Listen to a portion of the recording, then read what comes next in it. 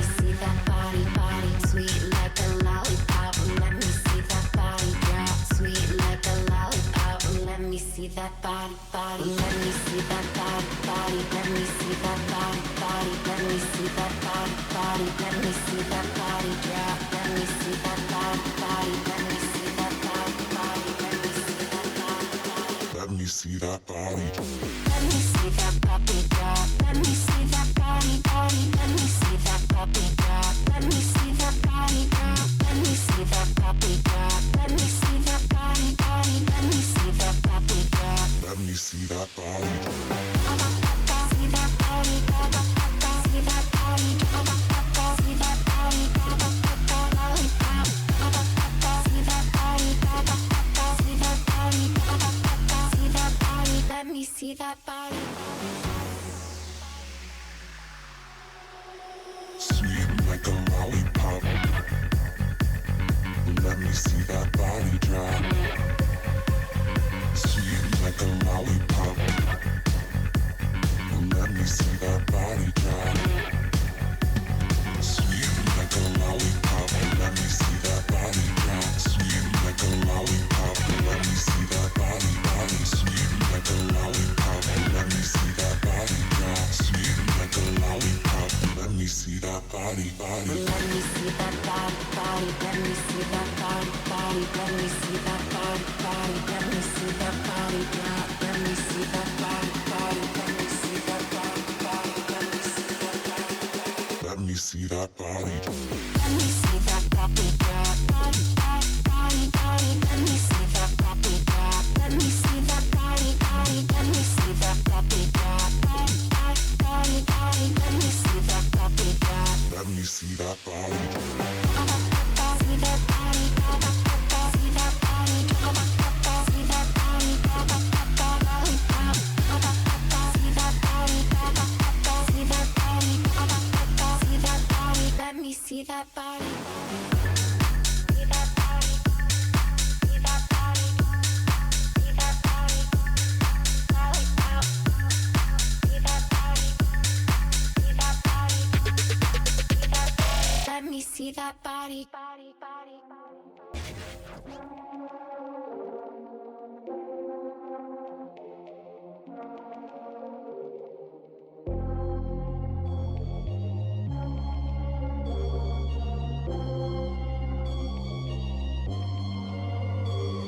Yeah, know I'm sturdy like a Millie Rocket. Skin clear, still look young, Andy Miller knockers. Money in my pocket, don't call me a money pocket. Engine get to rocket, it sound like a thunder rocket. Yeah, I still love my baby even when it's toxic. Crazy like she Britney, but no, she don't shade the knock it. Russell Wilson way I get low and stay in the pocket.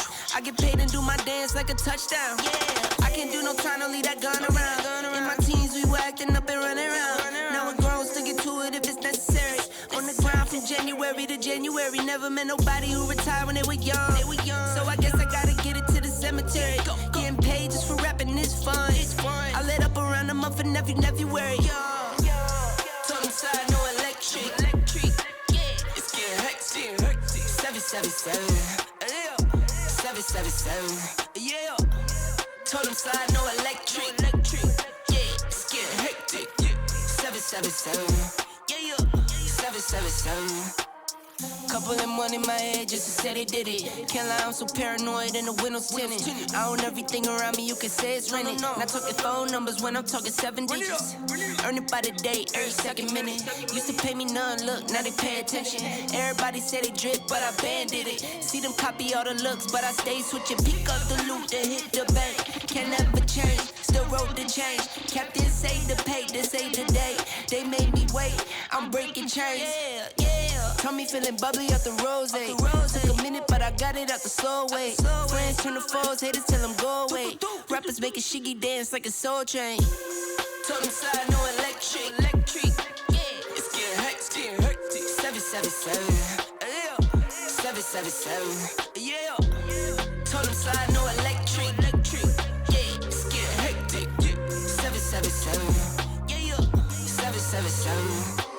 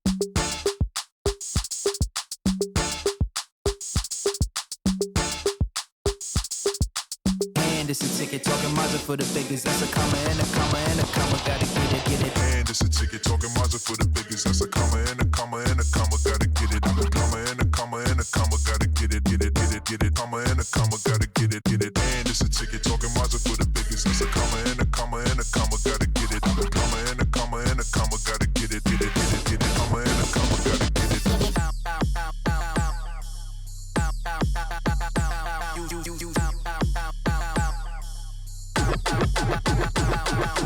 And it's a ticket talking Mazda for the biggest. That's a comma and a comma and a comma. Gotta get it. I'm a comma and a comma and a comma. Gotta get it, get it, get it, get it. Comma and a comma. Gotta get it, get it. And it's a ticket talking Mazda for the biggest. That's a comma and a comma and a comma. Gotta get it. I'm a comma and a comma and a comma. Gotta get it, get it, get it, get it. Comma and a comma. Gotta get it, get it.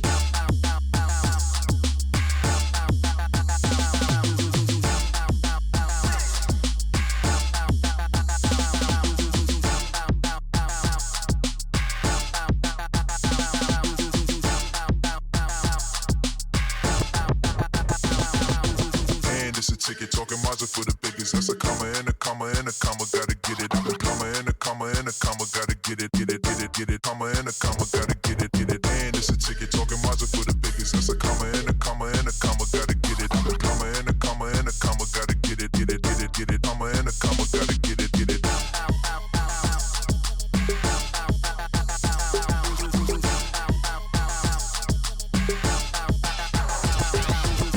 And it's a ticket talking Mazda for the biggest. That's a comma and a comma and a comma. Gotta get it. I'm a comma and a comma and a comma. Gotta get it, get it, get it, get it. Comma and a comma. Gotta get it, get it.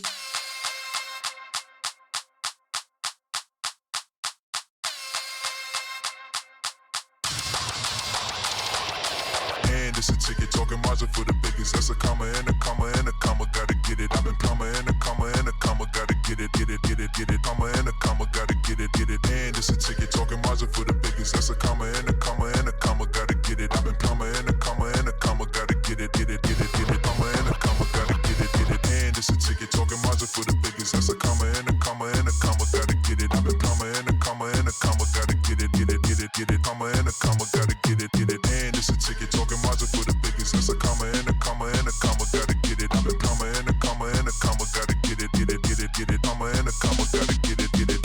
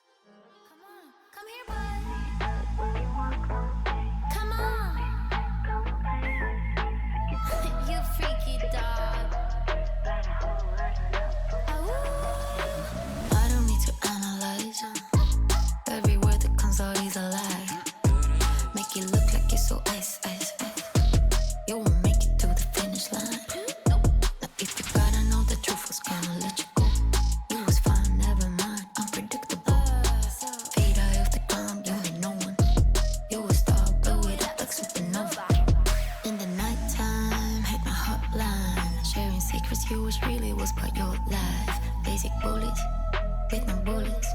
Does your wifey know you're begging for my notice? Promise you're the same, running for the meds. Show you like my vibe, that's my candy on my wrist. Bad habits, little rabbit. Now sit down, you can have it. I see it when you walk my way. Nice big head, come and play with me. Freak it dog, freak it dog. Got a whole lot of love for my dog. I see it when you walk my way. Nice big head, come and play with me. Freak it dog, freak it dog. Now show how freaky you are. So I'm just gonna be away for 1 hour. Please don't break anything. And I might have a surprise for you. Give me a miracle. I need a syllable. Talking about big cash, that's the minimum. I'm done with this trash. Thought to be critical. Show me your mental state before we get physical. Pour some water in your cup, let it drip, drip, drip. Now look straight into my eyes, then you sip, sip, sip. It's about time, let you shine. Take off that leash so that we can have some fun. I see it when you walk my way. Nice big bed, come and play with me. Freak it dog, freak it dog. Got a whole lot of love for my dog. I see it when you walk my way. Nice big bed, come and play with me. Freak it dog, now show how freaky you are. I see it when you walk my way.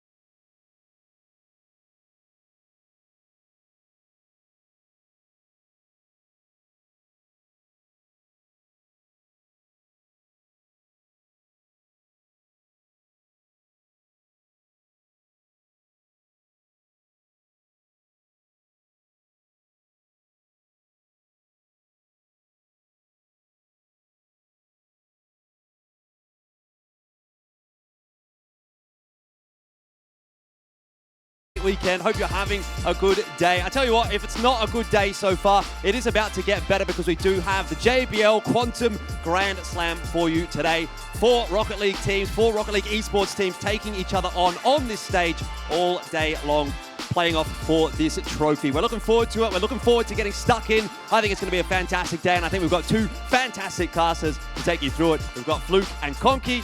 Head over to the desk.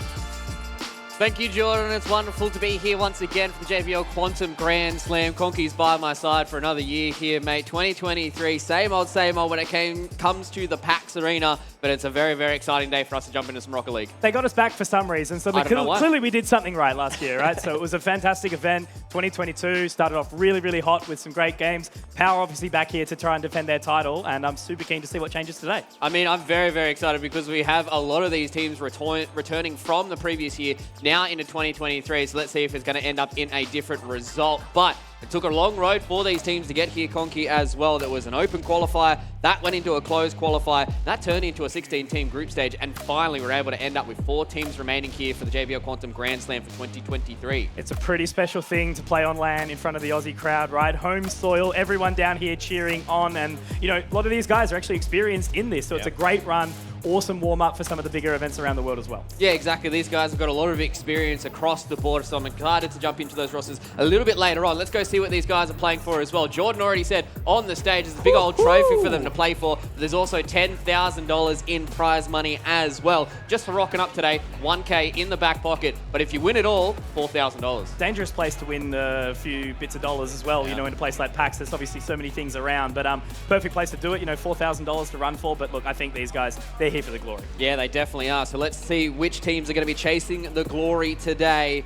It is going to be Power, our returning champions from 2022. They did change their roster a little bit with Banana Head coming in, but Ground Zero and placeholders, 2 returning competitors as well. And now our brand new team with Serrani at the end here. Some familiar faces floating around on that roster as well, but still a brand new team to jump into the fray. That's sort of what it feels like, right? You know, from the last year event in 2022, we do have plenty of familiar faces here. Different teams, but, you know, roughly sort of around the same. Now, I remind you, Power and Ground Zero, they came into this event 7-0 in each of their respective groups, right? So they're the ones to play for. Placeholders and Serrani also had a pretty solid run as well. They weren't exactly like overly pressured outside of it, but I think it's a really, really hot competition. Plenty of upset potential, but Power and Ground Zero looking hot. Yeah, I'm very, very excited to see what this bracket is going to give us today, Conky, because as we came in from last year, it's the exact same bracket. So we've got Power and Ground Zero getting the 7 zeros. They get themselves in the upper bracket final. Whichever team wins that goes in the grand final, and they get the caveat of the extra life as well. If you drop into that lower bracket, you're going to have to get a full bracket reset,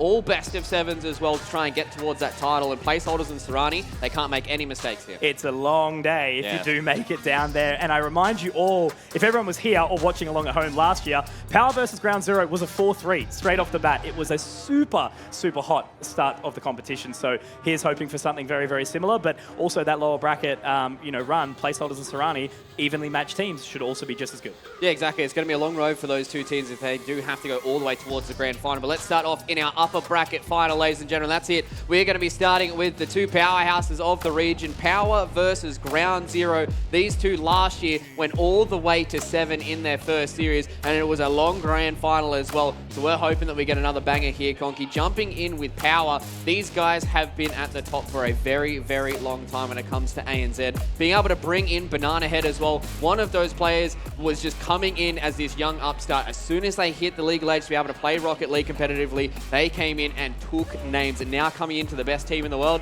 it's going to be pretty crazy to see them here today. Well, obviously with the dismantlement of Pioneers, right? This is where they've kind of chopped and changed. It's like, all right, if we can't beat them, join them, something like that, right? So Banana Head coming along, Torsos and Fever had a fantastic run last year. Relatively similar core from there. But Banana Head only got announced, I think, yesterday on Twitter, something like that. So a lot to prove. These guys have the pressure on their shoulders. They've got that org representation in Power as well. And this is a team that's not only at the top of the game locally, they've also been able to put up some big numbers internationally as well. You know, only sort of falling out, I think the Boston Major, they lost to Rule 1, who ultimately came 4th, right? So these guys are not just doing well locally, they're also crushing it overseas. Yeah, they've been doing a whole lot of good work when it comes to these big competitions. But let's go and have a look at their competitors for today. No slouches themselves here for the Ground Zero roster. We've got Fiber, Kaka, Baz coming in, and LBP is going to be the coach as well. This is an interesting roster for us because coming into this, we're expecting to see Super Locky isn't able to be a part of the the tournament this this time around, and Baz is going to come in as a super sub. Absolutely. So the consistent member, obviously here being Kaka. He was part of the team last time round. Fiber joining in as well. I do believe he was actually on placeholders last event as well. But it's been relatively consistent since the start of the year, this roster, right? Super Lucky coming in, as you mentioned, not able to be at this event, so Baz is going to come in. So lots of pressure on Baz, I guess, right? But, you know, it's kind of a thing where Power can't reel it back because Baz obviously still, you know, is filling the shoes really well. Yeah, exactly. You know, every single time that we come into these tournaments, when it comes to the JBL Quantum Grand Slam, each one of these players not going to be a slash when it comes to the server. They're all going to have their own positives and negatives. They're all going to be able to come together, and they really want to win as well. Especially, you know, if you're somebody like Baz coming in as a super sub, you can just kind of come in, play free. Doesn't matter at the end of the day. You're just coming into this roster and really just trying to do your best as well. I'm super excited to see what Fiber can bring to the table as well. Being one of those mechanically skilled players that has been able to really put off a whole lot of these sick, you know, goals, whole lot of these, you know, kind of like 1v2, 1v3 plays, really just kind of be able to put a lot of that goal pressure on. So I'm excited to see if Power are going to be able to contain somebody like Fiber or whether or not he's going to be able to pop off this time around. Yeah, absolutely. It'll just be all eyes on that. As you mentioned, you know, Power just need to relax, play their game, be nice and comfortable going into it here. Obviously, Coach Jimmer standing up there, the big man himself. So, yeah, I think it's a team where they have just shown that consistent run the whole way through the year. You know, this should be no real sort of strain to them, exactly that. But also exact same. Ground Zero, they're the ones that want to step up. They're the ones that want to really kick it out the park. Yeah, especially when it comes to the JBL Quantum Grand Slam, right? Like this being the second year in a row, you're starting to get a lot of those kind of old experiences coming back to haunt you, right? If you're Ground Zero, yes, maybe the roster may have changed 2 out of the 3 members, but if you're Kaka, you really want to try and get one back on those Power guys. Almost were able to take them in that first series of the day. Now you want to try and change your own favors going into this first series, because if you go into that upper bracket, it's actually a pretty big advantage not having to do the bracket reset. Yes, you can sit back and just kind of watch everybody for the rest of the day, but it also means that you only need to win one of those best of 7s in the grand final and not have to try and mentally reset after losing a best of 7 to then win another one. Well, that's exactly right. You know, straight off the bat, 4-3 last year, Ground Zero gave a really, really good run. I think they're actually showing at one point that they were looking like they actually might take it. Yeah. But then they get a little bit of a rest. Placeholders ultimately went 4-1 against the Lake Show. And then the game after that, Ground Zero 4-2. But that took the juice away, right? Yeah. Power came in. They've been sitting in the crowd watching nice and fresh. 4-0. Clean sweep. Made it look nice and easy. So Excel probably a little bit cross at me for reminding him of that one. But that's where it's time for proof to come through for Ground Zero this time around. Yeah, 100%. This is exactly where they want to try and get that advantage themselves and really try and prove to everybody that this is what they got going on. But with the Twitch vote on our screens, you guys can be a part of the broadcast as well. There's a poll in chat right now to see who's going to be getting the victory in each one of the series, and 64% for Ground Zero. We're talking a little bit before we came on the show. I know there's a lot of Ground Zero fans floating around, but I thought there was going to be a whole lot of Power fans as well. Yeah, absolutely. You know, Power's such a big brand, such a big name, but Ground Zero rocking it back. The Perth org, love to see it. Yeah, that's a really, really good run. I'm sure that'll giving them some extra confidence as they move into this one for sure. Definitely. Maybe all the Power fans are here in the arena. And yeah, exactly. Haven't got the the Twitch chat out. It's fine. Yeah, that's what we'll put it down to. Anyways, that's it. You know, I feel like that is a pretty close representation when it comes to the fan bases, but I think coming into this, definitely want to be trying to look towards maybe Power coming into this as well. And also, you guys, this is a part of the JBL Quantum Grand Slam. You guys can also get yourself 40% off the JBL Quantum 100X and JBL Quantum 100Ps as well. If you are here at PAX, we've got the wonderful booth just behind us. You guys can get in, get the claw machine going as well. I know that thing has been absolutely stacked all of yesterday. I'm sure it's going to be stacked today as well, and try and get your hands on some of those wonderful headsets. Yeah, they've got the 100X and the 100P, I believe. Perfect for the Xbox and the PlayStation. Obviously, that's what most of these guys are using, getting those controllers in hand. So make sure you do come down and check it out, because it's PAX. It's PAX, baby, right? PAX. This is a crazy thing. Awesome to be here once again. You know, me and Elfish were talking about yourself as well. I think, you know, 2013 was the original one. Yeah. You know, sort of 10 years now that we've been running it back, and previously as spectators, now part of the casting crew. So it's really, really cool to see the event develop the way it has. I know, it's definitely crazy, especially, you know, us being involved in a lot of the esports. So that is kind of the trajectory for a lot of people, right? You're being the kid that would come up and you'd be so amazed when it comes to all the big screens and all the flashy lights, and now being able to be a part of it is a very special thing indeed. With a 10-year celebration of PAX Australia, it is very exciting. Yeah. I know, you know, going outside in the foyer area, they've got that massive wall with all the photos. I was going through, you know, maybe some of the previous years trying to see if I could spot my little face, you know, floating around on some of these things, but it is always a good celebration to jump in towards PAX, and I'm very excited for us to jump into this first game as well, Conky, because the fact that this PAX Arena, yesterday we had all the community games, but today it's all about the esports as well. So this is where we get the actual competition. This is where we get the highest level of Rocket League. Such an exciting esport as well. I know there's a whole lot of fans that are floating around. There's a whole lot of people that are getting themselves ready for this first series to jump in, but it's just one of those games where it's so easy to watch. Like it's car soccer at its basic level, but it's much more than that because these guys have been able to not necessarily break the game, but when you see some of the stuff these guys can do on the server, it's absolutely amazing. It's the first thing where first time you play it, you sit on the couch, you have a little bit of a play. It's like, oh, this game's pretty straightforward. Then all of a sudden, you work your way up the ranks a little bit. You get to gold, maybe platinum, something like that. And it's like, oh my God, what is this game? The diversity of the skill is crazy. So it's super impressive. Obviously, the game's been out since 2015 now, I think, something like that. So people have worked out all the quirks, all the exciting stuff about how everything can sort of work. So it does go from car soccer to something really incredible. And that's exactly what these guys have been doing it for such a long time. And I love as well because it does bring quite a young base up. So they're getting in the game really, really early. It's something obviously very, very easy to understand and, support as well. So seeing the veterans, right, they've been running it all the way through. And that's, I think, the biggest capture for this event is, I think, one of the players, it's their first LAN. I think it's Gus. But outside of that, everyone else, they're experienced. They've done it. They know the ins and outs because sometimes LAN jitters are a real thing. But this kind of stuff, like you can already see them styling up on the desk. I think it's Fiverr, he's cheering and looking out at the crowd and everything like that. And that's what really revs some of these players up. Yeah, exactly. Just being a part of the atmosphere and really getting into it and try and potentially get into the zone, get excited, try and show off as much as you possibly can, especially in a series like this. If you're ground zero on the other side of the stage, coming in as underdogs, right? Like obviously Power, they're the previous champions. They're the ones that are trying to defend their title this time around. Ground zero, they can come in if they cause an upset early on here. That can really give them a whole lot of momentum throughout the entire day. We already talked about it. You get the rest throughout the entirety of it. You get to watch 2 extra best of 7s. You get to sit back. You can probably kick back, go around PAX Arena if you really, really want to. Or you can just go find a zone to nice and chill out and just get yourself ready for the grand final. But looks like we're getting very, very close to our game starting here, ladies and gentlemen. So I'm very excited to jump into it. Cast some Rocket League once again here. See what these guys are going to be able to put on show for us. Banana Head. He's going to be the one that I've got my eyes on, to be honest. Just the recent addition, obviously, again, throughout the groups, it didn't seem like it put too much of a strain on the team at all. 7-0 again, certainly something to take quite seriously there. But, the other 2 players, obviously, they've been together for quite some time, so hopefully it's a little bit of a natural progression. But I just keep looking up at ground zero. They're all cheering and laughing and smiling at each other, so clearly there is pure comfort here. So that's a thing that you can really, really sort of look for, right? It is 3 players in the server. There is a little bit of diversity between the teams and how it sort of, meshes together. But yeah, look, it's an exciting thing that it's not just stock same. It's not just domination. There is changes. There is things to keep an eye on. An exciting, midway event to come through. Yeah, 100%. Really be able to get a lot of that extra experience for some of these players as well. And kind of circling back to something you were saying a little bit beforehand about having some of these younger players really be able to still mesh it with some of the older players as well. I think, Power is probably a perfect example of that, right? We've really seen Fever and Torsos be kind of those guys for a very, very long time when it comes to ANZ. And, Banana Head, he's obviously been on some of those top teams as well, but now having that culmination of, Fever being one of the, older players that's been floating around, he's definitely been a really cool head for them as well. But the fact that all 3 of those players are extremely mechanically skilled as well is a very, very exciting prospect for the Power fans out there. And then obviously they've got Jimmer in the back, one of the best coaches that we have here in ANZ Rocket League, and really just been able to be at the top of the game for a very, very long time, basically since its inception. Really been able to take teams all the way towards the top. So I'd imagine this Power roster has definitely got a whole lot of things going for it in the future as well. Gave some great interviews last year as well. Do remember, it's going to be nice to hear if we get to have a chat to LBP as well. Very, very longevity in the scene too. But yeah, look, I think, very, very briefly touching on, it's just nice, like, some other esports, obviously, some Oceanic teams.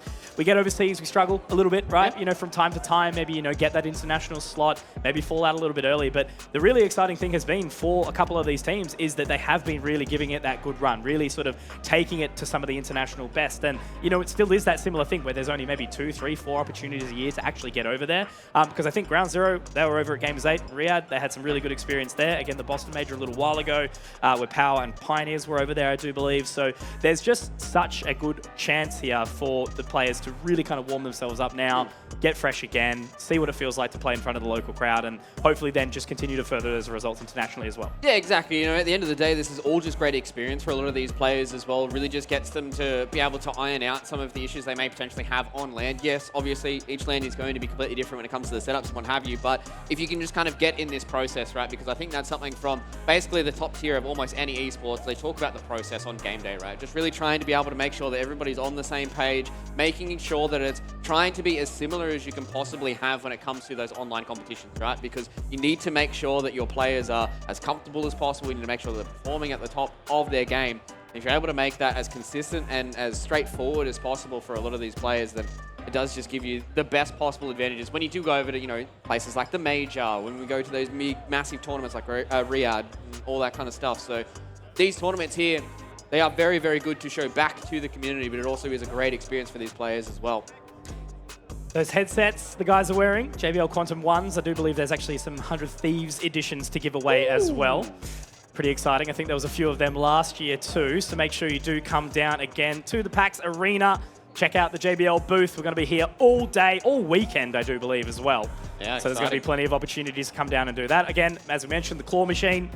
What were you saying yesterday? There was like a line of like 45 minutes or something like that. Like it is oh my packed God. out. I've just turned around for the first time. There's a claw machine on the corner of our little box here, and this line goes almost all the way down our little behind our cameras and goes all the way around the corner past the food court as well. And that thing was packed all day, literally all day. You could not get through that line, and people are absolutely frothing at the mouth to get themselves towards that JBL booth to get in towards that claw machine.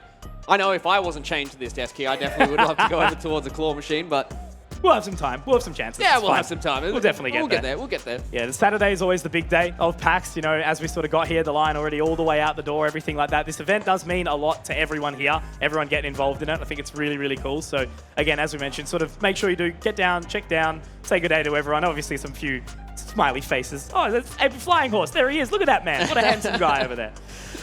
Yeah, it's a perfect place to, meet obviously all the creators that you're friends with and, people that you haven't sort of, seen maybe before or getting a chance to meet for the first time, things like that, or re-catching up, that's the thing. I'm over in Perth, isolated. We all live underground over there, so it's hard to kind of get out once in a while. Completely different country over there, right? It basically is, right? It feels like that at this point in time, but, when those opportunities sort of do come up, that's why PAX means a lot to me personally. 2013, met a bunch of friends from League, I think it was, something like that, and then over the years, that continued each year.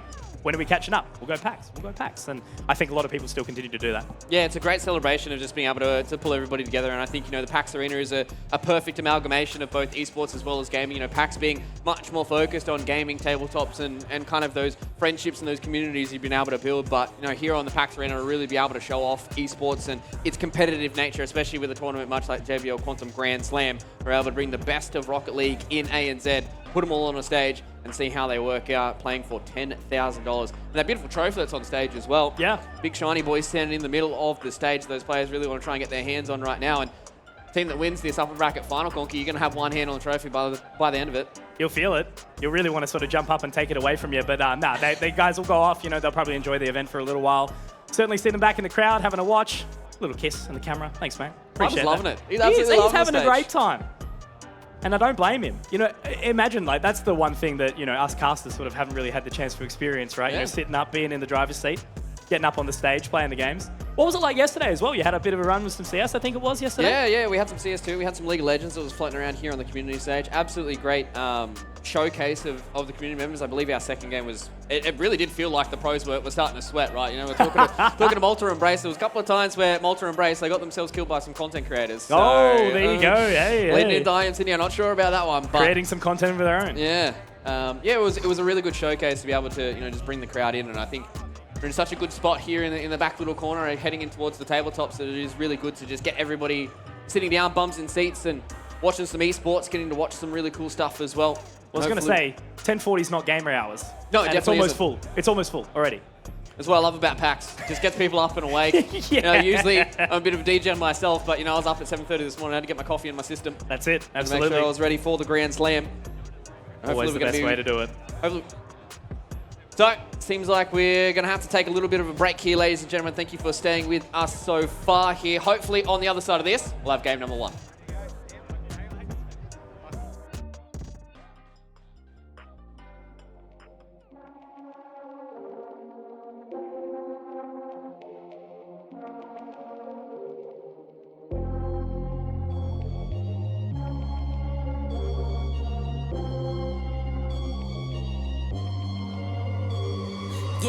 No, I'm sturdy like a Millie Rocket. Skin clear, still look young, Andy Miller knockers. Money in my pocket. Don't call me a money pocket. Engine get to rocket.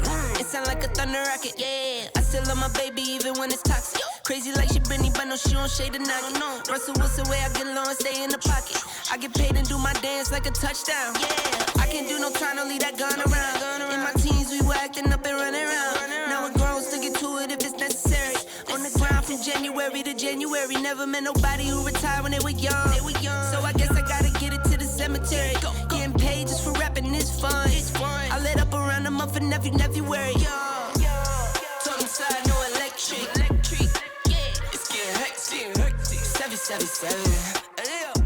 777. Yeah. Told him slide, no electric. Yeah. It's getting hectic. 777. Yeah. 777. Couple of money in my head just to say they did it. Can't lie, I'm so paranoid and the windows tinted. I own everything around me, you can say it's rented. Not talking phone numbers when I'm talking 7 digits. Earn it by the day, every second minute. Used to pay me none, look, now they pay attention. Everybody say they drip, but I banded it. See them copy all the looks, but I stay switching. Pick up the loot, then hit the bank. Can never change, still wrote the change. Captain say the pay, this ain't the day. They made me wait, I'm breaking chains. Yeah. Told me feeling bubbly off the rose. Took a minute, but I got it out the slow way. Friends turn to foes, haters tell them go away. Rappers making shiggy dance like a soul train. Told them slide, no electric. Yeah, it's getting hectic. 777. Yeah, 777. Yeah. Sweet like a lollipop, let me see that body drop. Sweet like a lollipop, let me see that body. Sweet like a lollipop, let me see that body drop. Sweet like a lollipop, let me see that body. Let me see that body. Let me see that body. Let me see that body. Let me see that body drop. Let me see that body. Let me see that body. Let me see that body. Let me see that body. Let me see that puppy drop. Let me see that body. Let me see that puppy drop. Let me see that body drop. Let me see that puppy drop. Let me see that body. Let me see that puppy drop. Let me see that body. See that body. See that body. See that body. Lollipop. See that body. See that body. See that body. Let me see that body. Sweet like a lollipop. Let me see that body drop. Sweet like a lollipop. Let me see that body drop. Sweet like a lollipop. Let me see that body drop. Sweet like a lollipop. Let me see that body. Sweet like a lollipop.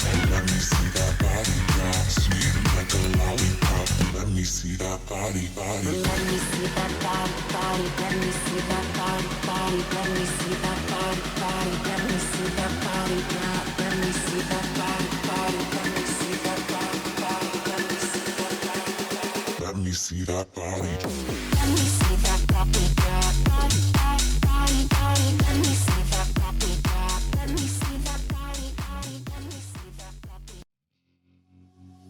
Sweet like a lollipop. Let me see that body drop. Sweet like a lollipop. Let me see that body. Sweet like a lollipop. Let me see that body drop. Sweet like a lollipop. Let me see that body.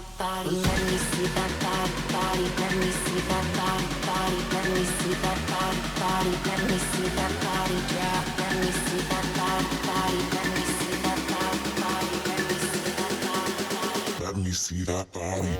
Let me see that puppy drop. Let me see that body. Let me see that puppy drop. Let me see that body drop. Let me see that puppy drop. Let me see that body. Let me see that puppy drop. Let me see that body. See that body. See that body. See that body. Lollipop. See that body. See that body. See that body. Let me see that body. Sweet like a lollipop. Let me see that body drop. Sweet like a lollipop. Let me me see that body drop. Sweet like a lollipop. Let me see that body drop. Sweet like a lollipop. Let me see that body. Sweet like a lollipop. Let me see that body drop. Sweet like a lollipop. Let me see that body. Let me see that body. Let me see that body. Let me see that body. Let me see that body. Let me see that body.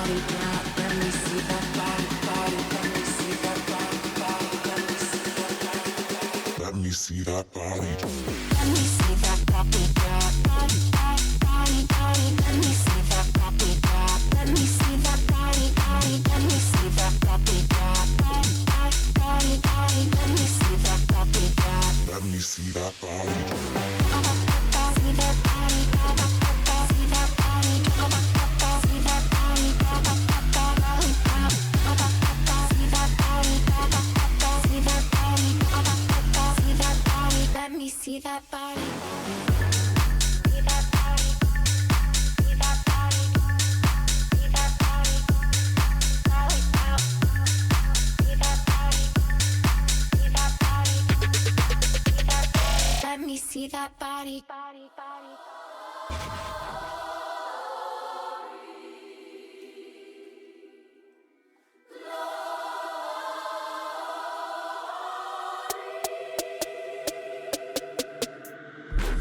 Get down in the car, one time give it all. Bust it open hard, let me see you drop. Get down in the car, one time give it all. Bust it open hard, let me see you drop. I fucked up this Russell, yeah, we hustle, but then oh my.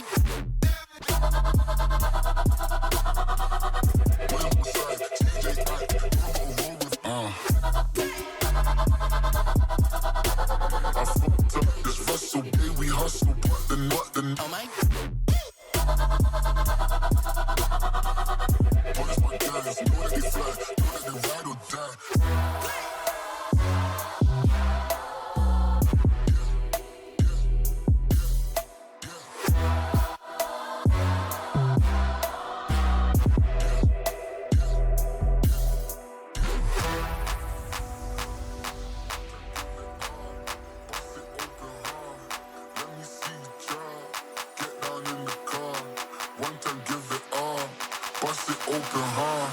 Let me see you drop. I fucked up this Russell, yeah, we hustle, but then oh my. What am I saying? TJ, I roll with I fucked up this Russell, yeah, we hustle, but then oh my. What is my guys? Know that they fly, know that they ride or die. Get down in the car, one time give it all. Bust it open hard, let me see you drop. Get down in the car, one time give it all. Bust it open hard, let me see you drop.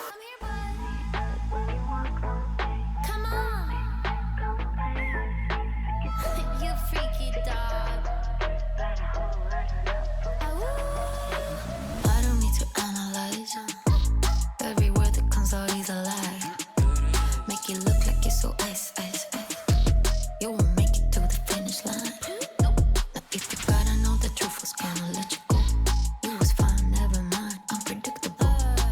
Feet eye off the ground, you ain't no one. You a star, blow it up like supernova.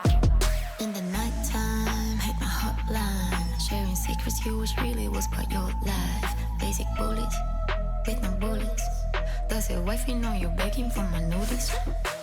Promise you're the same, running for the meds. Show you like my vibe, that's my candy on my wrist. Bad habits, little rabbit. Now sit down, you can have it. I see it when you walk my way. Nice big head, come and play with me. Freak it dog. Got a whole lot of love for my dog. I see it when you walk my way. Nice big head, come and play with me. Freak it dog. Now show how freaky you are. So I'm just gonna be away for 1 hour. Please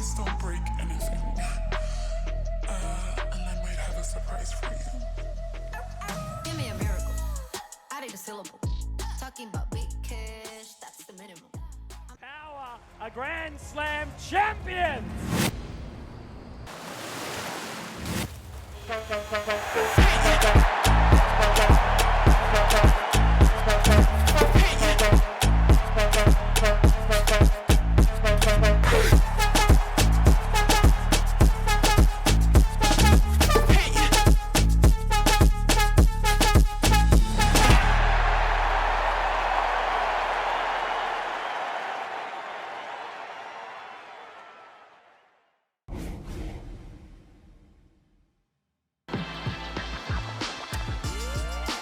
Thanks for sticking with us, Rocket League fans. We are hopefully getting ourselves into game number 1 very, very shortly for the JBL Quantum Grand Slam of 2023, a PAX Australia of 2023. That's right, we're here at the PAX Arena, bringing you guys all the best Rocket League ANZ has to offer. Conky still stayed by my side. I'm surprised he didn't leave me in that break, to be perfectly honest, but we should be jumping into the game between Power and Ground Zero very, very shortly. I was dancing, we were reminiscing about some good things the entire way through, but nah, look, it's going to be a great day. It always is. That's the thing, right? You know, you get the call up for this event, and you know it's going to be a really, really exciting one. Rocket League, so much fun. These teams, so fantastic. JBL, such a great supporter, alongside ESL, obviously, for the event, and the PAX Arena is the place to be. Yeah, it definitely is, especially for the entirety of the day of the JBL Quantum Grand Slam.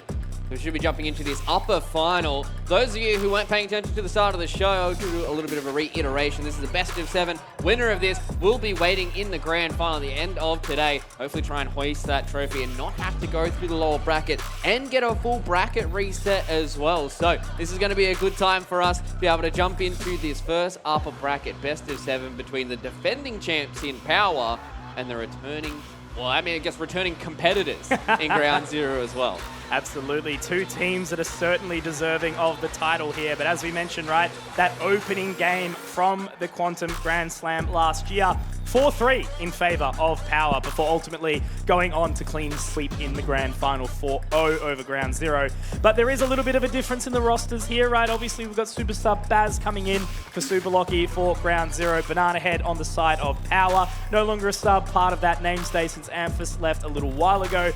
So yeah, a really, really exciting bunch of rosters, and I think it's going to be a crack start to the day, Luke. Yeah, it should definitely be a really, really good start for us. And obviously, there's been some delays here on stage, so it's trying to keep the boys all in the mental, keep everybody locked in as well. It seems like everybody's still having a whole lot of fun up on the stage as well. And I think that's going to be the best part about today is these guys, yes, they are competing for, you know, the prize money, for the trophy, what have you. It is all about having fun here on the stage throughout the entirety of today here at PAX Australia. So, ladies and gentlemen, without further ado, let's jump into game number 1. Let's Power go. at Ground Zero. We are here! Ladies and gentlemen, welcome back. It's the Rocket League. Starting off strong, starting off fresh, and it looks like we've actually already got a score. 12 seconds. Luke. Hey, I mean, that's Rocket League, baby. Sometimes it's 12 seconds, sometimes it's 5 minutes to get the first goal. And it looks like this time around it is going to be Fever opening it up for Power. We're expecting these guys to be able to do a whole lot of damage to the entirety of this tournament. Starting out nice and hot with a 1-0 scoreline. Straight out of the kickoff, absolute hotness, and a demo immediately as well. So they're just going to be spinning around for the moment. Torsos giving a little bit of a pushback, but Fever, firm eye on the prize. Yeah, Fever's just trying to go back in that defensive position right now. We can already see Ground Zero trying to press in towards the goal, trying to get themselves a bit of a response. Send it back all the way to Kaka. Nice little demo, though, from Banana Head to really be able to keep a lot of that pressure going away from them. Baz, though, on goal, doesn't get it done. Nice save once again from the Power Boys. Banana's been keeping it well. Shadow defense from Kaka, though, looking pretty good. He's going to be able to control that back out for now. They will be keeping a firm eye on it. Fiver will be able to pop up. Fever keeps him at bay for a little while, and it's another very, very close defense from Kaka there. Yeah, it was a nice little bump from Fever. Almost got themselves into the goals once again, but Banana Head's going to try his best in the corner, get some aerial dribbling going as well. Set it back up for the center here onto Torsos.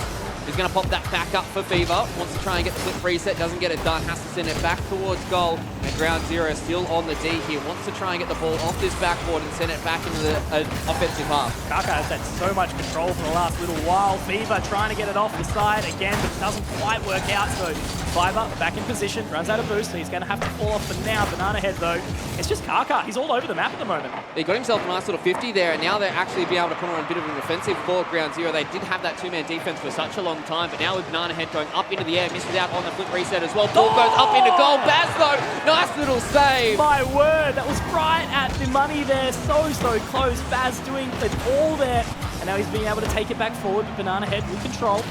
You can see all these offensive bumps coming in from Power. They're being really, really aggressive when it comes towards goal. It's going to be so hard for Ground Zero to keep saving these goals, but without all too much speed on the ball, it's going to be a relatively easy affair for them to just keep it out.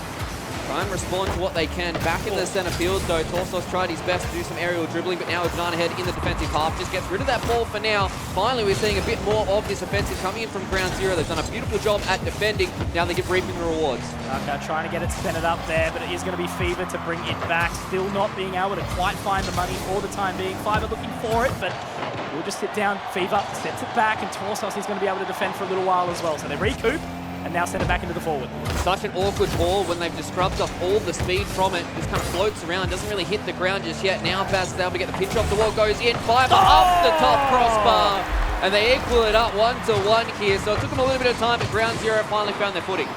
The trade-off makes it work. Very, very happy with that one. Straight off the backboard and in.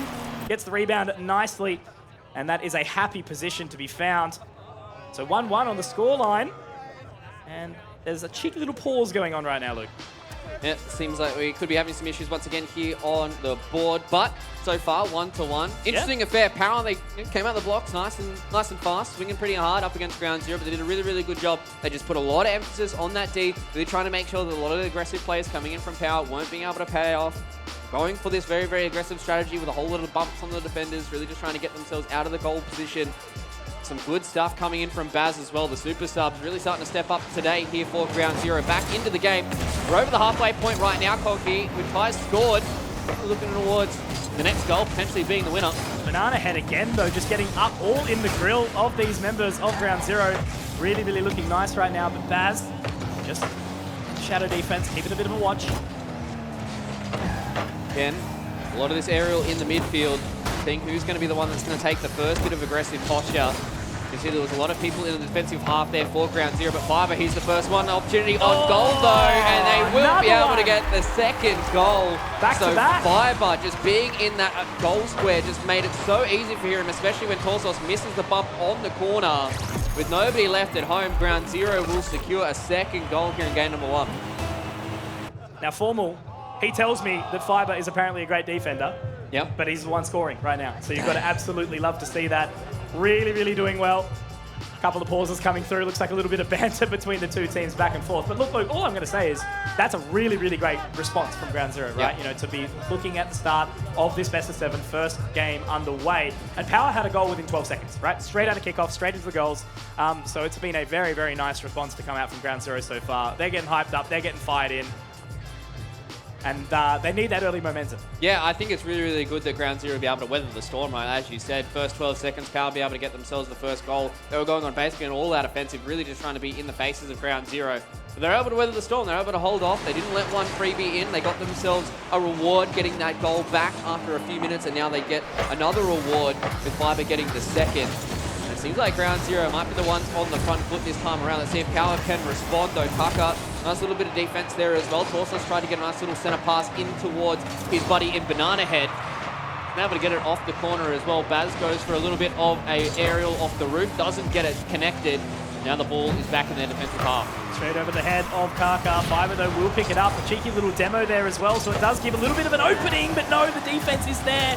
Fever trying to recollect, but it's Fiver all over it again. He has been doing absolutely everything so far in this matchup, Luke. Center ball does get sent across. Fever will be able to pull it off the backboard once more. And Fever's going to try his best here off the roof. Does miss out on the dribble. Doesn't get the second touch. So that means now the ball back in their defensive half. And Ground Zero look for the third. Fever again! What a save. The defense, but Fiver looks to send it back in. It doesn't quite meet the mark. These guys are doing it all right now. Just trying to clinch as best as possible. Exactly. They've got 50 seconds left to hold on here for Ground Zero. If they get a third goal, this potentially could be all she wrote for game number 1. Fiver now in the back defensive half. Kaka just sends it back up into the roof. All the Ground Zero boys are back here just trying to hold on to this ball. Torsos goes up into the air. Banana Head has to leave it. That means we're tied up once again at 2-2. Nice little deft touch coming in from Torsos. Goes up into the air, beats both defenders. So see you later to Kaka. And now we're tied up at 2-2 with only, 30 seconds left to go. I'm up and about. First game of the morning, 2-2, 30 seconds to go. Overtime on the cards here. Got to see what happens at kickoff. Straight in, the duel, the juke, the position. Torsos does manage to clear. Banana Head is over the top. He just misses the mark. Booster gathered, pushing around. Kaka getting that aerial. Will be able to hit it in the middle, but again, the defense is strong. Looking really good from Torsos here. Yeah, the Power Boys really be able to just get this ball out. Now they can go on the counter offensive. Ground Zero looking to try and keep this ball in motion. I imagine both teams are more than happy to get this ball to ground when it hits zero. But Power, they're going to send this ball back, control it in the defensive half, make sure there's no sneaky little goal at the zero mark, and everyone wants to see this ball touch the ground. Absolutely not wanting to deal with that at all. The zero time. Going to go straight into overtime. It will be that first goal scored, everyone. So game number 1 lays with the line. We'll see who's going to be able to crack the code first, get the advantage in this first best of 7. Baz goes up, tries to make a play. Doesn't really get it there on the Fever. Torsos comes back in. Nice little pass towards Banana Head. They go towards goal, but Baz will clear it out once again. Fever lining up the tries. Banana Head once again has been fantastic on this defense as well, trying to gather a little bit of extra control, but just wants to sit in the back, but it's going to be Fiver! Fiver getting it done. 3 for 3. The hat trick from the big man here, Luke. And he's going to close out the first map here for ground 0. Yeah, all individual effort there from Fiver as well. Pinches it off the wall, gets the dribble into the midfield, and just beats out the last remaining defender from Power in overtime. Ground 0 get it done here. 3-2 scoreline and go up 1-0 in this best of 7. I love this guy. He's so happy. He's been cheering. He's had the smile on since he sat that bum in the seat here in the PAX Arena right now. The JBL Quantum Grand Slam looking hot so far.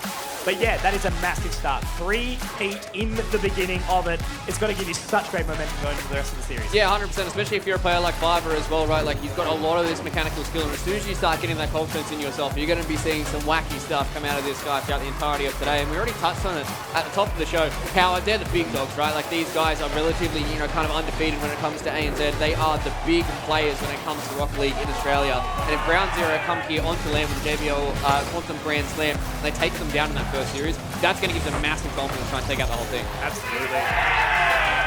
They don't want to repeat it last year. They want to win this one. They want to get into that upper bracket, into the grand final, not deal with the bracket reset at all, and not have to face any of these other teams. Just wait and sit pretty inside that grand final. But for now, it is just going to open up super strong here for Ground Zero. And yeah, again, Fiver, you've got to be cheering. Yeah, 100%, and especially just be able to give everybody that extra bit of hype, that extra bit of energy, and that extra bit of confidence as well, right? Winning this first game in the overtime. You can see Fiver's really just trying to amp up the crowd, get everybody on their side, and really just trying to win it out from there on. But Power, they did a really, really good job to be able to pull back that second goal to at least send it towards the overtime, and this is where these guys are starting to look very, very strong. As we can see, a few crowd reactions as well. Fiver is more than happy with that game number 1. So let's jump into game number 2 here. Then Ground Zero and Power. Ground Zero get off to a 2-0 start here. It's going to be a very, very hard lead to try and chase down. Absolutely. 12 seconds was the first score. Are we going to see something similar? It looks like, oh, so close. Baz just narrowly missing the mark there, but it's going to be Torsos who sends his way back towards the goal. Banana Head, once more, being that great defender, sends it forward. Yeah, it seems like Ground Zero want to pick off where they left off in that game number 1. Fiver just being the man up in the front lines. Wants to try and break some ankles, wants to try and score some solo goals once again, but Power, they're just trying to get this ball out. They're trying to get some control themselves, see if they can get some passing strung together, see if they can try and beat these defenders off Ground Zero, but Banana Head almost gets it done, but Baz at the final hour gets the save, and now with the counter-attack, they almost get the connection there, Conky. It's the sub man. He keeps doing it, being that reliability, the insurance policy for the big man. Torsos in the aerial is able to center, but it's Fiver this time. Again, not just a goal scorer, a defender of strength to strength. Yeah, it seems like they may kind of change these positions around with the super sub, but no!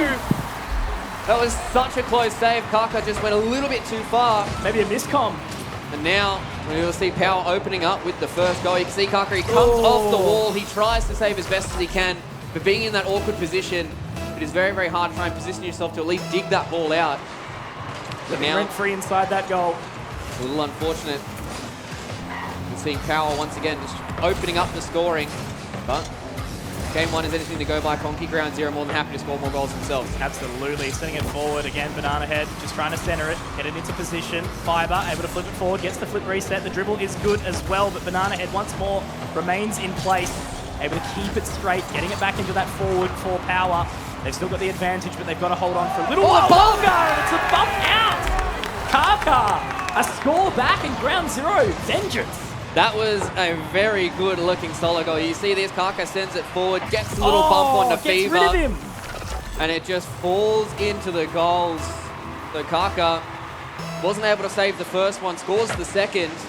Now we're tied once again here, Conky. We already said that these two teams are going to be very, very evenly matched. And so far, it is starting to feel like Ground Zero getting their confidence going forward. The Power, they've got plenty of tricks left up their sleeves. It's just that little treat that you want at the weekend of PAX, right? A game that's so hotly competitive straight out of the gates. And that's exactly what we're getting, exactly what we deserve. And it's Banana Head. Again, you know, I continue sort of mentioning how he's been sitting at the back, being that defender, but not only is he centering the ball, getting it out of their defense, he's also able to score the goals, and he gets that one relatively simply. Torsos was there, doesn't need it. Yeah, it was a nice little centering play there for Banana Head to just be able to tap that one into goals. Kaka, as well as Fiber, were in the area, but with Torsos hovering around, it's very, very hard to put yourself in the right position. Now, Fever is going to chip it up into the midfield, off the roof, the double tap. Fever off the backboard, though, is able to clear the ball out. So Ground Zero are able to hold on, not lose their heads just yet. It's only a 1-goal lead. With plenty of time left in this game to be able to even it back up. Kaka goes back on the offensive. Ground Zero, Baz wants to try and score that one, but Fiber now, the last line of defense, at least keeps the ball in their offensive half. Means they can just try and regroup and get their defense going. Fiber is absolutely everywhere right now, but Baz is going to be the one to be able to somewhat bring it back. Banana Head looking for the defense. Ooh. Tries to chip it in, but it doesn't quite occur, and there it is! Fiber just doing a little bit of damage control there, allowing for the goal to be available. But it is, in the end, going to go the way of Torsos. Can't quite clear it. That is going to be an even score line again. 3-1. Ground Zero still having to do it a lot more. Yeah, you can just see with the amount of players that were there for Power, they just put 3-man forward. They really wanted to go on an all-out offensive there, and not really much you can do if you're Ground Zero. Another chip back in. A deft little touch from Fever, and this score is starting to blow out here, Conky. Yeah, decimation these last few seconds. This is really what happens sometimes in Rocket League, right? You can feel really, really tight, and then just 1-2 quick goals, and the scoreline can really start to get away from you. Still a decent amount of time, though, for Ground Zero to come back. And with a 3-goal deficit, it is going to be a long road if they want to even this one out. Yeah, look how quickly we've seen some of these scores. You know, a 2-minute 30 time up means there's a lot of time to go with, but it's again Banana Head trying to control that one. They're keeping it very, very aerial. Sending it back, trying to hold that control. Fiber looking to push it through, looking to pressure. Torsos is there. Try and get the defense. Kaka as well, trying to center it back up, but they can't quite get it to where they want it right now. Fiber sending it the wrong way as well. Kaka losing a little bit of control. And it's Torsos on the way. No! Can't quite do it. Fever defends once more. Power continue their tear. Yeah, Fever with the last line of defense there. Torsos does miss his assignment, but Fever's still there, and this is a chip over the top of Torsos. Wasn't directly on goal, but Fiber, though, wants to send it into the top corner. Doesn't get it done. They're still on the all-out offensive to Ground Zero, but Power, they hold on. When you think it's going to happen, it just doesn't quite work out for them. Fiber has to try go over and above the top here as well. Kaka is looking to center it. Baz is there. Will it be able to go? No. Off the backboard, Fiber gets the chip, but it doesn't quite work out as well. Kaka trying to send it. Look at this Power just defending their honor the entire way, but they go forward. Baz re-picks up, but it's Banana Head once more. This guy is a monster. All 6 players around the ball for the last 5-10 seconds. Means now as soon as this ball gets sent out, it's going to be all battle stations for both these two teams. Ground Zero, they get the offensive going though. Kaka goes off the roof. Baz is here on the backboard, chips all the way up here. Very hard ball to try and get off the ground, and Fiber wants to try and reconnect with his teammates, but doesn't get it done. And once again, Power will clear this ball. 1 minute left, Luke. Not that much more to get done. Trying their hardest. 3 scores would be a massive, massive result. Baz does try to get it centered again, but it's once more Banana Head who just has this focus, has this control, sends it forward, looks to center it. Fever is there, but it doesn't quite connect. Yeah, not that much boost left here for the Power Boys as well, so it's hard for them to keep this offensive going, but with the 3-goal lead, very easy for them to just send back into defense mode and try and hold on to this 3-goal lead that they do have. Now they're going to send the ball forward. Fever, they get the nice little bump from Torsos, but it's not there in time. Banana Head, can you close it out? No, he cannot, and Ground Zero will hold on. They still have so much time to try and score these 3 goals, and the pinch off one of the defenders, they still get lucky, and Power will not allow another goal to be scored, and within the last 10 seconds, this is all but tied up. And this is a very, very good game number 2 here from Power. They started off strong with an early goal, and they turned it into 4 very, very quickly here, Conky, and they will even up the series as soon as this ball touches the ground. And Ground Zero They really wanted to try and hold on, but with 2 quick goals coming in from Power, it's hard to chase that down. Pure comfort from Power right in that one. You know, they didn't look any sort of pressure sort of amounting to them. It looked like Ground Zero in the previous one was going all off that hype, all off that momentum that they kind of carried. But this time around, Power just seemed to be in the driver's seat a lot of the time. Very, very confident on their defense as well. And again, I just kept mentioning his name, Banana Head. The man, previously from Pioneers, newest addition to this roster, just seems to be so experienced and so level-headed in this defensive position. Yeah, it really does seem like that Power have kind of found their footing in this game number 2, right? You know, they started off nice and hot with that very quick 12-second goal in game number 1, but then it was all kind of Ground Zero from there on out. But coming into this, they got themselves some very quick goals themselves. They were going on massive offensive, seeing 3 men in towards the goal square, just trying to make sure that they're putting this pressure on the Ground Zero, who have been doing a fantastic job at defending a lot of these balls. But when there's so many shots on goal, at one point, something's not going to go your way, and then the ball will go into the back of the net. Yeah, definitely. Oh, well, look, as you sort of mentioned, right, this is Rocket League. This is the way it goes. You know, it's a very, very fast-paced game. There's so many times to turn it around. A blowout in one game doesn't mean that there's going to be anything different into the second. It's still 1-1. It's a best of 7. There is still plenty of the day left as well. And the winner of this one, obviously, they do go to that grand final. They do secure the big share of the bag, but there is still another game to go after that. Yeah, 100%. There's still plenty of Rocket League to play in the day for both of these 2 teams here. And as we can see, some reactions from the Power boys. We've got the high fives going all around here. Get ourselves into game number 3, ladies and gentlemen. See who's going to start out. Power have got the opening goal in both of these 2 games here, Conky. They have, yeah. If history repeats itself, we could see Power once again get themselves the opener. Crew loads in, ready for that kickoff. It's been a very, very aggressive sort of start. No fakes, no sends. Everyone just keeping their eyes very much on the prize here as we do line up for game number 3. We're just waiting on one remaining player from Power, it seems. There now it is. Everybody's in. Countdown's on. Game Action number 3 is ready. Let's see who starts out with the opening goal. The Ground Zero, you're definitely going to try and break the trend right now. See if you can get the opener. See if you can try and control the pace of this game. And it's Baz wants to try and get it done. The second touch, and Baz, the superstar, opens up in game number 3. There is a crowd that is ready for Ground Zero as well. You can hear that cheer every single time. But Baz, again, like this is the thing. Surely you would be feeling a level of pressure coming into this and stuff, but maybe not. Maybe you're coming in fresh. Maybe you're coming in calm. And he has been doing really, really good work so far. Yeah, I guess it's kind of 2 sides of the same coin, right? You can either choose to let it get to you, or you can choose to play as free as you'd like. But at the end of the day, you're just a here super for sub. a good time. Yeah.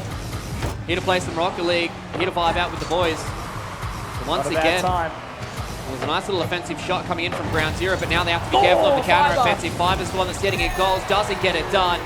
Didn't have the movement, that ball rocketed past him. And now we are back to square one. 1-1 to piece for both these 2 teams.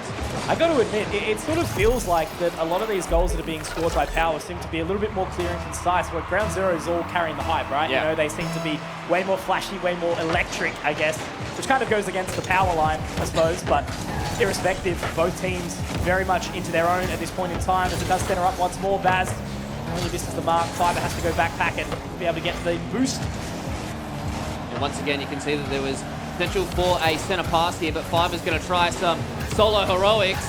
A nice little dribble there. Wasn't able to get past the final line of defense that was Fever, who's now on the offensive. Tortos wants to try and bump that ball in to see if he can get his buddy a goal. But counter-offensive here from Kaka, and shot on, goes in, 1 bounce.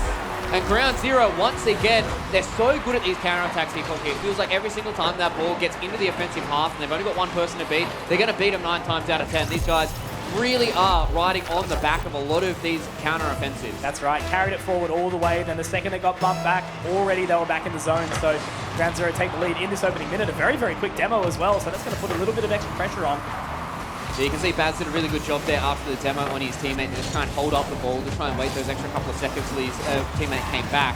Parker once again, another shot on goal, but Fever was able to get it off the backboard, and Power want to try and answer back quickly if the clock starts to run down. We saw what happened in the previous game, Conky. As soon as that clock starts to run down and this lead starts to get bigger, it's very hard to come back. Just a pinch there, but it's a demo instead. Fiver trying to carry this one forward. Baslo does push it back into position, tries to center it up, does go a little bit further, but it's Torsos to get the grab. broken some ankles here. It's only really Fiber that's left available. Now Baz finally gets back, is able to clear this ball through the corner. Fever once again wants to try and set it up for the middle. The last remaining member, Torsos, is not there to collect on that slow ball in towards the front face of the goal, but Banana Head goes up into the air, gets met by the ground zero defense though. This ball starting to build the pressure up against ground zero. As long as this ball is still in the offensive half, this is exactly where Power needed to be, because eventually the ball will go their way. Nice little bit of defense there from Banana Head once again, and Kaka goes on the offensive, passes it out to his boy Baz off the backboard. Torsos clears once more for Power. Quick demo as well, again applying the additional pressure to Power, but now as that ball does go forward, they can just buy their time, hold on for a little longer. Power have done such a great job of defending. Fiber gets it back, but great defense again from Fever. It's going to be able to center it up, but Baz goes high and dry, puts the ball back into the corner. Kaka looking to grab it, but Torsos will set it away. Yeah, wanted to try and get that 50-50 going his way there was Kaka. Now the ball is back in their defensive half, and they have to try and play a little bit more clean. They definitely are reminiscent of game number 1 here for ground zero. They're doing a really, really good job of just keeping the pressure on, keeping the ball alive as long as possible. They're just trying to keep that Power squad from scoring these very highly coordinated goals, trying to make sure that they can't have all 3 members indirectly in front of that goal. Absolutely.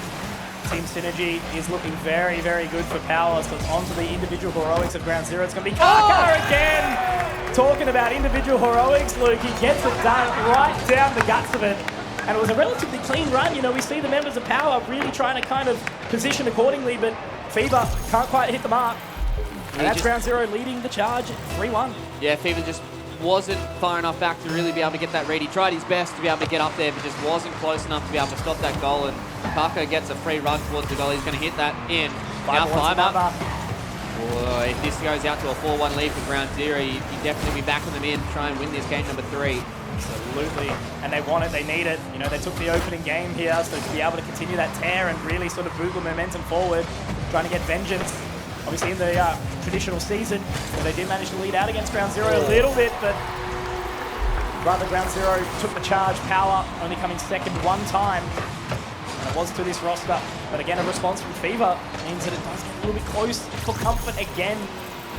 It was definitely a nice little touch there from Fever. Just had the right angle, was in there at the right place, right time, and very hard to try and defend those balls that are going 100 plus Ks an hour. Very hard to get your car in line for that. Now Banana Head sets the ball up into the air. Torsos tries to convert on it, but Fiber's able to at least get the ball off the backboard. But there's a lot of Power members here at Banana Head. Oh my God! They will close the distance. It is 3-1. We already were talking about the fact that if it goes to 4-1, you're probably expecting ground zero to be able to sit here and play the defensive game. But Power says no thank you. Scores 2 goals in quick succession within a minute of each other.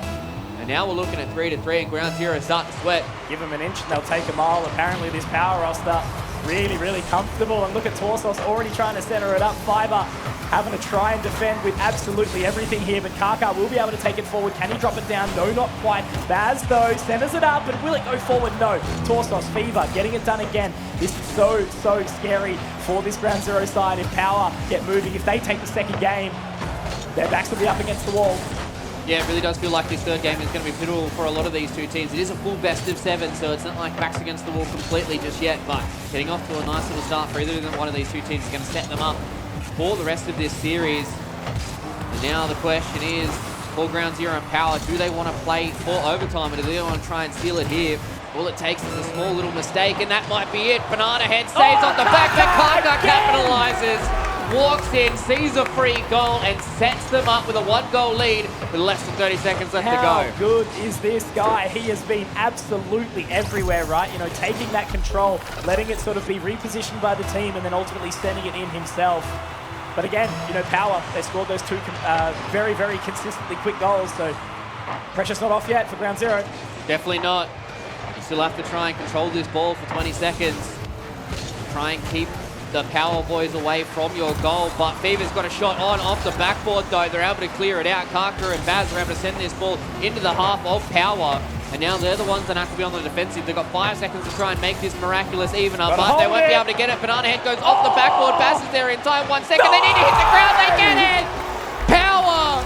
With no time left on the clock, the ball doesn't hit the ground. Banana Head off the backboard sets it up for his boy Torsos to even it up. And we are going to overtime here in game number 3, Conky. How is this happening? I don't know. Opening series, chaos ensuing already. Banana Head setting it up for success. Dressed for it as well. And straight out of that in this overtime, already into the forward 50 of Power. Pressure's off though for just a second as it does center up. The demo though, it's going to make it a little bit awkward for a second. Torsos has the middle position, only a 2, but they get it. No! It's Baz holding on for dear life here. Yeah, the 50-50s on those defensive players, very, very scary when the ball just starts to bounce around. Don't really know where it's going to go, so Kaka tries his best with the boost that he has.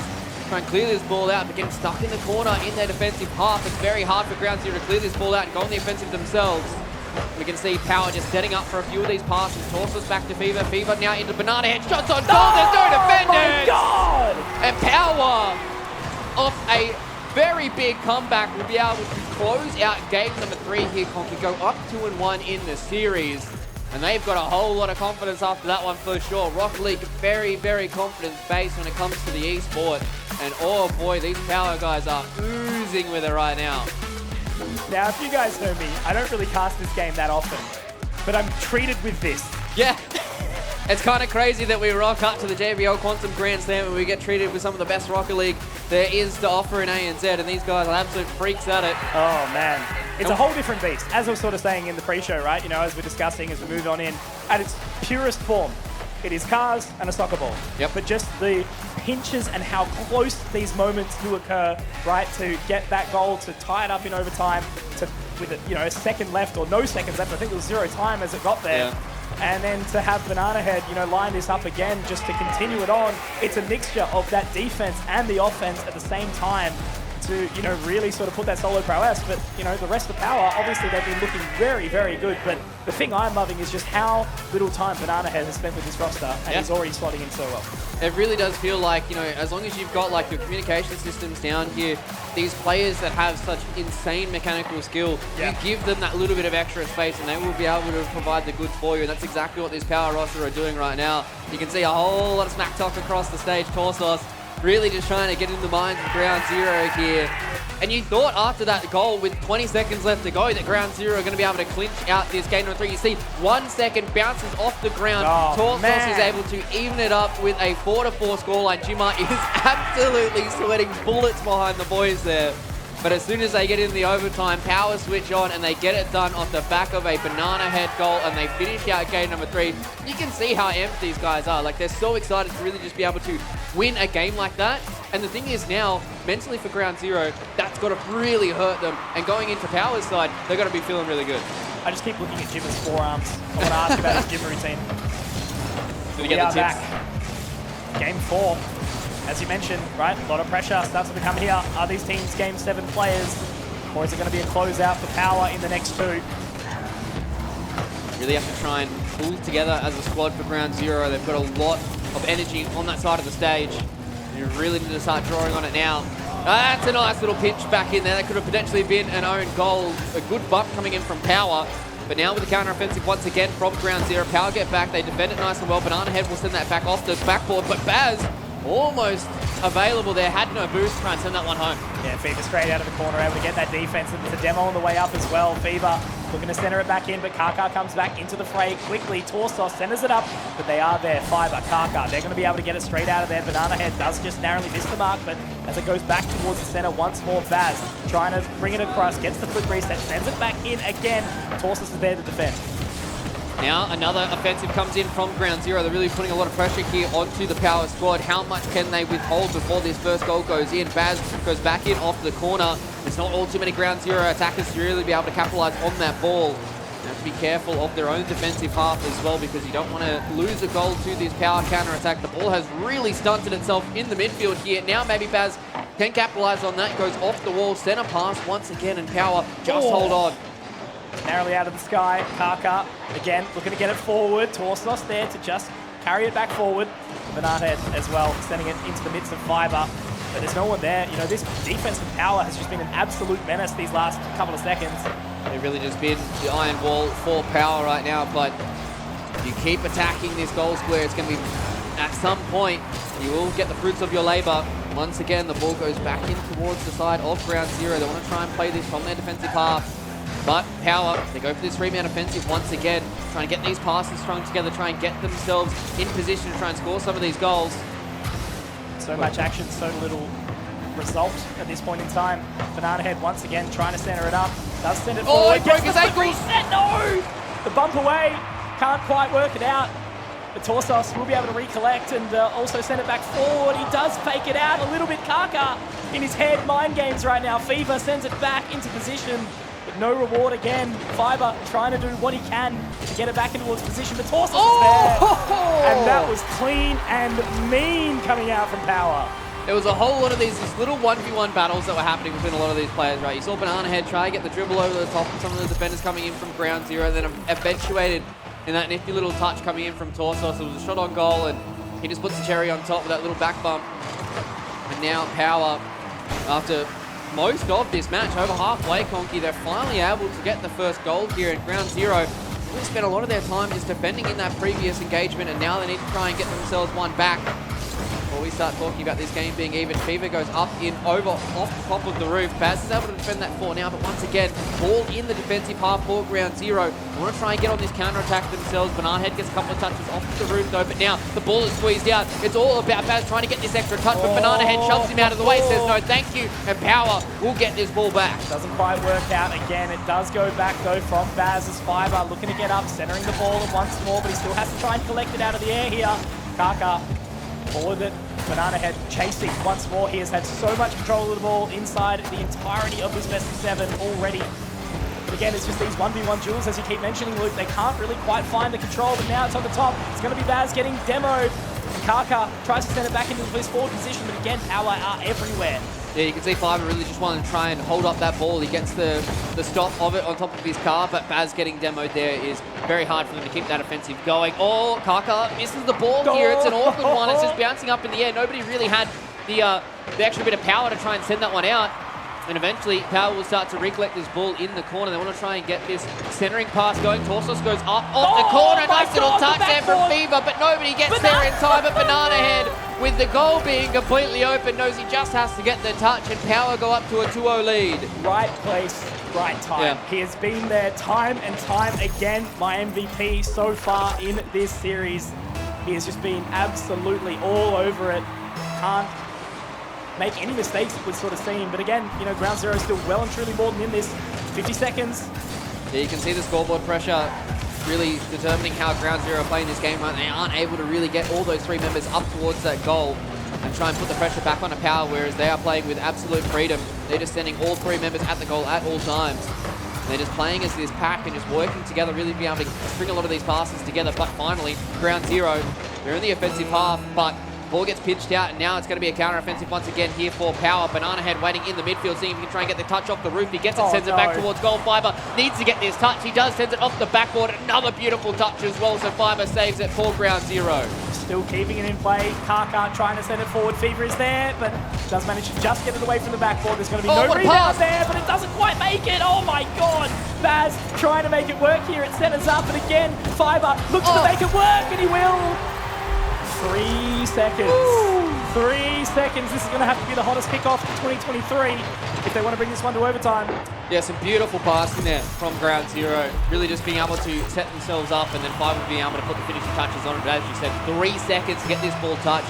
You are Power. You are spiking this ball directly to the ground, but they didn't get the touch there for ground zero, so this is going to have to be a pretty insane effort if they want to try and get this game even. Send it towards overtime, but with the ball touching the ground, that will be Power going 3-1 up in the series here, Conky. They are now on series point. That's exactly right. You know, we talk about backs up against the wall. That is what they're certainly feeling now, because as we remember, last year, the opening series, it was a 4-3. And I do remember, Power actually came out looking pretty hot. Ground zero managing to sort of drag it back, really making it look like they were going to have Power sweat a little bit. I do think Power got a little bit more of a sweep towards the end from my memory, but ultimately, you know, ground zero are just such an exciting team. You never want to be able to count them out in any position. So, you know, I still personally think this one's going to go all the way to 7, but, you know, Power, again, they seem to be way more chill with all of this. They seem to be very much in control. They seem to be very confident with their plays.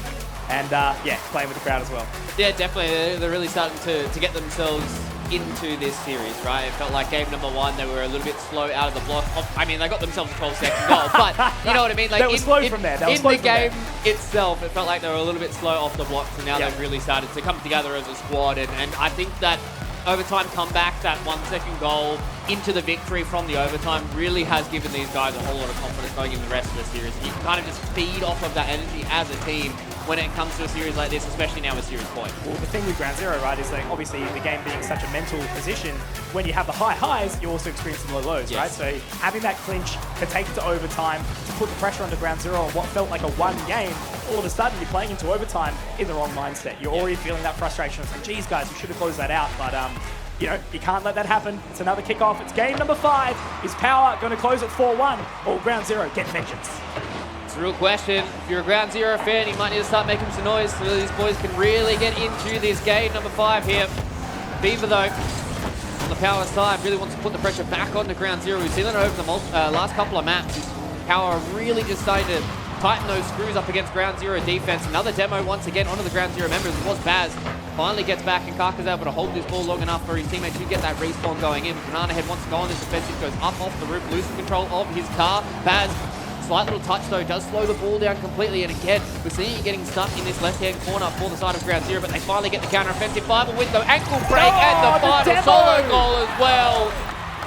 Kaka's really been able to help out his buddy there, but the ankle break beats Fiber. He beats out Banana Head, and with Kaka sitting there with the demo, it means that this goal was completely open for Fiber. Oh, it was actually Torsos that got the demo. I thought it was Kaka, but ultimately that ended up working out. The focus was set elsewhere, and that allows Ground Zero the space to find that goal. So nicely done.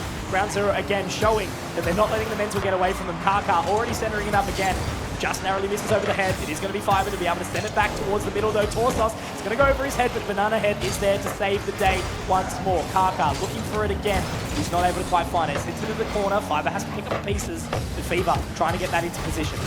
Yeah, Power really just keeping this ball stuck in the corner and just hoping that at some point they can get the pitch going. But this is again the counter-offensive. Kaka tries to get the bounce off of the ground, but the drop goal doesn't work out for him. Baz now will go on the offensive, try and force out Torsos to try and make a decision.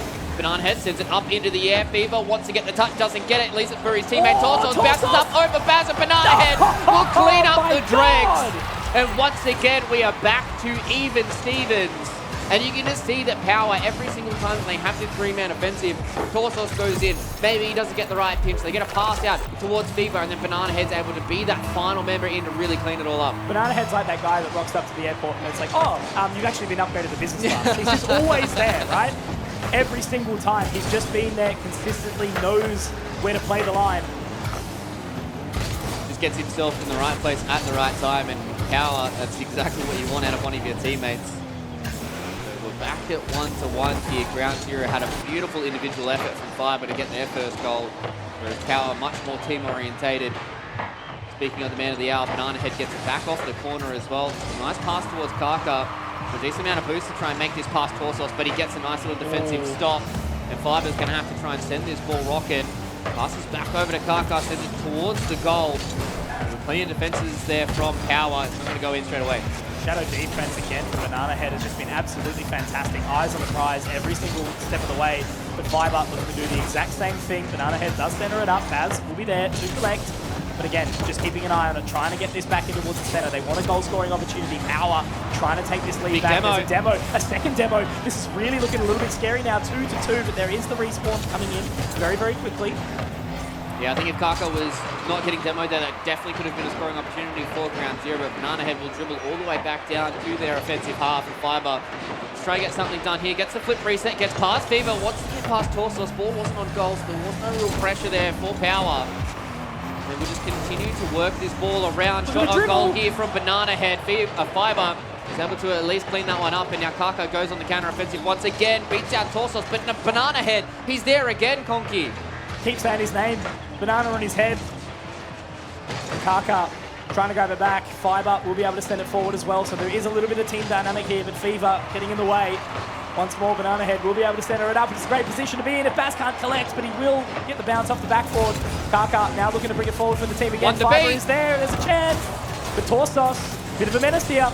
Yeah, Kaka wasn't able to get past Torsos there. He put himself in a beautiful position, just make sure that he had to go underneath him. We're able to get the pass there to Fiverr, and once again off the backboard, Baz doesn't have the speed, so he's just going to hold this ball up into the air, see if he can make some defensive decisions from Power. They hold on to this ball once again here, Conky. 1 minute 20 left to go. This next goal is going to be oh so crucial for either one of these two teams. Means everything. Oh no! But as you say it, what's his name? Can you repeat it for me? I think it's Banana Head. I think so. This is a unfortunate set of circumstances. Banana Head bounces off of Kaka, and it's just a glancing blow. 2 fruit, 5 veg. Oh, What a guy. what a guy indeed. Got a little lucky with that one, and Power, they can wipe the sweat off their brow for now because they are in the lead with 1 minute left to go. Ground Zero probably feeling a little hard done by with that one. Man, really got to pick up now if you're Ground Zero. 1 score to tie it up. 1 minute left to do it though. There's certainly plenty of opportunity. We've seen goals come left, right, and center. But it is going to be Fever trying to pick it up. There will be a little bit of a stop up, but that's going to be Kaka going down. Fiber has to do it all, but Torsos again has been very consistent in this defense. But Banana Head looks to get the dribble, gets it over the top. Baz collects. We'll be able to at least chill out for a second. Yeah, there was a lot of angles he needed to break that time around, and Power once again just putting the pressure back onto Ground Zero. They're going to make the passes work here in the midfield. Kaka gets bumped out though. Another demo goes down as well. Looks like Power are at the disadvantage for now. Kaka sends the ball up into the air. They want to keep this pressure onto goal. They've only got 20 seconds to try and even this up. A little miss hit there from Fiver. He has to try and recollect here in the back, but it's Banana Head. Gets the bump off him, and Torsos will keep this ball in there. The demo. Nice little demo from Fiver. Kaka's here, ready to shoot. Doesn't Baz, get it towards Baz. him, and Baz wants to get the chip with 5 seconds left to go. This is all you need for Ground Zero. All their series is done. They need something here. They need anything. Fever wants to just fight this ball down. Baz will keep it alive, but it doesn't matter. Power will win the game and the series 4-1. That does not reflect on the pressure of this game. A 4-1 scoreline does not feel like what we've just seen on our screens right now down here at the PAX Arena 2023. What an opening here for the Quantum Grand Slam. No surprises. JBL puts on a great event every single time, right? Yeah, and so do these teams. These guys really putting it up here in that first series. There's potential for us to have a grand final preview as well. Power really be able to pull it back from the brink in a couple of those matches, man. Like that overtime win, that comeback from 2 goals down to pull it back in the last final couple of seconds for Power and then get it done in the overtime. Just goes to show that these guys are here to win it. They're cool, calm, collected, and they know that now, getting into that grand final, they're only 1 best of 7 away from doing it again. Yeah, look, I'm feeling a little bit with Ground Zero, obviously, playing with Baz at their sub. But look, Baz, by all means, was having a fantastic game, right? Yep. Ground Zero, as we sort of mentioned, they came out really hot. They came out super confident. They were looking very comfortable in it. But again, it was Power who was just consistently getting it done. They always felt like they were kind of on top of it. And any goal that Ground Zero was throwing through just slipped through the cracks narrowly. But then the second they got it, they brought back the composure, and Power again took control. Yeah, it really does feel like that Power, as this 3-man crew are really just being able to get those final little bits of the puzzle working for them, right? And Ground Zero, they fought really hard. They had a lot of good stints of defensive efforts, but with the amount of pressure that Power are putting on them constantly, all 3 of them are being in their faces. They're bumping them, they're demoing them, they're scoring goals, they're being in their face, they're yelling across the stage as well, They are. It is very hard to constantly have to deal with all of this pressure that Power are putting towards you and still consistently be able to score goals yourself. So as soon as they start going down to these goal deficits, it is very hard for them to try and pull that one back with the all-out aggression that Power are putting towards them. It's a very important thing, a matchup like this, though, obviously. Again, it's just that opener. Now they've got to deal with the bracket reset for Ground Zero, potentially, if they make it there. Power, obviously, straight into that grand final. But we talk about local competition as well, other thing being, if you can seed yourself so far above the second best, that gives you that confidence to compete globally, right? If you're kind of, on the even sort of run, obviously it gives you a really good opportunity to kind of fight up against some of the better teams and bring the region up as well. But if you're locally decimating, you're going overseas with a lot of confidence behind yourself. Yeah, exactly. And I think especially with a game like Rocket League as well, when you see some of those individual efforts, that all comes from confidence, right? It all comes from being able to consistently do this against other people and then being able to transfer that up towards the big stages. And I mean, the way that Power have been playing, these guys are looking extremely strong. And I mean, Ground Zero, the fact that it's a 4-1 scoreline, as you said, does them no justice at all. I think this definitely was a much closer series and the scoreline is going to show us. Now they have to fall into that lower bracket. They're going to be waiting for placeholders or Sorani to be able to come in and play against them in that best of 7. But the thing is now for Ground Zero, if they want to try and take this trophy, it's 2 best of 7s they have to beat Power into, and that's going to be very hard for them to do at the end of today. Let's go and have a look at our bracket here with our upper finals done and dusted. Power are going to be moving forward into that grand final. They're going to be awaiting one of these 3 remaining teams, and with that lower semi-final awaiting us in just a few moments here, Conky placeholders and Serrani, after seeing that, going up against Power and Ground Zero, you're probably like, okay, we need to play our best Rocket League today. Definitely. And I think, look, it's a cool capture anyway, like with this upper final. Power and Ground Zero, as we mentioned, they went through 7-0 in the group stage, right? So that's a very, very big result from both of them. Being seeded separately, able to show that there is really no other competition for them at this point in time. But the exact same thing could be said just below with placeholders and Serrani. They also had both very, very good results leading into this event, right? So it's not like they kind of a long way behind the pack, effectively. The only games they probably lost were to Power or Ground Zero. So I think that's a fantastic result for them. I think it should be a close one as well in this next matchup. But yeah, that just leads up for a really, really good run for the rest of the competition. Yeah, I mean, I think that's kind of the beauty of the bracket that we have, right, is the fact that we've got Power and Ground Zero, who are our competitors from last year as well. They're extremely tightly matched, and now we're going into this all final. They're both extremely tightly matched, and then we're going to be able to see the difference between Ground Zero and one of these 2 teams in the lower bracket and see whether or not they're going to be as tightly matched as we've had throughout the entirety of today. But let's go jump into the stage with Jordan and some of our winners. One of our winners, we've got Banana Head here, obviously, of Team Power. Now, you are the quote-unquote new member of the team. You weren't here last year with Team Power, but what's it been like jumping on the stage? You feeling confident? You feeling cool, calm, and collected? Yeah, no, it's just like, obviously it's a new home for me, but it's been really fun. I can see, like, we get along really well, like, Big T, Fever, me and Jim are like, shouts to them. They're just, like, good fun to be around. Now, as far as I understand, I'm not obviously a Rocket League expert, but from the conversations that I've had, you guys are coming in as the favourites. Do you reckon that's a fair statement? How are you feeling about that as far as, you know, going up against Ground Zero, maybe your strongest competition? I don't like to, like, toot our own horn, but I'd say, yeah, we're the favourites. We're 3 really strong players, and I think we could make a lot of things work well. Yeah, definitely. Obviously, getting that first goal, 12 seconds, straight under the pump there. It's, you know, got to be a good feeling getting underway quite early on in the piece. But you did go down in one of those games. Was there any conversation in between those games as to maybe to change anything up? Any sort of conversations like that? The conversation was to fix Fever's mic and Torse's mic, because we just kept, like, disconnecting. But, like, when we're down, we'll just, like, you know, play our game, we'll come back. All right, so once that got sorted, you guys were all cool, ready to go. So talk to me about the grand final. Obviously, I've heard the casters saying this might be a grand final preview. We know that Team Power did manage to pick up the dub last year at the JBL Quantum Grand Slam. Are you expecting to go back-to-back? Are you expecting this to basically be a grand final preview? It'll be yourselves and Ground Zero in the grand final? Yeah, I'm hoping it's a preview, you know, like, I'm hoping I get to verse Fiber over here. I hope to get a rematch against him and the boys, but I don't know. I'm expecting them, but whoever comes out, comes out. Awesome, and I'm sure you'll be feeling pretty confident about that grand final either way. Thank you very much for the interview. We'll jump to a break. Guys, don't go too far away. Back with more Rocket League in just a sec.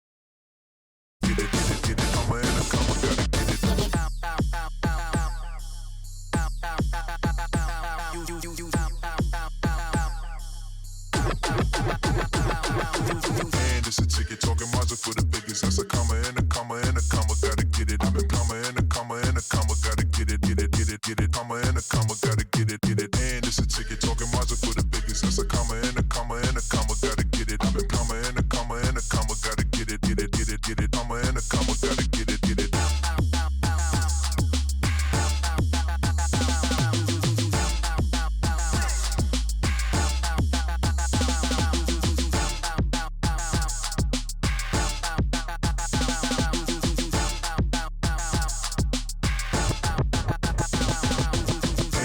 Ticket talking Mazda for the biggest. That's a comma and a comma and a comma. Gotta get it. I'm a comma and a comma and a comma. Gotta get it, get it, get it, get it. Comma and a comma. Gotta get it, get it. And it's a ticket talking Mazda for the biggest. That's a comma and a comma and a comma. Gotta get it. I'm a comma and a comma and a comma. Gotta get it, get it, get it, get it. Comma and a comma. Gotta get it, get it.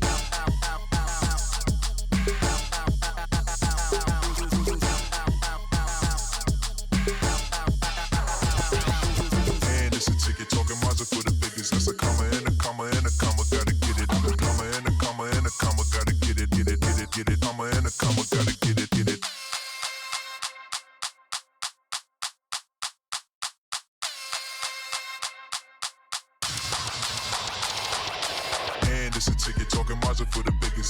comma and a comma and a comma, gotta get it. I'm a comma and a comma and a comma, gotta get it, get it, get it, get it. Comma and a comma, gotta get it, get it. And it's a ticket talking Mazda for the biggest. That's a comma and a comma and a comma, gotta get it. I'm a comma and a comma and a comma, gotta get it, get it, get it, get it. Comma and a comma, gotta get it, get it. And it's a ticket talking Mazda for the biggest. That's a comma and a comma and a comma, gotta get it. I'm a comma and a comma and a comma, gotta get it, get it, get it, get it. Comma and a comma, gotta get it, get it. And it's a ticket talking Mazda for the biggest. That's a comma and a comma and a comma, gotta get it. I'm a comma and a comma and a comma, gotta get it, get it, get it, get it. Comma and a comma, gotta get it, get it. Gotta get it, get it.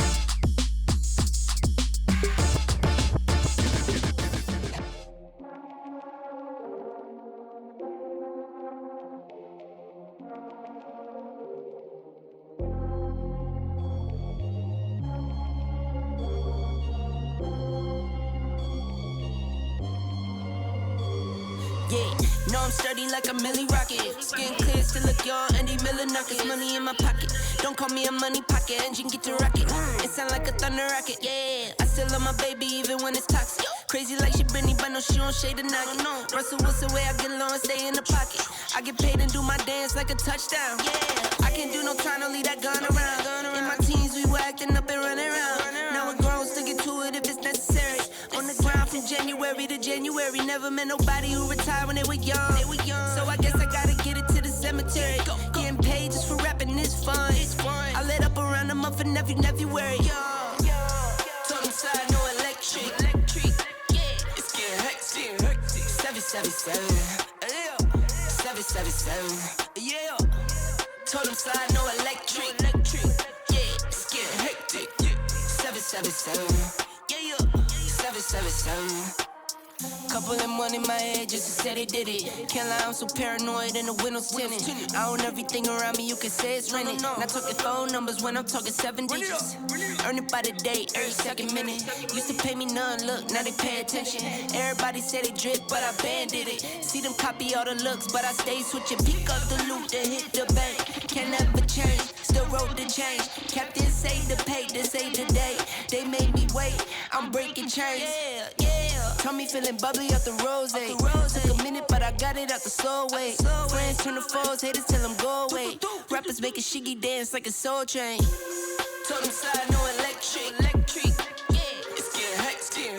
777. 777. Yeah. Told them side, no electric. Yeah, it's getting hectic. 777. Yeah. 777.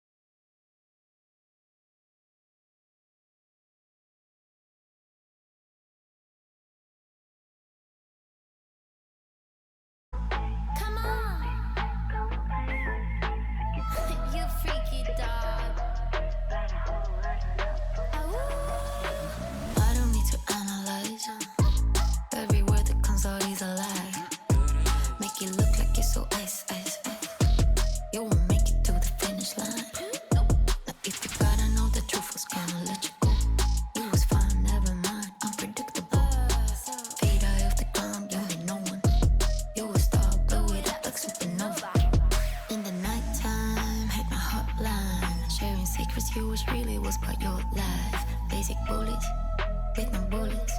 Does your wifey know you're begging for my notice? Promise you're the same, running for the meds. Show you like my vibe, pass my candy on my wrist. Bad habits, little rabbit. Now sit down, you can have it. I see it when you walk my way.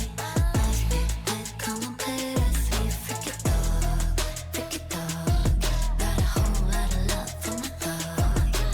I see it when you walk my way.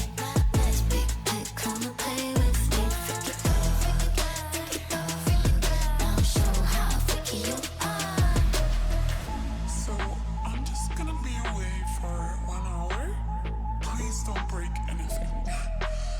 And I might have a surprise for you. Give me a miracle. I need a syllable. Talking about big cash, that's the minimum. I'm done with this trash. Thought to be critical. Show me your mental state before we get physical. Pour some water in your cup, let it drip, drip, drip. Now look straight into my eyes, then you sip, sip, sip. It's about time, let you shine. Take off that leash so that we can have some fun. I see it when you walk my way. Nice big bed, come and play with me. Freaky dog, got a whole lot of love for my dog. I see it when you walk my way. Nice big bed, come and play with me. Freaky dog, now show how freaky you are. I see it when you walk my way. Nice big bed, come and play with me. Freaky dog, got a whole lot of love for my dog. Freaky dog, got a whole lot of love for my dog. Freaky dog, got a whole lot of love for my dog.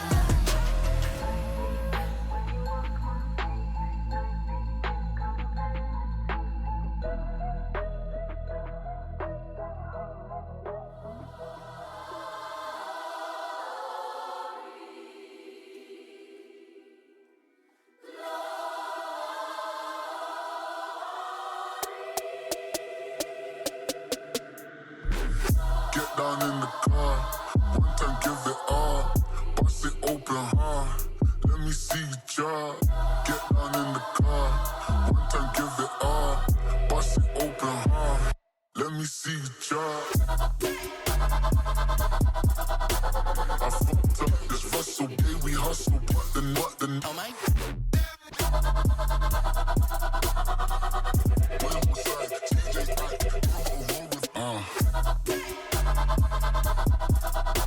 I fucked up this Russell, yeah, we hustle, but then what the oh my. What is my guys? Know that they fly, know that they ride or die.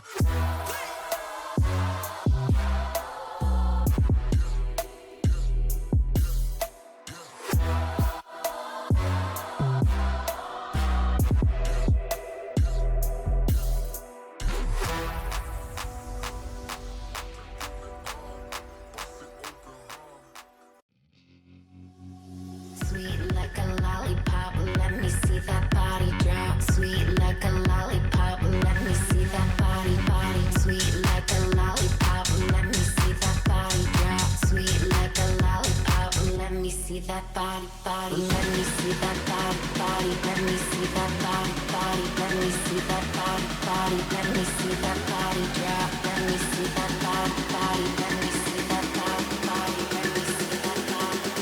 Let me see that body.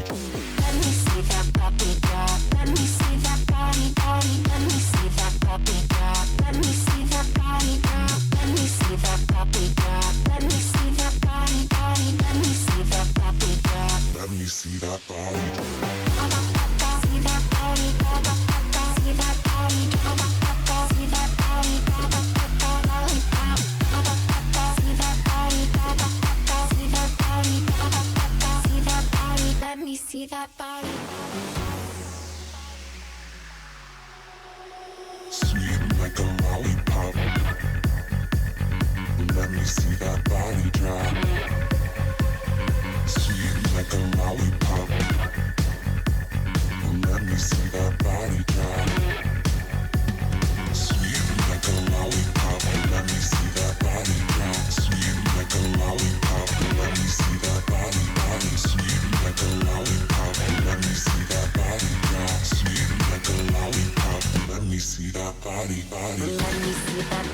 body, let me see that body, body, let me see that body, body, let me see that body, yeah, let me see that body, body, let me see that body, body, let me see that body, Let me see that body.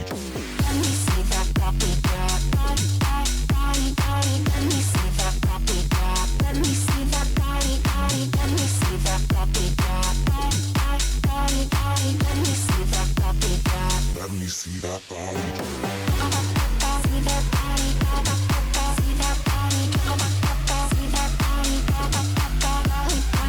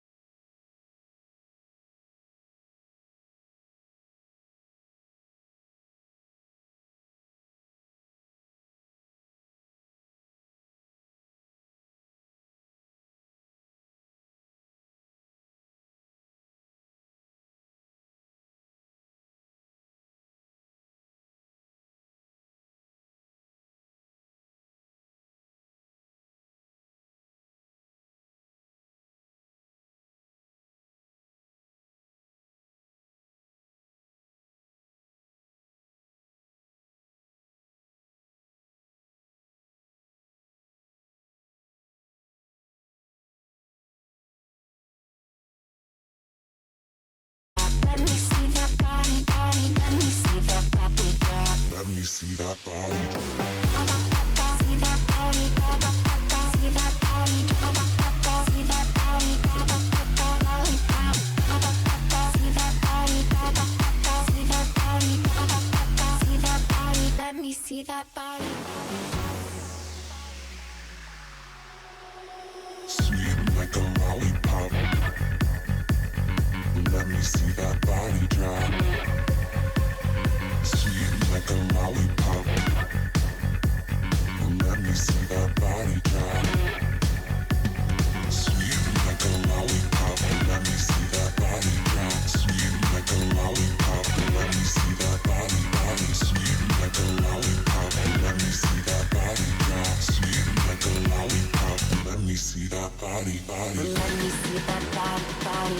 see that body, body. Let me see that body, body. Let me see that body, girl. Let me see that body, body. Let me see that body, body. Let me see that body, body. Let me see that body. Let me see that body, girl. Body, body, body, body. Let me see that body, girl. Let me see that body, body. Let me see that body, girl. Body, body, body, body. Let me see that body, girl. Let me see that body. See that body, see that body, see that body, lollipop. See that body, see that body, see that body. Let me see that body. See that body, see that body, see that body, lollipop. See that body, see that body, see that body. Let me see that body, body, body, body.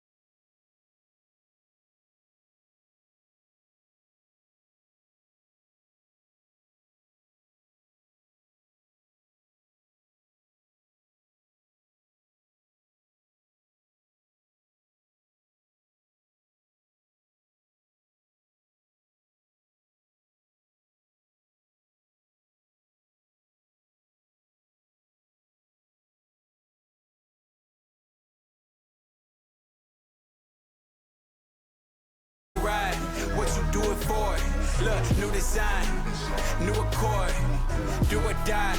I'ma win the war, rest assured, I get mine. Yeah, you get yours. Yeah, who gon' ride? What you do it for? Look, new design, new accord, do or die. I'ma win the war, rest assured. I'ma win the war, rest assured. I'ma win the war, rest assured. I'ma win the war, I'ma win the war, rest assured. I'ma win the war, rest assured. I get mine, you get yours. Who gon' ride? What you do it for? New design, new accord, do or die. I'm gon' win the war, rest assured.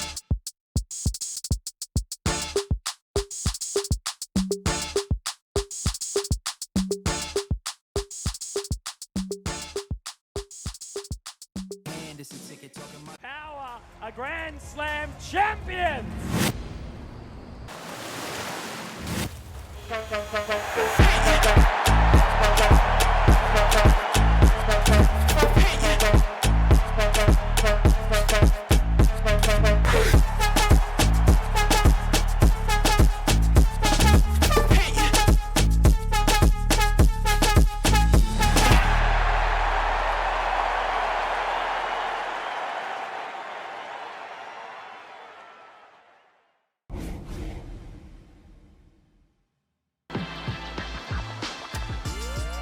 Welcome back, all you beautiful Rocket League fans, to the JBL Quantum Grand Slam here live in the PAX Arena at PAX Australia for 2023. We've already been able to put our first grand finalist waiting in the wings. It is going to be Power who are awaiting their competitors out of the 3 remaining teams. And that means we're going to set our sights on the lower bracket. Conky by my side once again here, mate. Conky, that first match was an absolute banger. I'm sure this one's going to be just the same. Lightning does strike twice, apparently, as the way that Power opened that up there. So, you know, last year, as we said, it was a really, really solid opening there. 4-3 against Ground Zero in that opening series before taking the clean sweep 4-0 in the end. But this time, 4-1. They came out really, really hot, right? And Ground Zero still did have a very, very solid game win as well, right? It wasn't super close in that one, but then just the way that Power was able to fight the time, bring it back the way they did, super solid and well deserved. Yeah, exactly. These guys are going to be waiting in that grand final for one of these 2 potential competitors that could go all the way through the lower bracket. Let's jump into our second series here, Conky. It's going to be placeholders versus Serrani,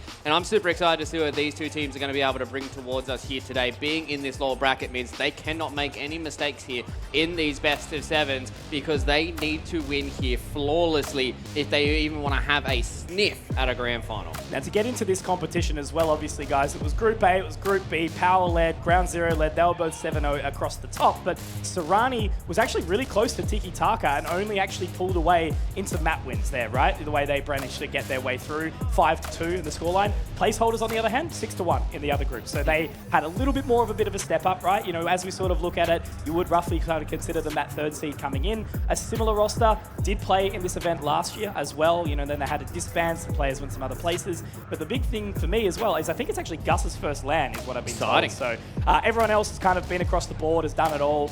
We talk about experience across the day. But Serrani, they could be the dark horse in this event as well. Yeah, they definitely could be, but let's jump into placeholders first. As we did say, some of these members are the returning members coming in from previous years as well, with Vortex, Misty, as well as Gus being the brand new man on the stage here. And as you did say, Conky, first land here potentially for Gus means maybe some of those jitters are going to start to creep in. It has been a decent amount of break for Gus to at least get accommodated to the stage, get set up with the setup. I'd imagine there's probably some practice games that were floating around in there for a lot of those players as well. But, I mean, they were able to get their way here all the way to the JBL Quantum Grand Slam. So they are no slouches when it comes to the Rocket League. But it's about whether or not they can perform here on the stage in front of absolutely everybody. Because as we said, no mistakes from here on out. These guys are already starting the lower bracket. They can't lose it seriously, otherwise they're going home. That's right. And Misty and Vortex, they've been playing together for a while, right? So they are clearly going to be quite comfortable. They were the duo that was here in that previous event as well. They managed to drop out the late show in this match. I think it was 4-1, I believe it was in the end. So really, really solid start, right? And then they actually did manage to go relatively toe-to-toe with Ground Zero in the lower bracket final for the bracket reset. So overall, really strong team. But yeah, this is the one to take it to them. Serrani, there's some really solid talent in this roster. Yeah, exactly. You know, Finn and Hunter, they've been around the block for a decent amount of time, whereas Pagsy's really coming in as that late bloomer, really coming into this roster and being able to give them that extra bit of rounded outness that they need to try and get this series victory up against the placeholders. They are a little bit more of a unknown quantity for me personally. Obviously, when we come into a lot of these lower bracket teams, they are probably not as well known as maybe your Powers and your Ground Zeros, but I definitely feel like these guys came here to party. And I mean, this is a good place for them to start the upset. There's obviously going to be a very long day for whichever team does win this series if they want to go to the grand final. Every single series back to back to back. And I mean, if you want to try and go into this lower bracket final and really try and get yourself further into that grand final, I think you need to make it quick and clean. 4-1, 4-0 scoreline for the team that wins is exactly what they're trying to look for. Exactly, and PAX is exactly the place to have that party, right, Yeah. as well. So down at PAX Arena, it's really, really exciting. I've also been told, hopefully we'll see some moments where Pagsy can be referred to as Pag Goat. This is the news from Formal that he's been brought in for me. So, kind of as you mentioned, that, maybe unsung hero that might be able to come into it here, because Hunter, he was one of the, I believe, actually one of the younger players that came into the event last year. He's obviously been doing some big things overseas as well, and Finn also a namestay in the scene too. So yeah, again, both these teams have that potential, have that capacity. I think it's just like, whether or not how soon they'll form before this event, whether it just is, set up for a bit of fun or if there's longevity in the roster. Because when you're versing teams like Power and Ground Zero, you got to be ready, right? And but sometimes the fun can cause the upset. So, maybe we'll see some of that as well. Exactly. I mean, if there's a low bracket fairy tale to be told here, then probably going to be one of these two teams. That's usually how it goes in a lot of these longer brackets, right? Conky is a team that just gets to be warmed up and be ready on the stage constantly, never having to kind of fall out of that competitive mindset. Is exactly the team that can make these long fairy tale kind of runs. But we'll have to wait and see when we get into the games here to see which team is going to be coming out hot and firing. As we saw in our first series of the day, Power game number 1, a little bit sluggish out of the blocks and weren't really able to get the same kind of connection they had in the later games they had in that series, but as soon as they started to warm up, that's when they started firing, and maybe the same is true for some of these teams on the stage right now. I'm hoping for a bit more of a scrap, I guess. Power looks too well oiled for that time of the morning, too well drilled. They were very, very clean and concise. Their defense was very, very strong. So, this is the thing where, again, you've got a couple of duos, you've got a couple of players that have played together for a little while, so it's not just going to be all balls to the wall, scrap fest, anything like that. It is going to be strong. There is going to be some consistency to come through. But yeah, look, it's a long day, as you mentioned, best of 7s the whole way through. Yeah, exactly. Full best of 7s and even going to the grand final bracket reset, right? So it's essentially 4 series that you're going to have to win back-to-back here if you are going to be some of those teams as well. Just a reminder for everybody playing along at home, there is a whole lot of special stuff that we can do here in the PAX Arena, especially when it comes to the JBL booth as well. This year, the JBL Quantum is giving away over $40,000 worth of instant prizes at the claw machine, which again is still consistently packed, Conky. Had a few people come around here in PAX just tell me that this line is a monster snake and people are waiting to get their hands on some of those prizes that JBL are giving away in their booth. Longer line than to get into the event, I'm pretty sure as well. It's kind of crazy. So, fair enough, right? JBL obviously puts on a great event. This is the second year in a row that we've actually managed to have this. Again, yourself and myself, we're lucky enough to cast this one last time. It was absolutely electric. Plenty more action down at the PAX Arena as well, so make sure you guys do all get down here as urgently as possible. The crowd is already stacked as well. Yeah, they definitely are. There's a lot of people here getting themselves involved when it comes to Rocket League.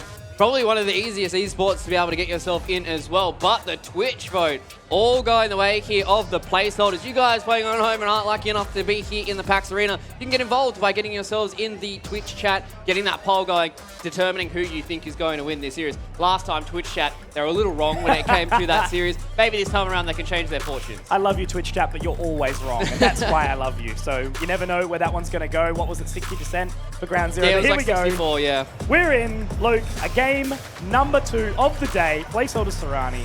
What do you reckon, mate?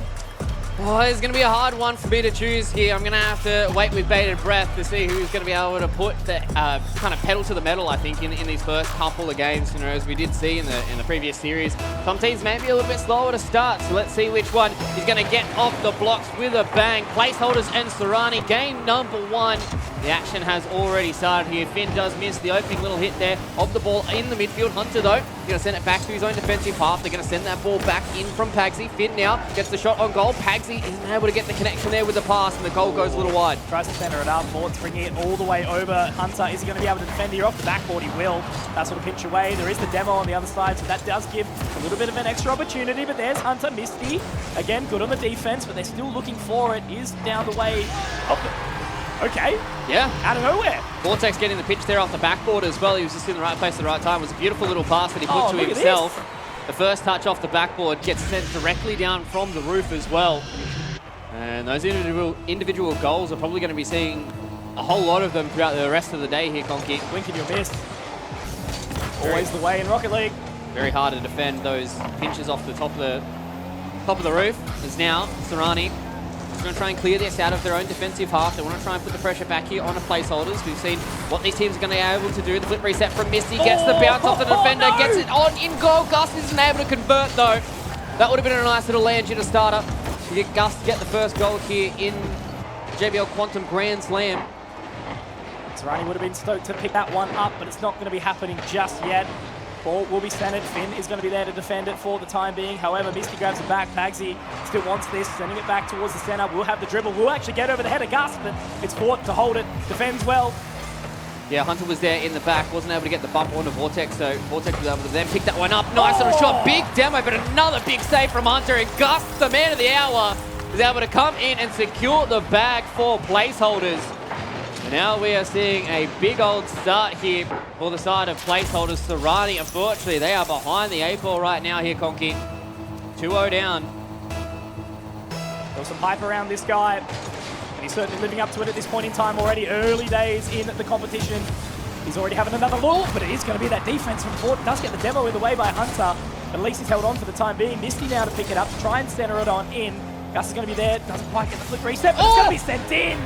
Misty, what is going on? Placeholders are demolishing.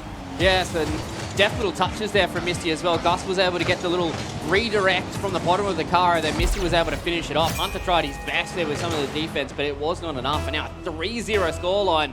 We've got 3.5 minutes left to go here in this game, Conky, and placeholders, they are already running away with game number 1. Oh, it's never out. It's always the way with a game like this. You know, it can be so high scoring, so fast. Again, minute 30, we've got 3. The Pagsy trying to get it back, but it's Fort who's trying to throw the aggression back in as always. Misty already picking it up and looking to center it once more.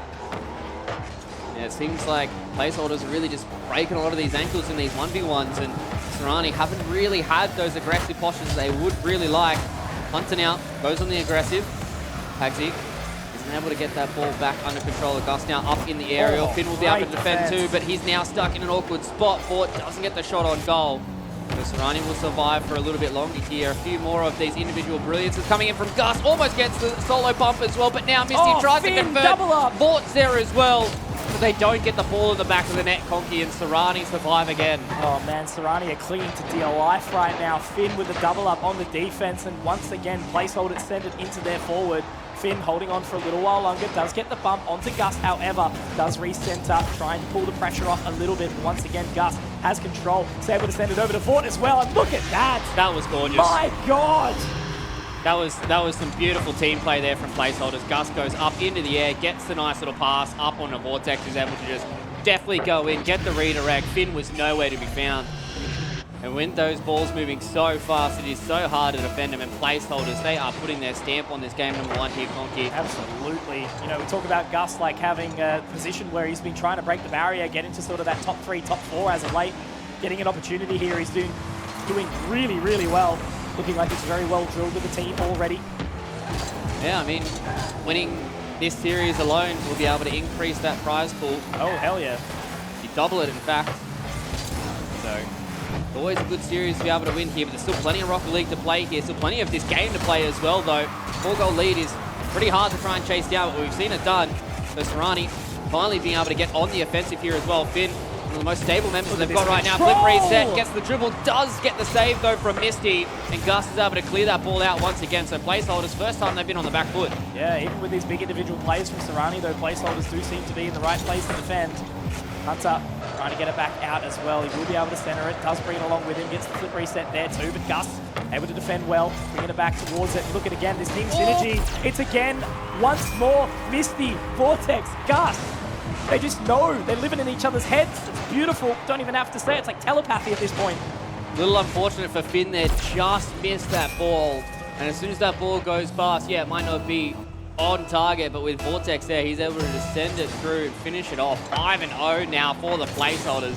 Big blowout in game number 1. I think with a game like this, it's kind of, there's one of two ways to look at it, right? You'd be like, oh no, we're getting absolutely decimated by placeholders. But you can also kind of just spend this next minute just talking about the next couple of games. Just be like, all right, if you're Serrani, what do we need to fix going into game number 2? Do we need to be a little bit more aggressive? Do we need to start tagging out onto Gus? Do we need to try and make sure that these players aren't able to score goals like this? Because this is naturally what's going to happen in the game of Rocket League. When the game is basically out of your grasp, goals will kind of start to rain down. It's one of two things, right? Like, I think Ground Zero will be sitting in that crowd. We did see them before, like, potentially watching this going, Jesus, this is our opponent coming up next, you know? But exact same thing said, right? You can't be down in the dumps if you're Serrani. You have to sort of just, like, brush this one off the back and run into the next game. Very, very unique in a way of Rocket League. Best of 7s, 5 minutes a pop. But Misty, just again on that defense, you know, they've been doing so well, Serrani, to try and get it down their way, put it into their power position. But, you know, placeholders just an equal balance of offense and defense. It really does feel like that placeholders have got an extra man on the field right now. Yeah. But Serrani, I think they opened pretty well. There was a lot of pressure that was going their way. I think they were on the front foot for the first, maybe minute or two. But as soon as placeholders scored that first goal, it kind of felt like the floodgates had already opened, and they had that team synergy going for them. So it will be 14 seconds until we will crown placeholders our champions of game number 1. There's still plenty of Rocket League to go, as you said, best of 7. There's so much room to wiggle here in this best of 7. Game number 1, at the end of the day, it does set you up for a good little start, and with 1 second left to go, we will see placeholders take game number 1 here. So off to a good start, 6-0 scoreline. Get yourself all settled in, at that point you're feeling like your system's really starting to work. A lot of those passes are looking nice and clean between a lot of these players as well. Whereas Serrani, you can kind of rally the troops and get everybody together. It's like, it's okay. Game number 1, the brush off, doesn't matter. Just reset, start setting our attention towards the rest of this best of 7. Only 4 more wins we have to get, not the end of the world. And look, even for us, right, we can't even start to talk about how hot placeholders are looking until game 2, till game 3, right? That's when we start to move and be like, okay, these guys are looking really, really solid, and then we can start to think about what it's going to look like in series number 3 for the day. But overall, for now, Serrani, very, very strong opponent. They did well to get themselves here, as we mentioned, right? A very, very comfortable journey in towards this event. And it's something really cool, right? To be able to qualify with the boys, to go play a LAN, got the coach behind you. It's just a great weekend overall. Yeah, it's just a good experience for a lot of these players being a part of the JBL Quantum Grand Slam. They get to play some Rocket League up here on the stage in front of all the loving fans at PAX Arena. You get to enjoy the event afterwards as well, even if you do get eliminated or maybe you're waiting around and you're a team like Power, you probably got basically like an hour or two, probably a little bit longer until you're going to have to be able to come back in to play that grand final. So you can kind of sit back, relax, do whatever you like for the next little bit and then watch some of the games, go enjoy the PAX Arena, go enjoy the JBL booth.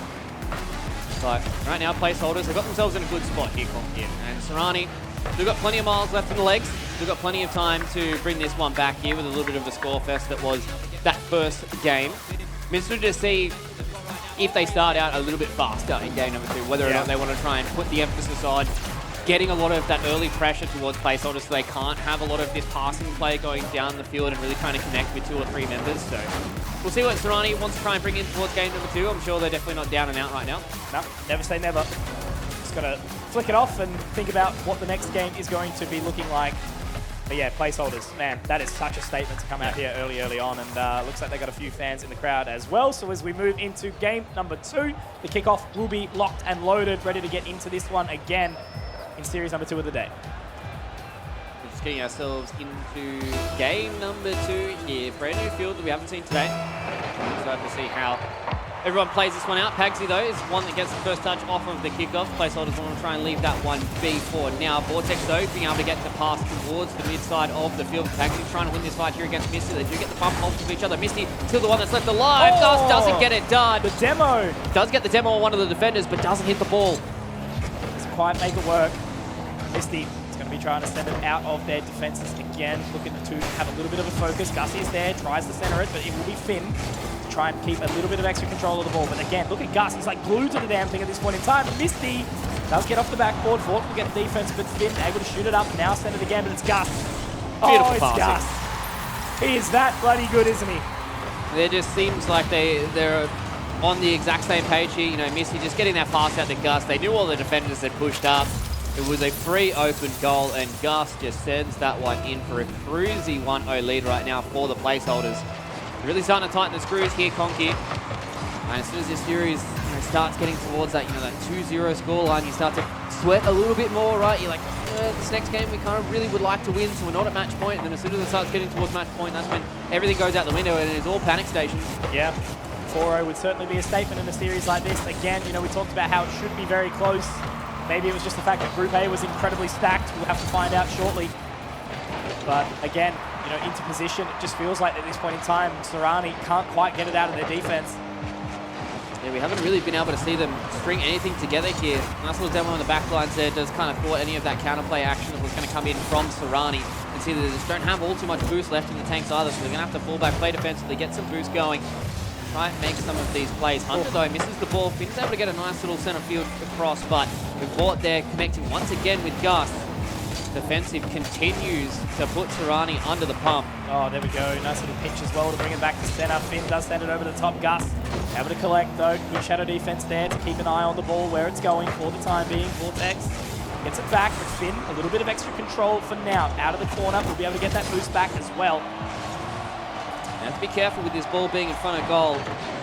Placeholders, they're able to put quite a lot of members forward here, whereas Serrani, they want to try and get this counter-attack going. Pagsy is able to bounce it off the bottom for a little bit here, trying to get over the top of Gus, but he does well to be able to get that one out. Gus. And now a double touch to be able to clear this one out, and Gus is starting to break the ankles of Serrani. Goes over the top of Pagsy here. Not a shot on goal, goes out of the corner, pass back in off the backboard from Missy. Gus doesn't complete. Oh, he does! God. The redirect, the front nose, is able to smudge that ball in the top left corner. Another beautiful pass from Misty off the backboard. And he just cruises that through into the top right corner. And Gus. How much possession he had that whole way up the field, right? The double touch into the send back. Man, he is absolutely all over it right now. Gets the collect as well. Already centering it up. Already holding onto it with the dribble, but no. It'll go back the way of Finn for now. Could have seen a very sick solo aerial play there, but with placeholders, Here okay, we go. Finn. A shot from board. midfield, being able to bring it back, as you said. Finn gets the touch off of the wall, gets himself back into position and just shoots it over the top. Nice little spiraling ball that Misty wasn't able to get their hands on. So a 2-1 scoreline here, Conky. They're starting to feel a little more even. It took a little while before we had our first goal in the previous game. Maybe some land jitters, but right now, placeholders and Serrani we're feeling like a much more even affair. Exactly. Got to see Serrani get back into this one nice and early. Pagsy does have a shot sort of on goal there, but will be Vort to be able to pick it up. Again, setting it around, trying to make sure they maintain that boost for as long as possible, trying to collect it when they do get the opportunity. But there's Hunter sending it back to center. Finn available. Misty, though, going to be able to pick it up straight away. And again, it's just Gus being an absolute menace this whole way through. It is going to be shot on center. Defended for now. All three up in the aggressive position. But they have to get it goalwards. They have to get it forwards. It will be a bounce over the top. No, Pagsy, can he get it? No, great defense again from placeholders. But Hunter! Oh, in the top right corner. Not quite. Doesn't get the touch he needed. There was a lot of defenders that were out in Narnia, and now eventually the placeholders are able to dig that ball out what felt like an eternity. Serrani weren't able to close the book on that one and make it a 2-2 scoreline. They are back on the offensive though here, Conky, so finally we're seeing a bit of an offensive ball for Serrani. They need to try and close this one out. They need to try and make it even, and this would send it back to 2 goals, and it's Gus once again touching the ball and scoring a goal. They tried so hard. They've come so far. But in the end, Gus is just better, I guess. Some deft little touches. You can see Vortex also playing the decoy play as well there. That's what Banana Head was doing, though. Just kind of being there, right place, right time. Yeah. You know, just lurking, waiting in the wings, in the shadows, you could say. Just being the one, being the finisher.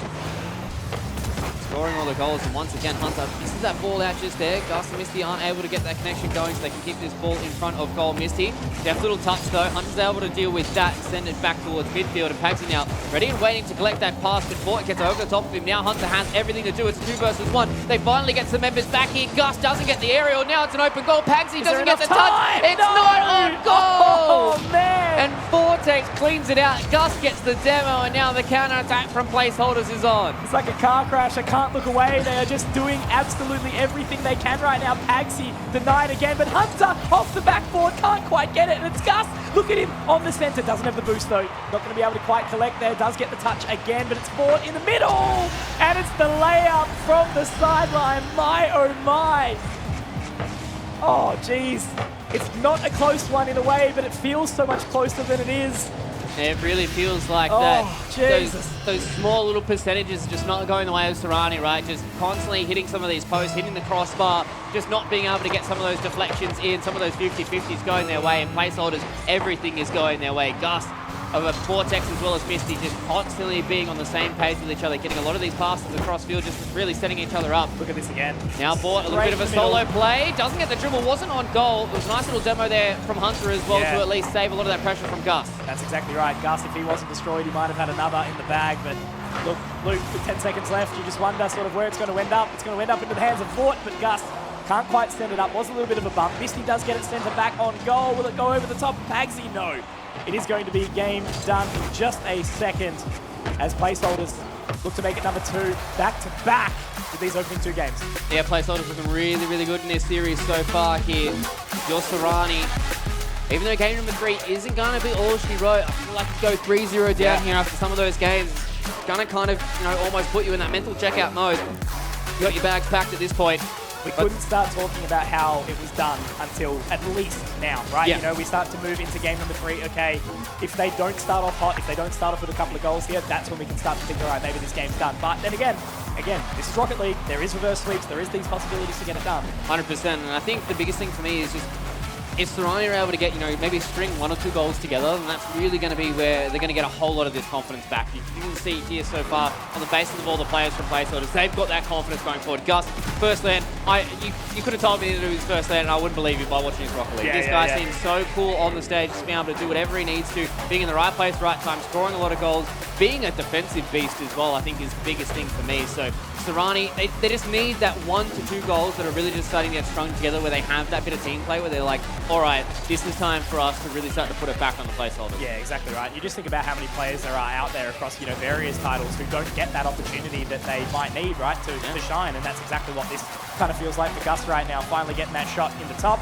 But yeah, I think the 2 kind of discerning factors, and it's not to discredit, either Serrani or Ground Zero, but just the way in these opening series that we've seen so far with plenty of Rocket League left of the day, they look on the same page. Maybe there's the jitters, maybe there's that opening match kind of stresses, but this is the thing. For Serrani, there is no second chance. Yep. Once they're done, they're done.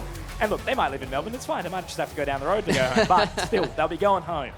Yeah, you definitely want to try and get more Rocket League underneath your belt. As we did say, prize pool doubles with this series victory. So you go from 1K to 2K. So at the end of the day, it's a pretty important match for all these players. A lot of cash money. Yeah, a lot of cash money to be able to spend at PAX Australia. So game number 3 is well underway here. Pagsy gets a nice little dribble off the top. Does he get the solo effort? Finn, though, they're able to clean up a bit of the dregs. Misty's going to try and beat him with some ankle boost, and they will be able to get over the top now with a nice little redirect as Pagsy has the space. He does. He's there just in time to be able to save that goal. Oh, onto the sidebar, my. And now Finn at least trying to get it towards center. Does have plenty of boost to make it work, and now forcing it off the top of Fort as well. Lines it up, goes center, but Misty sends it back into the corner. Now the counter-attack begins here from the placeholders. Misty goes over the top, and he gets the second touch as well. Oh. I believe Gus was coming in there for a bump. Was it a bump? I think it was a bump. It was a bump. Beautiful. Oh, yeah. Nah, Misty gets the second touch off the post. Oh, man. But that's a good team play once again here from the placeholders, right? The fact that Gus was even there to be able to hit it off the crossbar, and then you see that Misty was able to convert on the goal. And once again, placeholders get the first goal of the match. GS, goal stolen, no goal secured. We share the love around here for placeholders. Hunter, though, gets a nice little pass from his teammate, runs up the wall into the corner. Gus, though, is able to just reach him enough, and now the pressure's back on Serrani because one of their players is hovering around in goals. Vortex, though, gets the touch now. Misty can try and get that conversion back towards the midfield. Hunter with a little pinch. And Finn's able to clean that one up, but again, placeholders, they do not take the foot off the throat. They really want to keep putting this pressure on Serrani. Maybe Hunter can get something done here with a flip reset. No, doesn't have all too much boost left. They just feel like, any sort of second that Serrani getting towards that forward, placeholders are able to send it back, and all of a sudden Serrani have to put the back foot on, pump the brakes, go back out. Hunter does get a little bit more pressure against him, but does miss that one over the top, and Gus is available. He's going to be able to line it up towards center again, but Finn once more at least saves the grace for the time being. Will Vaught get the double touch? No, Finn once again. Yeah, really good stuff there from Finn, making sure that they don't get the touch off from the backboard as well, because it feels like that's where a lot of the goals are coming from. Oh, that's a big demo is there from Pagsy. Maybe this is going to be where Serrani can get their goal here in game number 3, but no. Placeholders hold on. They get the counter-attack going here as well. Misty back off the crossbar. Gus is there in time, gets a deft little touch, but Serrani, they clean it out off the back of Finn, who seems to be the man that's doing it all, but Gus wins the 50 against Pagsy, who hasn't been able to get in there. Misty once again, Hunter and Pagsy doing their best to get the ball out. It's an absolute scrap. Serrani with their dying grass just trying to hold on. You know, they can't even get it into their center, into their forward. It's just a constant defense inside that goal. Hunter going to be able to do something, at least bringing the ball up once more, but there's Fort again, putting that pressure on, getting it towards the middle. Hunter will be able to send it forward. Pagsy's not too far behind, but Misty will be able to get the catch mid-air. Yeah, it just really feels like Serrani they're just trying to find that one little opening, that one little chink in the armor for placeholders, but they're doing what they can right now. Gus does the little stall in the air at the bottom of his car. Isn't able to then get the goal as well. So Serrani, they're doing a good job at least mitigating this lead. There could have been a potential for the placeholders who have been on this all-out aggressive since minute 1. Such diverse mechanics as well. You know, they're constantly changing it up between the fakes and everything like that. But there we go. Finally, something for Serrani to hold on to. Pagsy able to split the wickets there, get it straight down the middle. Literally right between Fort and Misty, the duo. And that brings some life, breathes some fresh air back into the game for Serrani here. Yeah, it gets them back to even. Means that now they can start going back to playing their own game. They don't have to just go on this all-out offensive to try and get these goals scored. Nice little save there from Gus. Walt was going back to try and get himself some of the boost for this counter-attack. Wanted the pass there on a Misty. Pagsy cuts it off though, gets it back to his teammate, but now it's Gus. Who again, it's just been this aerial threat for such a long time. He's doing a lot of emphasis on just trying to keep this ball up in the air, trying to force Serrani to make these defensive reads. Man doesn't know what it's like to be on the ground, apparently, just constantly up high in the sky. But look at Hunter, gets the dribble, does get defended again by Gus. The man who we just keep repeating so many touches. Misty with a great defense and another demo as well. Does give the additional space. Pagsy will be able to knock it off for the time being. Hunter sends it forward, but again, it's Misty on this back line. It really feels like they just haven't been able to string together some of these passes here for Serrani. The counter-attacks have been good here from the placeholders, but they, again, also haven't been able to string together too many of these passes. It's very much a whole lot of back and forth between both these two teams, and I feel like if Egg is going to crack soon, it's going to be a bit of a lucky one. Gus, nice little shot on goal there. Hunter does have to try and dig it out.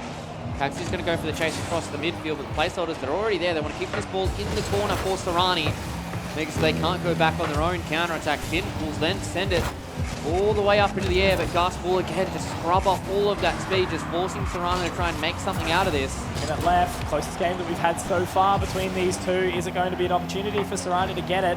Gus wants to deny as best as possible. Pagsy just has to play that shadow defense, keep the focus for as long as he can, but it's a little bit of a whiff there. Finn does send it up. And now 30 seconds just trying to keep this pressure on, but look at the positioning from Gus. He's going to be able to get the dribble. We'll set it up for Fort here. But it's going to be the demo, so he can't quite do it. Now they have to take advantage of this loop, get it back into their forward. Serrani needs to push forward. Finn does have a little bit of an opening here. Does he have the opportunity? It's going to be no! The time, it's still sitting there though, but Gus gets it out. Hunter sends it back over the top onto the backboard. They have to just sit the goal here. Misty, that was a sick defensive read there, getting the bump off. Didn't want to go for the ball, knew that all he needed to do was make sure that nobody touched it. And his defenders were able to get back and save that one out. So placeholders, that definitely could have put a bit of sweat on the brow. Now with only a couple of seconds left to go, this is the last defensive effort for Serrani. Maybe you get something back here. 1 second in the air, and Gus does it! 2-1 for placeholders, and they send it all the way to 3-0 here in the final moments. That ball should have hit the ground, but placeholders never say die, and Gus will finish it off with a deft little touch to put them up 3-0 here at the JBL Quantum Grand Slam Conky. I thought we were going to get ourselves a nice little bit of overtime there. Murder on the dance floor, apparently that is crazy stuff. And again, it's just like with Banana Head in that previous game. I just feel like I'm repeating Gus's name. You know, newer one to this roster, newer opportunity, really able to sort of shine. But just the way the placeholders seem to be on the same page, right? You know, they seem to know exactly where each other is. They're setting each other up for goals so well. But the fact is, we're in zero time, right? The ball needs to just touch that ground, and we have overtime. That's, I'm sure, what Serrani was chasing Serrani, but no, they just can't find it. Gus, to be able to close that out, incredible stuff here. We'll be able to see it back on the replay in just a second, but my oh my. This JBL Quantum Grand Slam looking hot. And it definitely delivers, even though dying moments. And placeholders Now this is where, if you're Serrani, you are starting to sweat. It's all panic, no disco for these guys right now because they need to win every single game from here on out to try and get it done. This is where I thought that Serrani were going to be able to close it, but a beautiful defensive read from Misty once again, and I feel like he's been the glue between their offensive and defensive halves. But it really does feel like that Misty is setting up all of these sick goals for Gus. Like, watch this. Touch from Misty. Beautiful. Gus is there to close it out. Finishes it off in the top right corner. And it seems like that dynamic duo are doing so much work for the placeholders. Gus is the one that's closing them out, and Misty is just doing everything across all parts of the park. Yeah, well, Luke, I write sins, not tragedies, and it's certainly a tragedy at this point in time for Serrani if they can't pick it back up.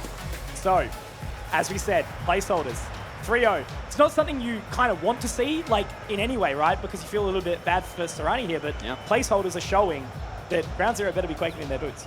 Yeah, they're definitely showing that. I think they've just got that little bit of extra team play, right? Maybe it might be nerves from Serrani with some of these players just not really being able to communicate effectively, getting a lot of those passes going off, but it just feels like everything is working out for placeholders, right? They're connecting quite a lot with their two players being up in the midfield. Vortex is doing a whole lot of work in that backfield as well to keep digging out a lot of those balls, and Gus is just an absolute freak when it comes to finishing. That guy probably has an NRL contract on the wing if he finishes like this. Yeah, it feels like it.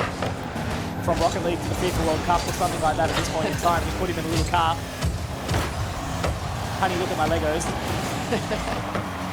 Well, right now, placeholders, they want to try and get themselves just better than Lego. A little bit of money. Absolutely. They get this dub here in the 4-0. We're putting a lot of offensive pressure back here onto Serrani. Serrani finally been able to get that little bit of counter-attack, but it's not all too hard for the side of placeholders to defuse now. They've got two members going forward. Finn and Hunter want to try and combine together. Finn double touch. Hunter isn't able there to clean it up.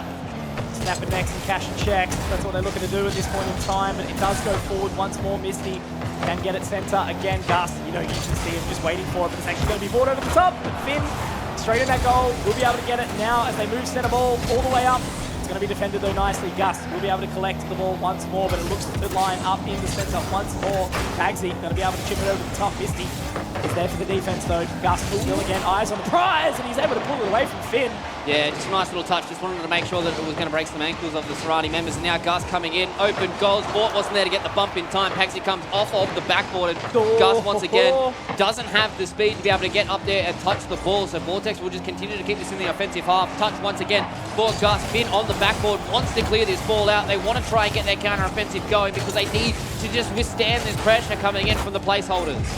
Slow down from Finn, again trying to break the angles as you mentioned, a little bit of kicking caboodle, but as it moves around, Gus gets the centre ball. Is it going to be touched by Pagsy? Oh my god, the juke, the fadeaway. Faker, what was that? Pagsy is able to then break some more ankles of the placeholders though, so the dribble himself was good enough to get it out of their defensive half court now, but they just want to try and get something out of this. They need to see the fruits of their labours because they've done very, very well to be able to defend this onslaught coming in from the placeholders. Hunter now gets the ball up into the air with the demo, though. That means that there's no defenders left them raining here. Finn tries his best to get back. They don't get the conversion, but bounces off the backboard. That should have been credited to him, but Misty will close it out with the final touch, and placeholders, they put themselves one goal closer to winning this series. A gentle breeze needed to send it through as it missed on in. Very nicely done. Placeholders, again, they set themselves up for more than success, and the bag behind it. Interesting little pinch there from Hunter off of the wall. It means the Vortex does have to try and get this centre clear going. We'll continue to send this towards Pagsy. A little bit of individual dribble, gets over the top, and Hunter secures it. So Serrani, they answer back in kind. That was a nice little team goal from them. Pagsy does all the work with the dribble over the top, sends it to the corner for his teammate Hunter to close it out. And this is what we wanted to see from Serrani, right? We need to see these guys connecting together and really getting a lot of that confidence to score these goals. We have to see two in a row, though, from Serrani. The second it goes, it almost like placeholders, you'll go, I can do whatever you do better. So Serrani have to collect this other one if they want an additional game. They can't be going out in the opening lower bracket. They want to hold on for as long as possible. Centre ball again. He's going to be bumped around for a little while longer. Finn just collects the boost again, so he's going to be able to centre it up once more. Tagsy, we're going to get it back in towards position, but Gus being a menace. Hunter is going to be able to send that one back. He will. A few more of these passes starting to get strung together here from Serrani. You can see placeholders, they put that all-out aggression in once again. We're going to try and get this one-goal lead back and switch the momentum back towards Serrani. Another shot on goal there from Finn. Wasn't able to convert onto it just yet. Gus slows down the ball once again, just trying to force Serrano to try and make a play at the ball so they can try and get the counter attack, get those passes going. Misty though, nice little touch towards the center of the goals. Hunter now is going to convert with the pass. Pagsy, Misty beats him to the ball, so he isn't able to convert on that final goal. They want to get this 50-50 against Gus. They do. They get it into the corner. Fort gets demoed as well. One more pass is all they need. Hunter shots on the goal, but Gus is there in time. Oh man, Gus was coming out of nowhere once more. Finn will be able to center it up again, but it's a high ball. Hunter tries to look for it. Will be able to slow down, gets the dribble, but look at Misty already focused, poised in position, and will be able to defend again. Finn trying to pick up the pieces. It's Misty to go ahead and collect once more. Finn in position. It's another demo. He's going to be going down quickly. Yeah, Finn was just not in the right position right there to be able to secure that pass to get in it towards the goal. Tags it to Finn, back now in the midfield. Placeholders 3-0 scoreline right now in the series. They're more than happy for this to go to overtime. They know that they've got plenty of games left in the bag, whereas Serrani, it is all go time for them. One to beat here for Pagsy, goes up over the roof, onto the backboard. Who gets the touch? It's Misty. Sends it back towards the counter-attack from Vortex, and Finn will be able to save the goal, but Misty once again back in the screen, wants to get the shot down, and they eventually dig it out from Pagsy. Straight in. They have to pull this out immediately. Pagsy's going to try and get it forward, but it's a demo. Gus opening himself up, but he does it again. The final moments. Man. 20 seconds left to go here, Conky, and it's Gus. Comes in off the back of Vortex, getting the demo on the final defender of Serrani. And a knife to the heart of the Serrani fans in the arena right now. They've got 20 seconds to tie this one up from the even go to overtime. They can do it. There's only a 1-goal lead, but that's a nice little demo there as well to be able to force out Pagsy to go back into their defensive posture to try and save this ball one more time. One more goal will steal it from either one of these two teams. Final 10 seconds here for Serrani to stay inside of the JBL Quantum Grand Slam. 4 seconds until this is all over. Placeholders want to keep this ball. They want to spike it to the ground, and it's Gus, none other from Placeholders, who close it out 4-0 up against Serrani. Easy, breezy, beautiful cover girl apparently from these guys right now. Placeholders 4-0, and the second Serrani responded, they had something to bring back, right? There was no pressure the entire way that they were going through. It was absolutely beautiful. They looked to see just how strong they are through the rest of this, and that's what it's all to mean. You have to come through from this lower bracket, knowing that the other two opponents in this competition are so damn strong.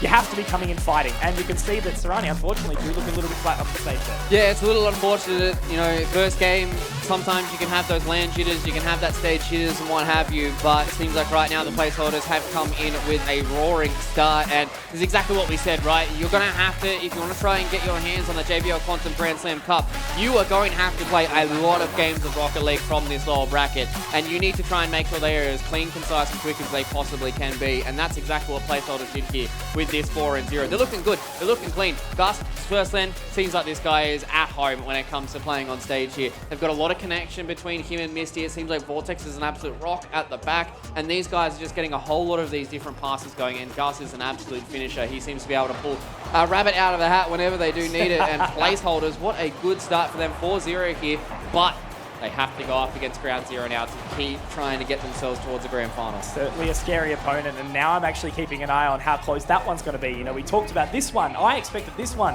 to be very, very close, but yeah, Placeholders will come in really, really hot. And I think, you know, I can kind of credit it to potentially, you've got that duo in power, bringing in Banana Head, right? A little bit of extra comfort. You can kind of slot in a new player quite well, and the exact same here, Vortex Misty, bringing in Gus, looks just too easy. It looks like they've been playing together forever. Yeah, it definitely does. It really does feel like that these guys have got themselves really connected when it comes to a lot of their passes, a lot of the way that they're playing against each other. They're really trying to make up for some of the overextensions that they're having here. It seems like they're really being able to clean up a lot of the mess. And kind of unfortunately for Serrani as well, there was a lot of shots that were just so close to going in. A lot of them were, you know, hitting the post, hitting the crossbars, just being slightly off target. And sometimes that's the way the cookie crumbles, right? Sometimes your day is just slightly off and you're just not able to get that momentum going. Maybe if we saw Serrani have some of those goals go their way, yeah, they might be able to get some of those game wins under their belt, but more importantly, they would have got a lot of confidence out of that as well. And unfortunately, in a lot of those games, it really did feel like that it was kind of Placeholders.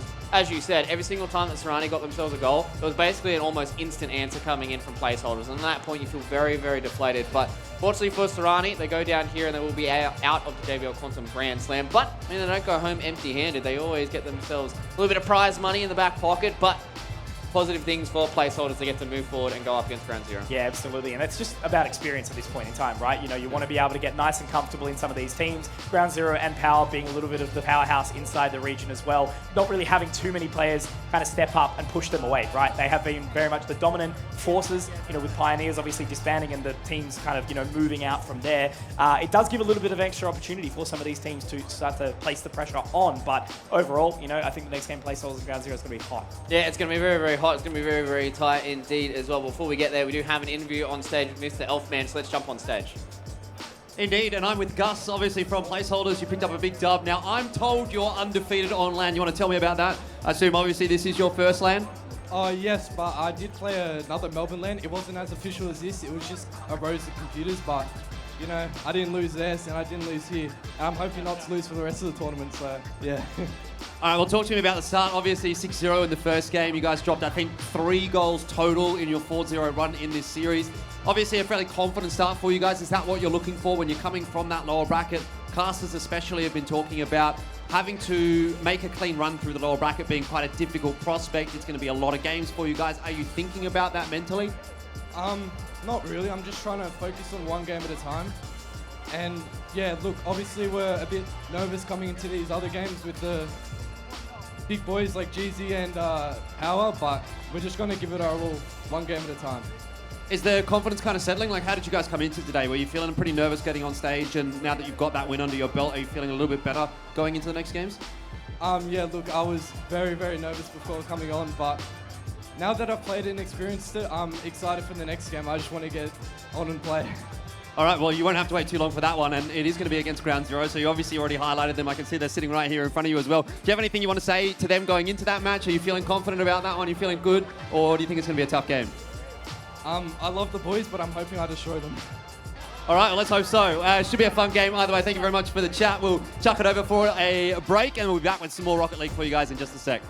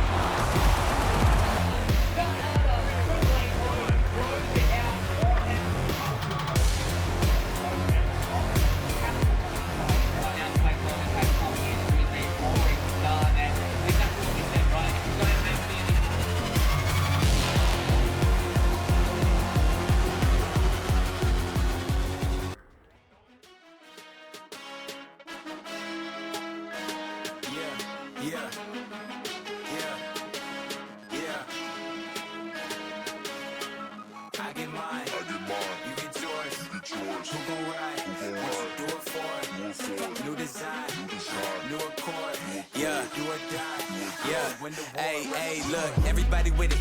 Eyes super heavy, I'm moving steady right through the city, lift it. My foot up on the gas, get a better way, or watch you on the Michelin. Ties tied away, better ride that or you swimming with the fishes. Try not to get offended. My spaceship is coming, my base steady rumbling. I'm facing my drugs, so I spacing my problems. It's coming together, I'm pacing my steps, and it's so crazy. Our patience and time and work, yo, it's a fact I'm true to this shit. You can tell by the rap, I'm truly gifted. Look, no lie, I'm high. Perp smoke all in my eyes. I could barely see you through the shade. Who shade on my shine? You focus on my step. You moving backwards. I promise. You lose me in the process. Then I pop up on you like tie-dye. One side, my side. You ride it, you die. Choose wise. Shoot for the star. And I ain't missing 10 for 10 like my shoe size. Send me up. I'm here to stay. I play for keeps till I'm gone. They like what he on. I been in my zone, dog. And you should know that I get mine. Yeah, you get yours. Yeah, who gon' ride? What you do it for? Look, new design. New accord. Do or die, I'ma win the war, rest assured, I get mine, yeah, you get yours, yeah, who gon' ride, what you do it for, look, new design, new accord, do or die, I'ma win the war, rest assured, I'ma win the war, rest assured, I'ma win the war, rest assured.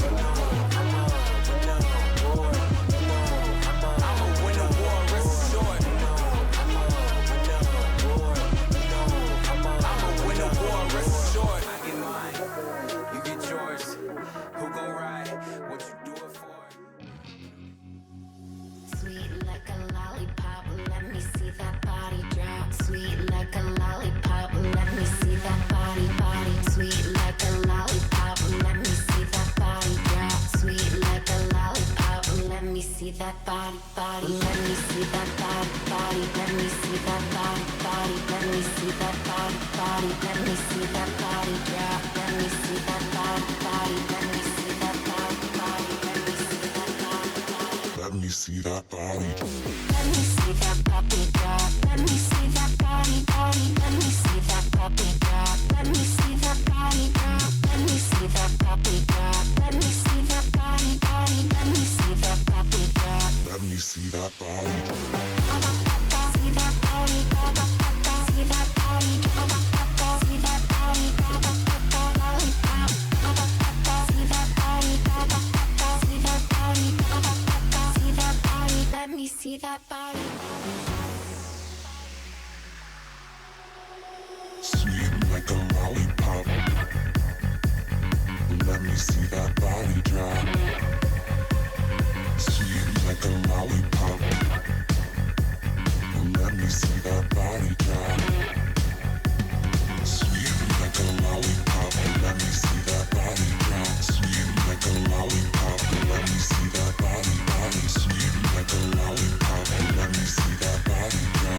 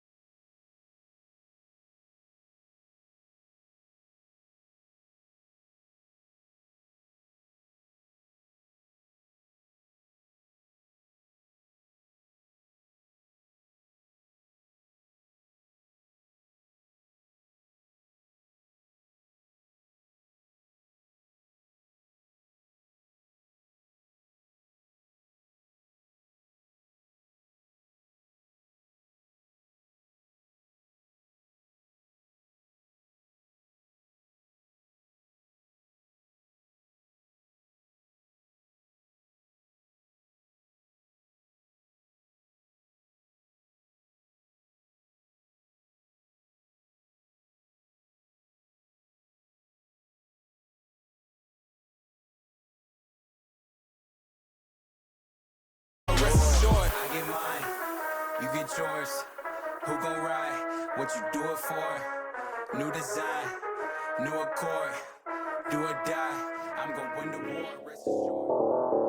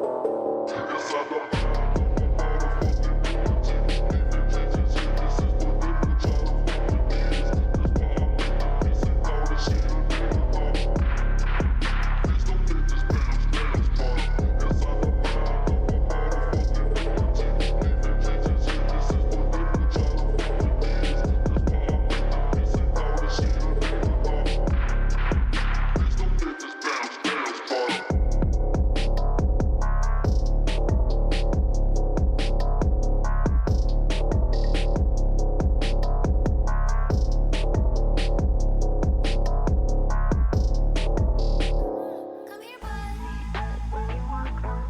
Come on. You freaky dog. I don't need to analyze.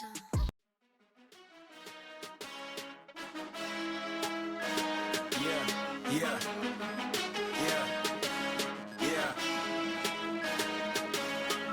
I get mine. You get yours. Who gon' ride? What you do it for? New design, new accord. Yeah, do or die. Yeah. Hey, look, everybody with it. Eyes super heavy, I'm moving steady right through the city, lifted. My foot up on the gas, get a better way, or watch you on the Michelin. Ties tied away, better ride that or you swimming with the fishes. Try not to get offended. My spaceship is coming, my base steady rumbling. I'm facing my drugs, so I spacing my problems. It's coming together, I'm pacing my steps, and it's so crazy. Our patience and time and work, yo, it's a fact I'm true to this shit. You can tell by the rap, I'm truly gifted. Look, no lie, I'm high. Perp smoke all in my eyes. I could barely see you through the shade. Who shade on my shine? You focus on my step. You moving backwards. I promise. You lose me in the process. Then I pop up on you like tie-dye. One side, my side. You ride it, you die. Choose wise. Shoot for the star. And I ain't missing 10% like my shoe size. Send me up. I'm here to stay. I play for keeps till I'm gone. They like what he on. I been in my zone, dog. And you should know that I get mine. Yeah, you get yours. Yeah, who gon' ride? What you do it for? Look, new design. New accord. Do or die, I'ma win the war, rest assured, I get mine, yeah, you get yours, yeah, who gon' ride, what you do it for, look, new design, new accord, do or die, I'ma win the war, rest assured, I'ma win the war, rest assured,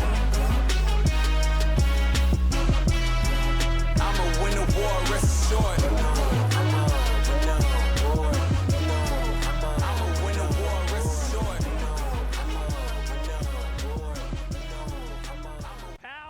A Grand Slam champions!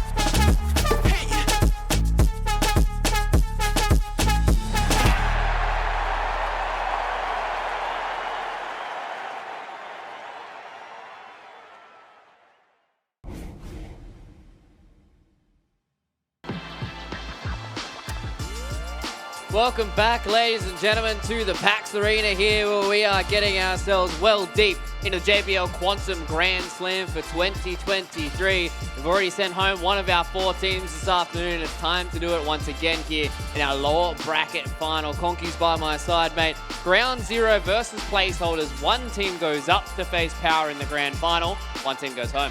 I was talking to the owner of Ground Zero a minute ago, Excel, and he was saying that he's actually feeling a little bit of the pressure with placeholders coming in, and I don't blame him, right? Coming in with a sub does make it a little bit awkward, but look, you know, they've still shown that they can actually go toe-to-toe with Power earlier in the day. Placeholders absolutely decimating Serrani, so I think it actually might be a pretty close matchup as we move into this one. Exactly, let's jump into this lower bracket final, ladies and gentlemen. I know everybody's super amped up after that break here at the PAX Arena stage.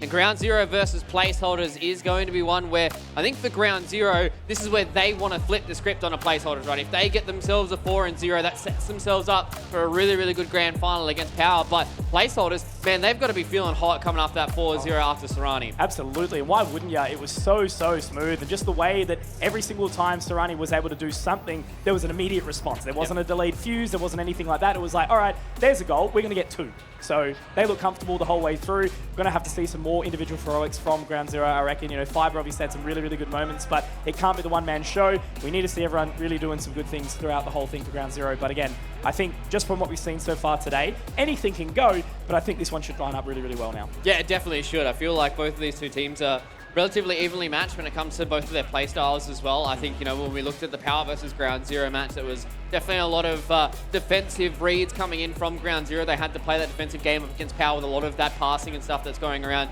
Whereas conversely here for placeholders, it feels like they've got that front 2 duo, right? They don't have that full 3-man attack that Power have been putting towards Ground Zero. So maybe Ground Zero, they're going to be, you know, off the back of playing up against Power, it's going to be a little bit easier for them in the defense to only have to defend 2 of those players that are going forward. Not saying that Vortex isn't going to be going for goals, but at the end of the day, it's all about the duos. Ladies and gentlemen, here in the PAX Arena, let's hear some noise for placeholders versus Ground Zero. Winner gets to play up against Power for the chance of being the champions of the JBL Quantum Grand Slam for 2023. And game number 1 well underway. Straight into the kickoff, and already we're starting to see some pressure being applied by the placeholders. But again, straight towards the middle. Vortex looking to send it nice and high and dry. Gus is there for the receival. Is it a repeat? Is it the same? I think I almost heard oh from the crowd just then. It really did feel like that kind of came out of nowhere. I think Gus just beat everybody to the ball right. Yeah. Just got a nice little glance off the top of his hood, and unfortunately there for Ground Zero, they just weren't able to defend that. I believe it was Baz that was the last line of defense and just got a little bit past him. And now placeholders, they set themselves up with a 1-goal advantage, but Ground Zero, they are more than happy to score a few goals themselves, so they're not going to count them out just yet. Yeah, absolutely. But what a statement to get started here, placeholders. You know, Ground Zero not wanting to be on the back foot early.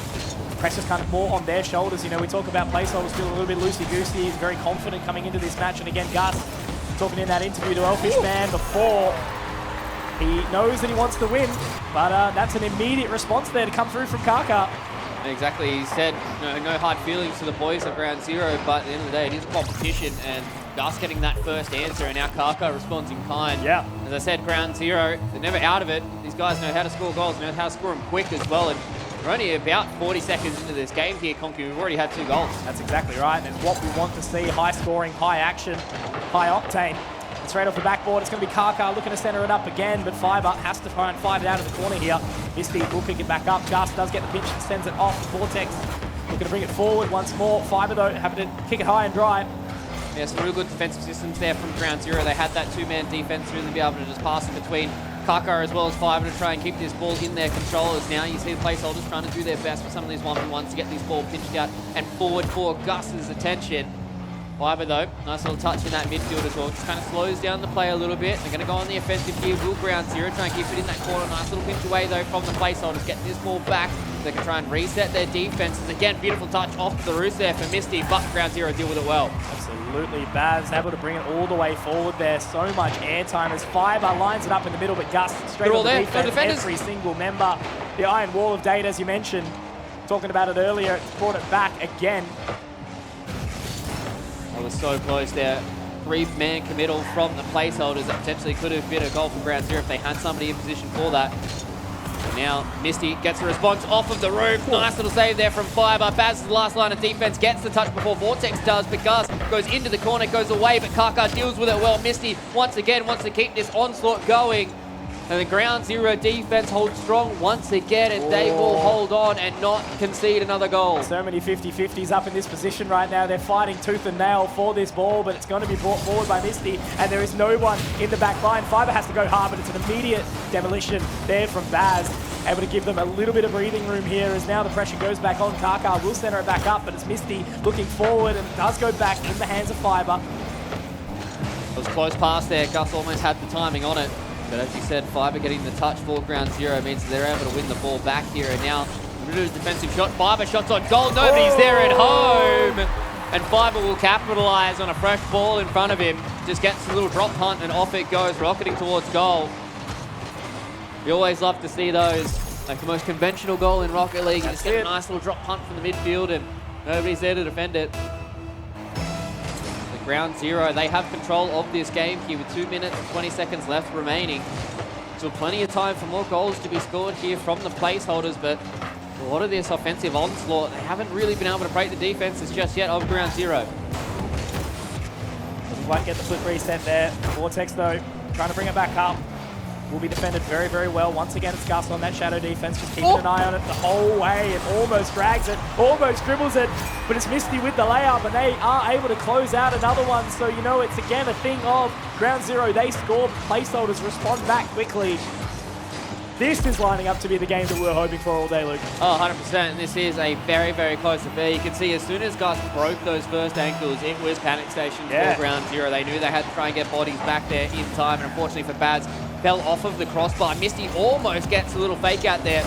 He's not able to beat these ground zero members. And so placeholders, they are putting the offense in. We'll see what this counter-attack's going to look like for ground zero. They've put in a whole lot of effort so far with Baz getting that ball forward, but Vort's able to get that towards Misty in that midfield. But Fiber once again pushing this defensive line forward means they want to try and get this counter-attack going, get this extra bit of offense going forward to try and get that 1-goal lead back. Bit of space. Baz though, waiting for it again. He will hold the dribble for a little bit, but it's Gus sending it forward. That centering ball. Fiber though will be able to at least get it into some extra clear space in that corner.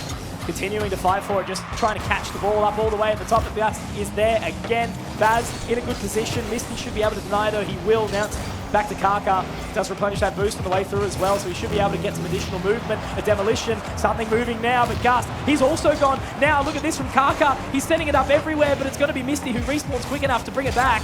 Yeah, he had no boost to go off of the roof there for Kaka. Did everything he needed to, and unfortunately Fiber loses the dribble there as well. So ground zero, they're putting an onslaught on themselves. Seeing if placeholders can hold strong in the last 40 seconds of this game to 1. Kaka gets across towards goal, almost double touch off that second wall. Doesn't get it going towards goal, and now with Fiber as well as Messi just butting heads on the ball here, they will stunt a lot of that momentum it did have. Gus gonna try his best. He gets a scoop off the corner, doesn't get the second touch to send it into goal. There's too many defenders around him for this individual effort to work out. You can see the placeholders, they want to try and have somebody back so they don't get scored in the last 10 seconds. Trying their best. Gus, Vortex holding on to it as long as they can. It looks like there is a little bit of a layup from Baz. There it is. And the crowd will roar as they hear for ground zero, pulling it forward in the dire straits of the game. 10 seconds left and they managed to make it work. It was such a deft touch from Baz as well. Completely broke the ankles of all of the defenders. They were hoping that would go towards the right-hand side of the post, but a nice little touch from the left bottom corner. And now with the demo, they need something special here for gotta hold it up placeholders to try and get themselves back to even to try and go towards overtime here. Missy goes up into the air. The ball hasn't touched the ground yet. Ground zero. The ball touches the ground. Fiber pops off as well, and they will have game 1 in the books. Very nicely done in the end from ground zero to keep their cool. These placeholders came out hot, Luke, right? Yeah, they were looking really, really strong at the very start. Again, you know, they're just keeping their eye on the prize as it sort of stands. But ultimately, there is some space left in this series, and you can see that the guys, the placeholders, are a little bit ejected there. Certainly not hurting by any means. You know, there's still plenty more in this best of 7, as always, but overall, that was a really, really good start from placeholders. Responded well from ground zero. Yeah, exactly. And that goes to show the reason why the Ground Zero are coming in the upper bracket, right? The reason why these guys are 7-0 is they've got all the composure in the world to be able to pull it back here and a lot of confidence as well. And unfortunately for Gus, that 100% land win rate is now out of the window. It's about 98%. Still pretty good. For Gus, it's still pretty good in comparison to a lot What of did he people. say? It's like I played some like offline thing and still won that. So, you know, Yeah. 100% strike rate so far. Definitely. So he's looking pretty good when it comes to those win rates. But yeah, as you said, you know, it's kind of the tenacity of Ground Zero to never go away, I think is the best thing, is they're constantly trying to just keep a lot of this forward pressure going against placeholders and just, you know, just knowing that a lot of their defensive efforts are going to be what's going to separate them from the placeholders. And it's at the point now where Ground Zero, they win the first map twice in a row here, so it seems like they are very good starters when it comes to a lot of their series as well. That's something they can pride themselves on for the rest of the day. I love Fiber. He's so fun to watch, eh? Just sitting and roar back every single time the team does something. That's the energy that you kind of need. But the thing is, you know, when you put up the big amounts of energy, you need to keep that consistent. And yeah, there's the roar as they win that big one. You can hear the crowd. Oh, clearly fan favorites as well. Like the amount of electricity in this arena. And of course, if you are just joining us, you know, make sure you actually do come down. You know, get off the stream, walk down to PAX. Pretty good place. Down to the PAX Arena. We're here all weekend, having a good time.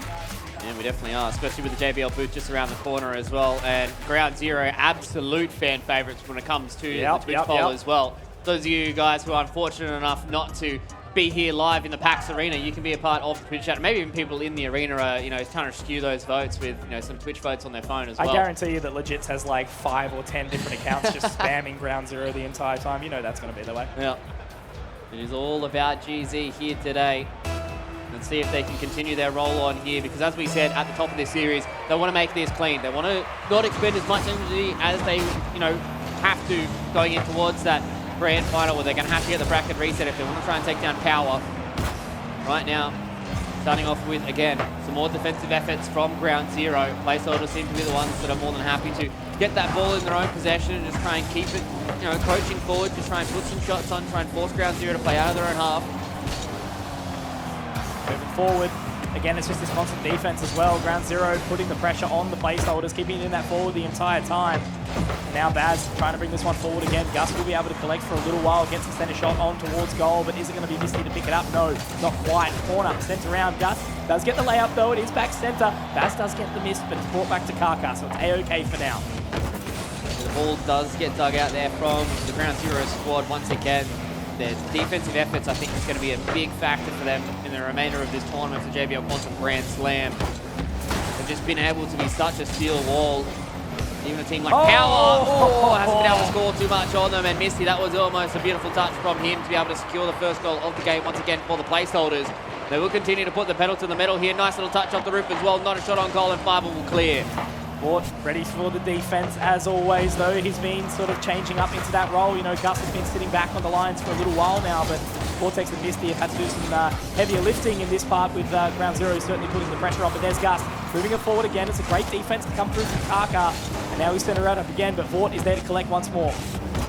Yeah, they're just continuing to keep this pressure, right? Gus is constantly being in their face. They're trying to dribble past some of these defenders for Ground Zero. I did hear a demo in the background, but Kaka! Oh no! You hate to see it. He tried his best. What happened?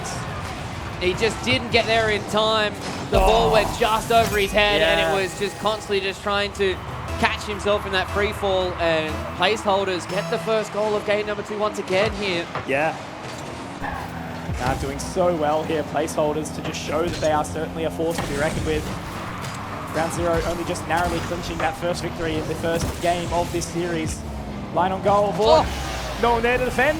Nobody home for Ground Zero. Yeah, it was a nifty little shot as well. It just had enough to drop off there, enough top spin to just drop down. You can see here a little spiral on the ball, and unfortunately there for Ground Zero, they just weren't set up for that one. And it's the way the cookie crumbles sometimes, and now placeholders off to a rip-roar of a start. They get themselves a 2-0 score lead. And Ground Zero, they're the ones that are going to have to pull this one back. They've got 3 minutes left to go, so we're almost about to hit the halfway mark here. But Conky haven't really had that many offensive positions to play with just yet. No, not at all. Wow, how the turntables.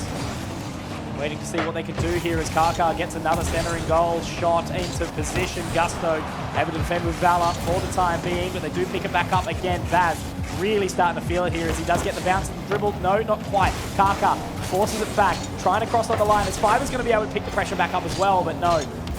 Placeholders still able to hold on for now. Yeah, now they get at the center there. He definitely would have loved to have seen that touch, missed his front part of his card. Maybe get that redirect going in. Now Port has to go all the way back here to try and defend off of the wall. Gets the ball cleared out, just trying to buy enough time for the rest of the defenders of placeholders coming. Kaka goes off the wall. Gus wins the fight there against Fiber, but they will keep the ball here in the offensive half for ground zero. They want to keep the pressure on here up against placeholders to see if they can hold on. Fiber does get the boost again, able to make it work for the time being. Oh, Gus holding on to it, the dribble, keeping it in his hands for as long as possible. Now Misty has to get the centering shot, but it's going to be Fiber to drive it forward. Kaka is there with him, but it's again Vortex, who has been a massive part of this defense for the placeholders for the entirety of this game. Yeah, Vortex really just putting a lot of pressure back onto any of these attackers, getting some bumps, getting some demos, and really just getting this ball in the right hands at the right time. Gus now goes off of the backboard, almost dunks it in as well. They will keep this offensive pressure on at ground zero. They need to hold on. 3-0 lead is not what they want here in game number 2. But they will get the counter attack, and Kaka, beautiful save once again, but the ball goes back in, and Baz closes the gap by 1. I thought he had that, tried to put the hand out, but unfortunately the span just not long enough. Look at him Fort, like a bug on the wall, but unfortunately he misses the mark and goes into the goal. Oh, that is unfortunate, but it means that ground zero has a chance back. You know, placeholders have held control of this map so far, the game, the entirety of the time. But ground zero have seen a bit of a weakness and they managed to capitalize on it. Yeah, ground zero, they never go away. They will constantly be in the fight no matter what. Pest. They will continue to hold on. That's the biggest thing is placeholders haven't been able to get out to like that 3-goal lead where it really starts to put the pressure on the enemy team. There's only 1 goal left remaining and only 1 minute left remaining here. Conky still is anybody's game. For sure. As it gets the center shot. Fiber can't quite hit it, but it's not going to matter too much as it does bounce off that backboard. Now Vortex trying to pick it up for again a centering line. Baz is there, but so is Fiber. Now Fiber going to get a little bit of a dribble up. Actually goes, oh my god, the redirection from Gus. Able to hold on to that. He is just an absolute menace. You're just being able to get touches, forcing any reads, have to come out here of ground zero, and you can see with only 30 seconds left to go, placeholders, they're more than happy to just keep sending this ball back towards the offensive half. That's a nice little shot on there from Misty, but good touch from Fiber to be able to shut that down for them.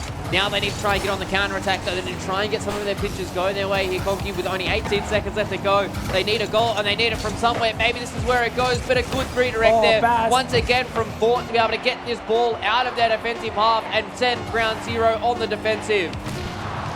Holding. 4. Can he do it? It doesn't look like it. It's going to be held on. They can keep the ball up there for as long as possible. We've seen maybe some moves, but no. They're going to dunk it down straight onto that floor. That'll be game number 2 done, and placeholders make it 1-1. Good start here from the lower bracket guns in placeholders.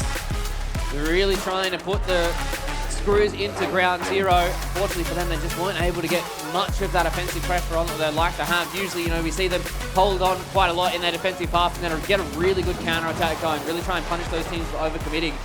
But placeholders, they just haven't allowed them to do that. It was just constant pressure. Basically, every single time this ball got over the halfway mark, it felt like it was either Vortex or Gus were just hitting that ball back into their defensive half and just making ground zero having to turn tail and try and dig that ball out once again. Yeah, absolutely.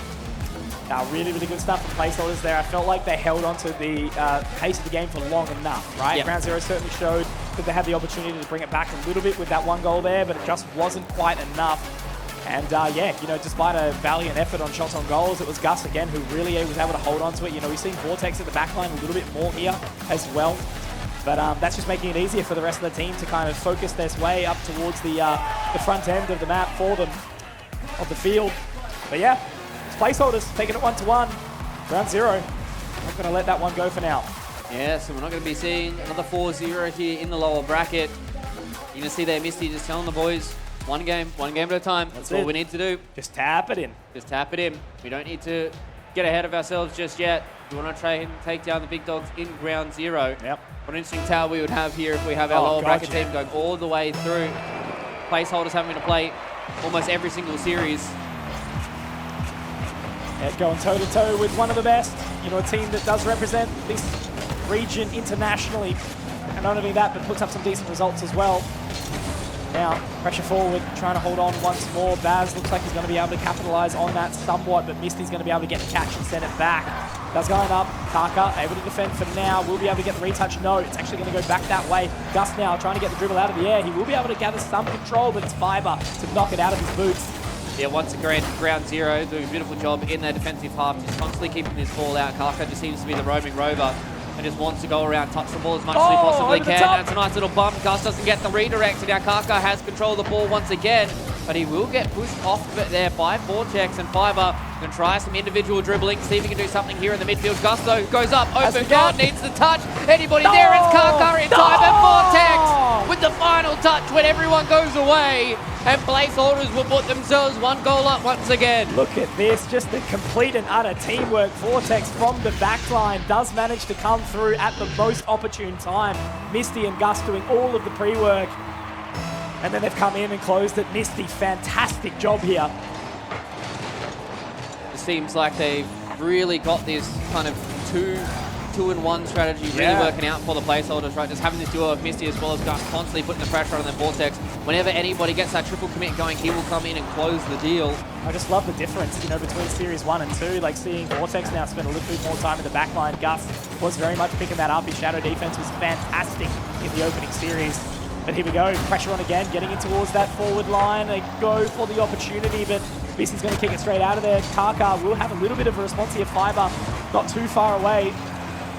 He almost got up and under that ball there. He almost got the scoop over the top to try and get the dribble away and break some ankles, but the placeholders hold on just for long enough, and now ground zero will be able to get that ball coming back towards their way. Placeholders still have to hold on when it comes to the defense. Misty, nice little chip away there towards the midfield, but Fiber goes up over the air, and Vortex is there in time to pull the ball out. Yeah.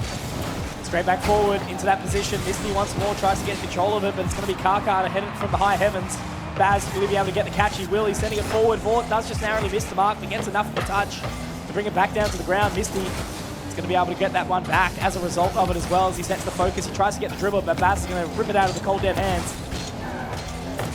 Very hard to try and get these individual aerial dribbles going. There was a demolition. I'm not quite sure which team is lacking the member right now, and it seems like it was ground zero because placeholders capitalized once again here. They are really putting the foot down onto ground zero. So that demo, you can see Kaka just respawned and he didn't have the time to get anywhere close to goal. And as soon as Baz got his ankles broken, that was it.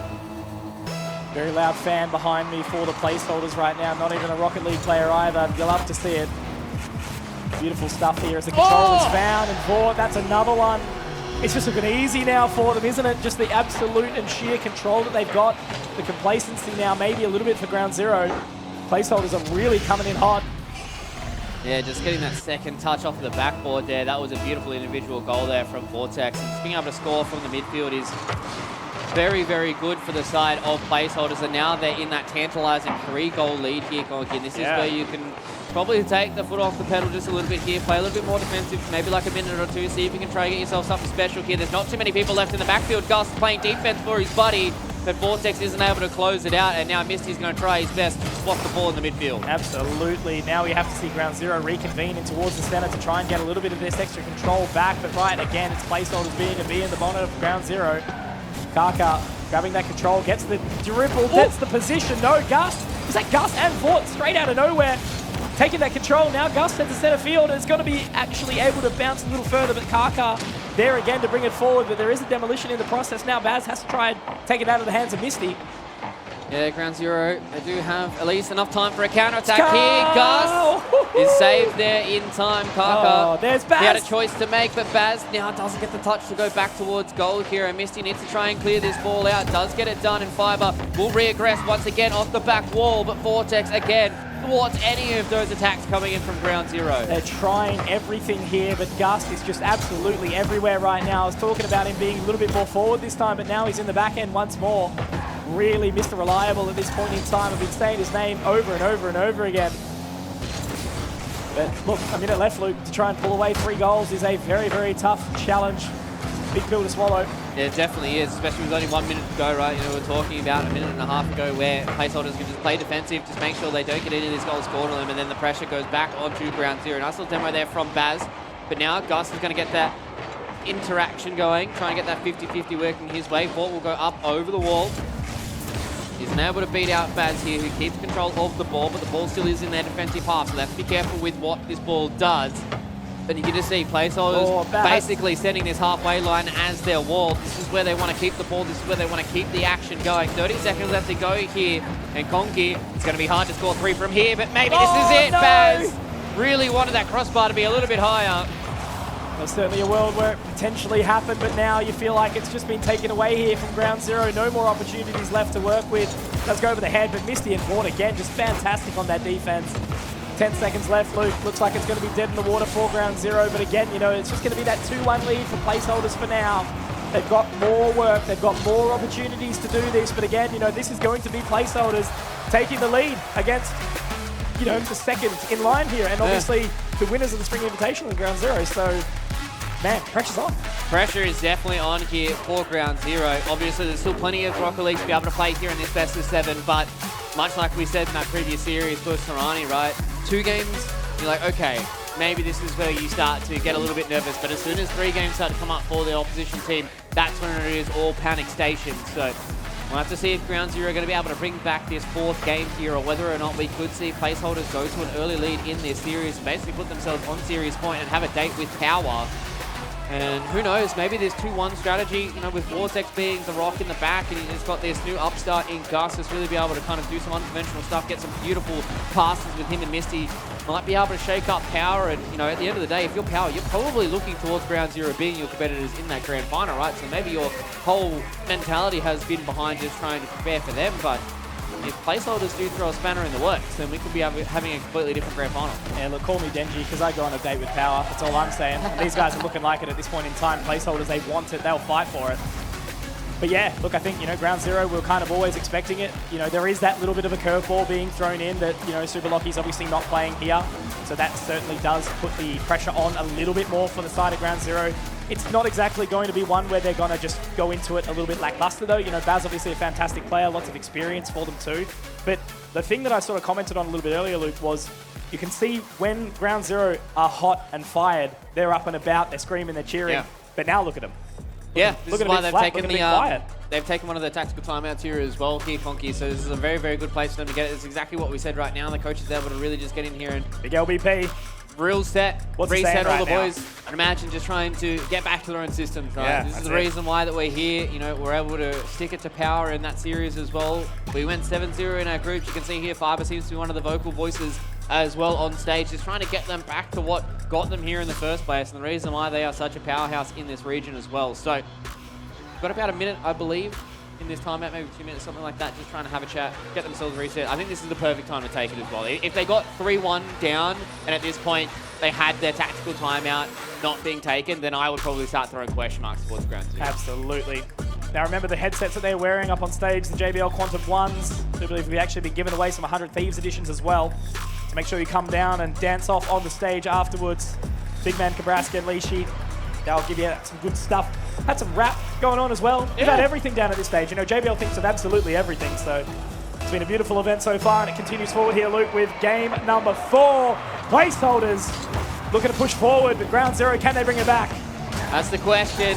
See if they're looking hot and fresh after this timeout here, where you really want to try and get everything out of your coach, really trying to get everything out of this mental reset for ground zero. Starting out here with a little bit of pressure going towards the way of the placeholders. They want to try and get themselves one of these early goals so they can fall back to that defensive style. Baz will get the pass up into the air here for Kakai. Isn't on goal just yet, almost gets the duck dive there from the backboard, but nice little touch there from Fiber. Isn't on goal once again, but still keeping the ball in placeholders half is exactly what they want. Absolutely.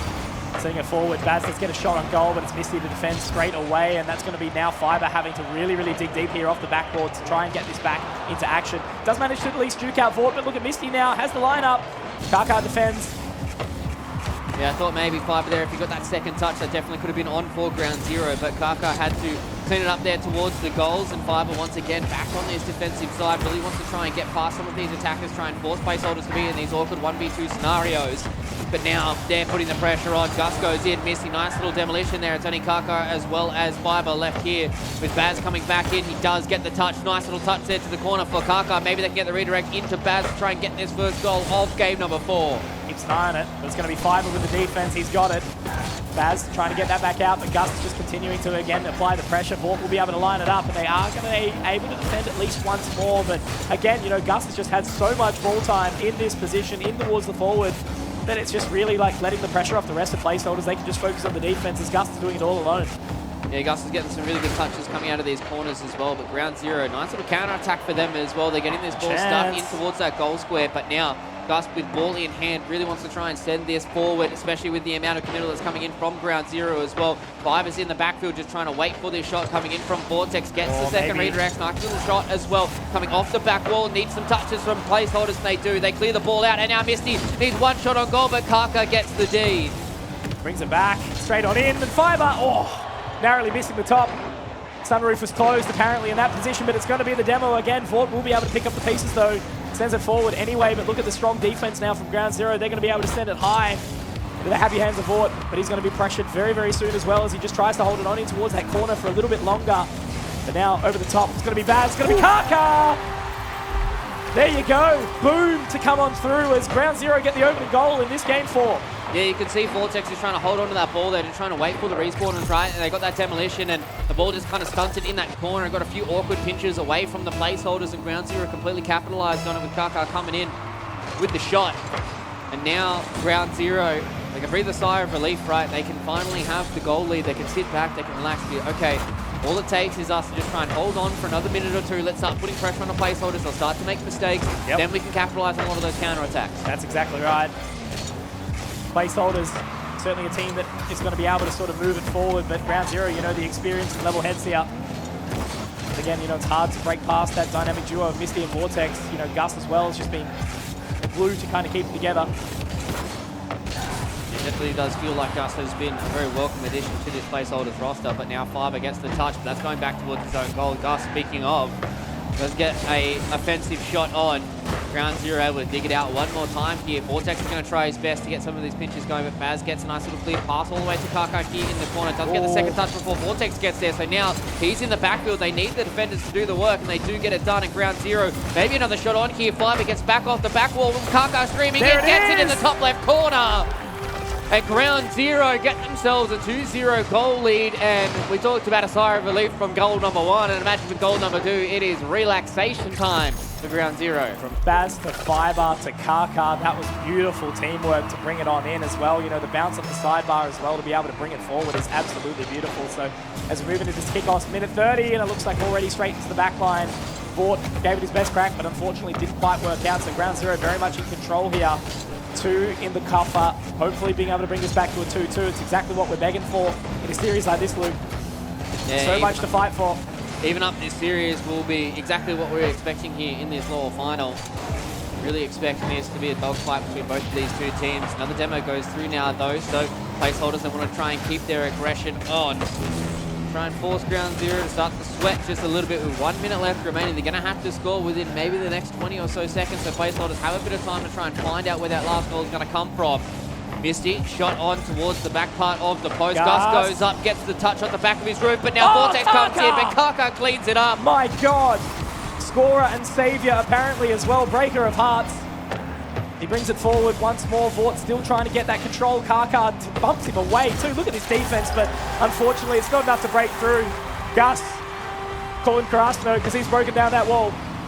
Definitely does feel like that Fiver was kind of stuck on the wall here. He wanted to try and see if the ball would go up and over his car so he can knock it back in, but unfortunately for him, Gus was just in the right place at the right time for that drop of the ball. And now placeholders are within 1. They've got 30 seconds to do it here, Conky. It's going to be a hard task for them. All it takes is Ground Zero to just hold this ball for as long as they possibly can. Ball starting going towards Ground Zero's goal here. So Gus, once again, a nice little touch from him. Missy's going to send it up into the corner. Need a nice little touch again for the Ground Zero team to try and get this ball all cleared out. Baz is going to go forward, maybe try and make this another 2-goal lead once again. With 8 seconds as they go, they need something special here for the placeholders to try and get this last second goal. The ball will go up in the air, it's going to drop into the midfield, and with 1 second left they go. Missy with a shot on, but it's Baz who will clear that ball out. And the placeholders will go down in this game number 4, and Ground Zero even it up. Tactical timeout doing its magic. Yeah, absolutely. Clearly having a chat. But again, you can't even see it. They're not overly hyped. They still felt the strain in that one, Ground Zero. They don't feel excitement. It's more of a sigh of relief almost at that point in time. Need to fire up. Need to show what that life that they've got there. And there's obviously some really, really strong words coming out from Fiverr there. Placeholders, you know, they're just happy to sort of be here at this point in time. They obviously had a really, really good run as they started into it. But yeah, overall, it's 2-2. Anything can kind of happen from here. This is really the crux of the competition at this point in these best of sevens, right? You know, the fact that we go to game 5, even up, heaps more to go. Exactly. It's basically now just best of 3, right? So you can see that's the reason why, you know, Ground Zero are able to just get themselves through that game number 4 there. And now they know that there's still plenty of stuff to go, plenty of Rocket League to play before they can close this one out. 2 more games is what they need to do here for Ground Zero or placeholders. And there's a lot of energy being expended in this series. Both these two teams gone through, right? They're getting amped, they're getting excited, they're getting stressed when it comes to a lot of these games as well. So if you're Power, you're definitely licking your lips because you're like, these two teams are battering each other, and whoever has to go up against us has to beat us in 2 best of 7. Exactly. Yeah, Power just sort of sitting back on, look at these guys using all their energy. And we just have to rock up. But look, yeah, I think, you know, Power is certainly a team that can be considered mortal. They are obviously really, really strong inside the region. They're looking to get that back-to-back win as well. But here we go. As the Cherry Blossoms fly, we look for game number 5 here. Very, very exciting series per se. It's the most competitive one basically that we've had so far. You know, Ground Zero did put the pressure on a little bit against Power, but it was a 4-1, and it was 4-0. Let's see how this one goes from here. Yeah, guaranteed to go deeper than we have throughout the entirety of the JBL Quantum Grand Slam for 2023. And now, the early aggression from Ground Zero. Once again, that's what was able to get them through that game number 4. A lot of early aggression, get a goal early on, play a bit defensive, burn a bit of this clock down. Nice shot there from Kaka. As you said, Fort, beautiful save. Really nicely done. Perfect timing again, just straight into the corner as well. Just from the crossbar, but again, it's Gus that's trying to center it up here. Misty is on the side, but is it going to be Fort? Not quite bad. Great save up on the top, but it's still Fort that's trying to dunk it down. Doesn't quite work out for him though, as Gus does replenish that boost. And now he tries to push it forward. He's still keeping an eye on the prize here. Lines it up, sends it straight down, but Fiverr will be there to defend as well. Yeah, a bit of thumb touch there from Gus, just doesn't have the right angle on it in Ground Zero. They're holding on to his onslaught once again here. Placeholder seems like they don't want to go away, but beautiful demo there from Fiverr, releasing a bit of that pressure. But Fort's going to come in, wants to try and get the touch. Fiverr beats him to it, and Gus will keep this ball in the corner. So Ground Zero, they're just trying to dig this ball out. They finally get an opportunity to try and counter-attack here, but Fort will stop it on the halfway mark. Oh, thankfully Fiverr breaks forward. It's the first time we've actually seen it inside their center in the front line for Ground Zero. And they take that opportunity. I think that was like a minute 20 of defense for 10 seconds of offense where they scored the goal. Beautiful stuff there from Ground Zero.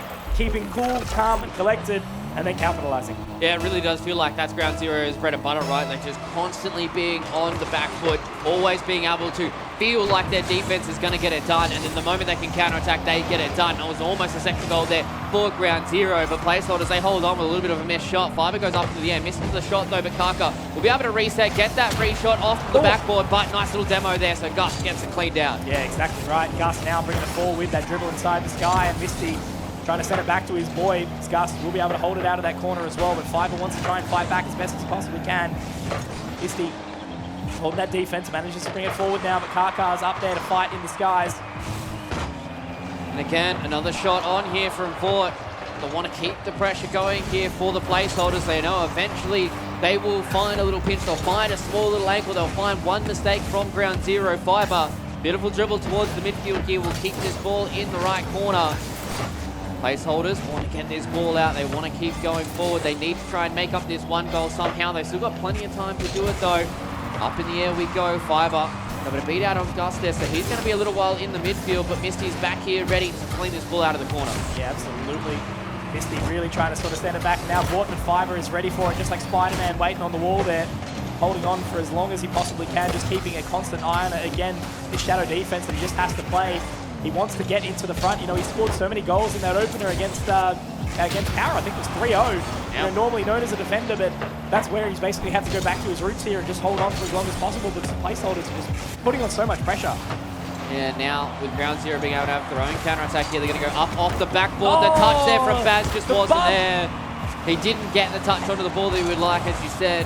Nifty little bump from the placeholders to be able to fall back from that. Definitely could have been a 2-0 lead for Ground Zero.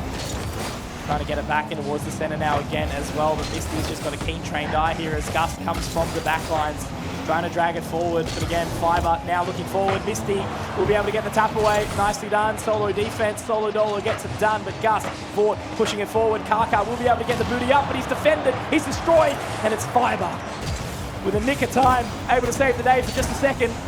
Really needed that for Ground Zero. They needed somebody to come and be their saviour, and it looks like it was Fiverr for that one, caught off of the backboard. But now they don't have too many people back there. It's a 2 versus 1 here for Gus. He does get the touch, but a nice little glance on the car for Kaka means they can then slow this ball down in the midfield, and Vort is going to get a nice little touch. Wants to get the pass towards Gus, beats one defender, looks for the second, gets it done. The second touch wasn't on goal though, and Kaka will be able to clean this ball out. So we may be looking towards a 1-0 scoreline here, Kev. My God. Moving it back, trying to get into this position as best as possible. Kaka taps it down, but it's going to be Misty to send it back, trying to move it as best as he possibly can. Fiverr trying to control the ball, does at least manage to get past a little bit further forward here. Oh! And there's Baz, out of the side, straight down the guts of it, and there is another score for Ground Zero here, 2-0. Finally, they've got some life breathed back into themselves. They're feeling themselves again. Because, man, placeholders were snapping at their heels. I think everybody can take a breath now, because everybody was holding their breath for those 3 or 4 minutes where there was not much going for either one of these two teams, and Ground Zero now with a 2-goal lead. And Conky, this is looking like Ground Zero really being able to get back to their roots, get those carry pans rolling. The JBL Quantum Grand Slam Grand Final might be the place they find themselves once again.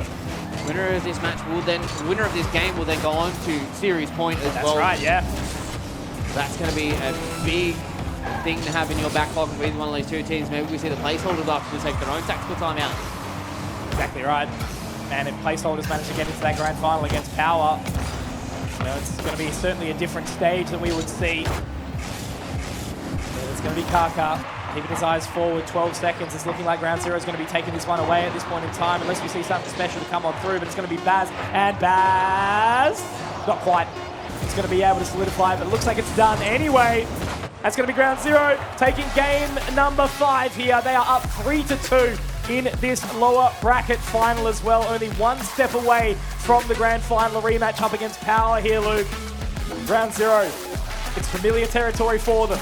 They did the bracket reset last year, and now as they're doing it again, hopefully they can find their way forward. But yeah, Power, look, they're sitting in the crowd right now. They've been watching, having an eye. They are sitting back with bated breath to see whether or not one of these two teams is going to send it to a 7th, or whether or not we're going to be seeing Ground Zero go back into that grand final, have their rematch against Power. They've got a long road ahead of them if they want to hoist that trophy at the end of the day though, Conky. They're getting themselves nice and amped up. You can see there all the boys are getting very, very excited here. Kaka seems to be the cool, calm, collected one, whereas Baz and Fiverr are just absolutely popping off in the middle of the stage. And they are just getting the work done. 2-0 scoreline here for them is exactly what they needed. Placeholders though, they need something. They need to try and find a way to crack this defense coming in from Ground Zero. They're throwing a lot at them. Yeah. It's not like they didn't have opportunities. It just felt like the Ground Zero was saving everything. Exactly right. It just seems like Ground Zero has that little bit extra to sort of throw in, and that's when they're feeling comfortable, right? We talk about it. When they're fired up, they're bloody fired up, and it looks like that Fiverr's able to kind of get the boys moving again, as you would love to see. Coach LBP as well, also really giving the goods in there for the boys too. You know, again, this is an experienced team. This is a team that plays internationally, has played up against some really, really crazy teams as well. And also, you know, being able to get it done. But this is what you talk about, Luke. This time out. Placeholders calling it. Yeah, it's basically the only place that they can do it, right? You know, they were 2-1 up. Didn't really want to call it for themselves. Now it's back to 2-2. And we're sitting at a point here where placeholders, I want to try and talk about this. I want to try and talk about this next game because it is do or die for them. They know that they've got it in them to be able to beat Ground Zero. They know that, but it just seems like these last couple of games that Ground Zero have really been able to find their defensive patterns that really do work out up against the placeholders. They just need that one goal. I think if they open up in this game number 6, if they get the opening goal, I definitely feel like that's a lot of confidence they need to take this one down. Absolutely. Again, Ground Zero only needing one more game inside this best of 7 to make their way back into the grand final. They will get a little bit of a rest, a little bit of a break, time for some recovery before we go into the grand final. And again, make sure you do come on down to the PAX Arena down in the JBL spot. And that could be you, the head, sipping the ramen. Giving away some ramen. That'd be nice if I could get my hands on that. Hey, maybe, Anyway, maybe there's some in that claw machine, you never know. hopefully there could be some around the arena for us today. But anyways, we're into game number 6 here, Conky. Placeholders versus Ground Zero. If Ground Zero win this, it could be all over Red Rover. Vought almost gets the opener here, and it's Gus who gets the opener for Placeholders. What did you say? That's what they needed. What did you say? They needed that straight out the bat there to try and get this momentum back. It was the pause, it was the timeout that they needed a little bit of a chance to chat, listening to the coach. What do we need to do? And Placeholders get straight in out of the kickoff. Yeah, getting in there. There was basically 2 or 3 shots on goal in the opening couple of 15 seconds, and Placeholders, eventually one of them did go in, and that was Gus at that point, and Ground Zero. Now with 1 goal behind, Placeholders can continue to keep this offensive pressure on, and Misty in the backlines here is getting another pass going. Kaka finally gets to clear it out of the goals, and Ground Zero looking to try and get their own counter-attack going here, but Gus, he's like a rabid dog. It seems like he's always in the face of these Ground Zero members, always wants to be touching the ball as much as possible, but nice little demo there from Ground Zero to be able to get this ball clear. Oh my God, Fiber as well, just able to defend it nice enough where he does bring it back forward down to Baz. Baz has a keen eye on the prize. He's going to be able to defend as well, bumping it up just in time, just enough. It's Gus, just off the side, so he can't quite connect, can't quite collect as they bring it down forward as well on the way, but it's Gus! How's he done this? He's all across the entire field. He got the dog in him right now. That was a nice save there from Gus. For the final moment, that definitely was a goal for Ground Zero if he didn't get that save. But Vought, again, another demo. So Ground Zero playing with 1 man down. They have to wait these next couple of seconds till the respawn comes back in. Five are now rejoining the fray. They're going to have a nice little shot from Vought. They're just constantly keeping the pressure here on the Ground Zero, who have to deal with this offensive pressure, but also try and score their own goal. Vought, once again, off the backboard, looks to try and get this deep into the goal off Ground Zero. Gus up into the air over a few more of these defenders. The fadeaway. But Misty hasn't been able to get in there to get the extra touch. Vought off the backboard, doesn't have the boost to get the touch, and they will clear it out with Ground Zero. I'm just waiting for this guy Gus to be in the background. You know, the second it goes up, the second it's a high shot, you always sort of feel like he's going to be coming in to dunk. But overall, it is going to be control given back to the Placeholders as now they try to take it forward again up into the grill of Ground Zero. But unfortunately, there will be nothing medium rare on there for the time being. They're just trying to find some of these angles to score some of these goals here for Ground Zero, and that was almost a deft little touch from Kaka to get the first goal for Ground Zero, to try and pull this back to even. But Placeholders, they hold on, they get a few more of these extra touches, they get a few more of this extra pressure going forward. And Ground Zero goes starting to choke out the Placeholders here. They're really starting to put the pressure on them when it comes to their own offensive attacks. Now Baz gets the triple touch, but doesn't get the goal off the back of it, and Placeholders will force this out into the corner, but still the pressure's on. Yeah, he's still continuing forward, isn't he? You know, such great ball control from Baz, but unfortunately it doesn't go quite his way on that defense. It's really still strong for the Placeholders. They very much have the pace of this game so far. But as they move forward, Fiber tries to get up back as possible. But it's still, again, it's just this constant game of push and pull, cat and mouse. Nobody really kind of driving it forward as best as they possibly can. Yeah, it just feels like everybody has an answer for anything that's going forward. Nobody's been able to find that small little advantage just yet.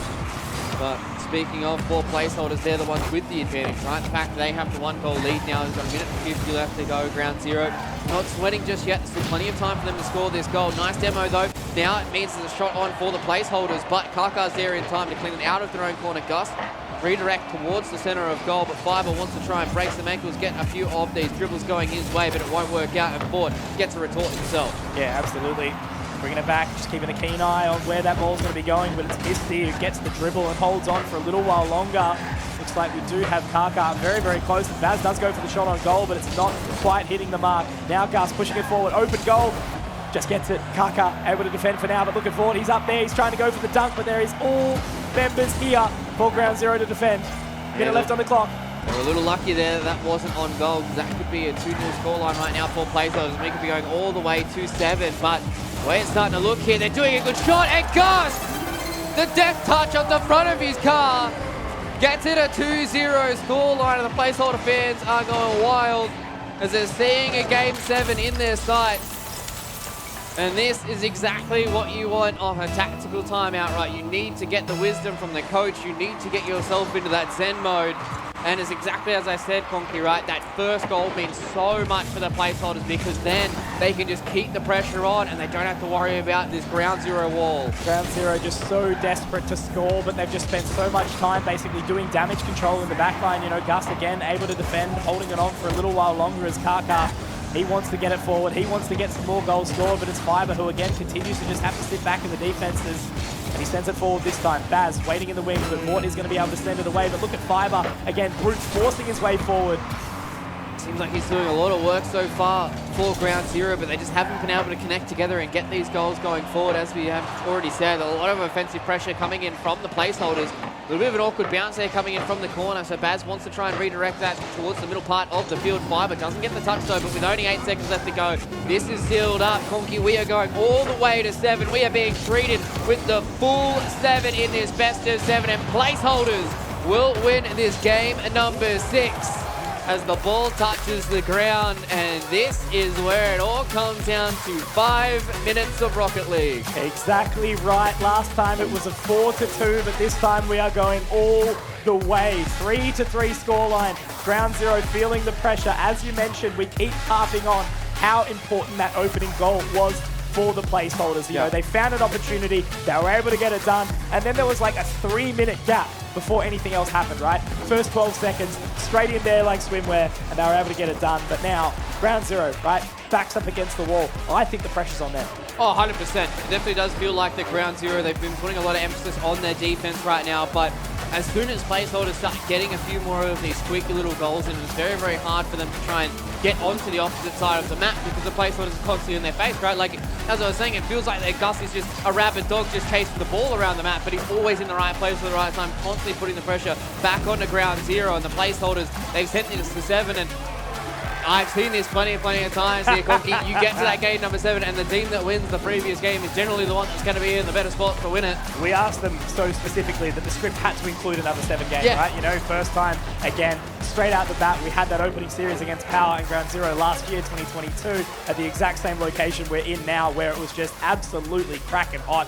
And then Power clearly, you know, recharged in the afternoon. Clearly, again, afternoon players, afternoon gamers, and we're able to just decimate 4-0. So all I'm knowing is here, you know, Power is probably sitting here watching. Again, they have been for the entirety of the day, going, geez, these guys, placeholders, going to be running through that lower bracket gauntlet and bringing it up to us. Yeah, they definitely can be, and this is going to be a good confidence boost for them if they're able to take down ground zero. You can see Gus, he's starting to feel it. It's those game 7 nerves, right? You know, you're on stage the first time, you breeze through your first series, and now it's the nitty gritty. It is one game of Rocket League, Conky. That is all that separates him from being second, going into a grand final up against Power, or finishing here in 3rd. He's done East Conference, he's done West Conference, he's all the way into it now, you know. Game 7 player, this is the time where it is really ready to shine. But yeah, look, as we sort of, you know, got told before this event, right, Gus, someone who finally got given that opportunity, and he has been delivering above it. So yeah, this is a really, really hot series, and it's absolutely packed down here as well at this point in time. So if you guys aren't here already, make sure you get down here. It's not just the claw machine, it's also JBL Quantum Grand Slam game number 7. Let's see what it's going.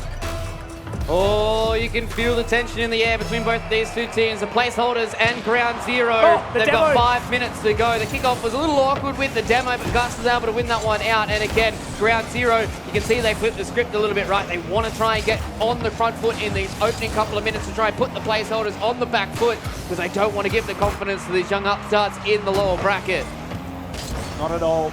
Don't want to give it to them. You need the level heads. You need that experience of ground zero. That's what they're saying. They want to get it done, even with a sub. They want to make it work, and I think they can. But again, they're going to have to overwhelm a very, very momentous placeholders here. But there's not really much action happening so far. It's been very, very center ball for the time being, trying to get a little bit of further control down towards the forwards. Yeah, Kaka did a really good job of just getting this ball back in their offensive half.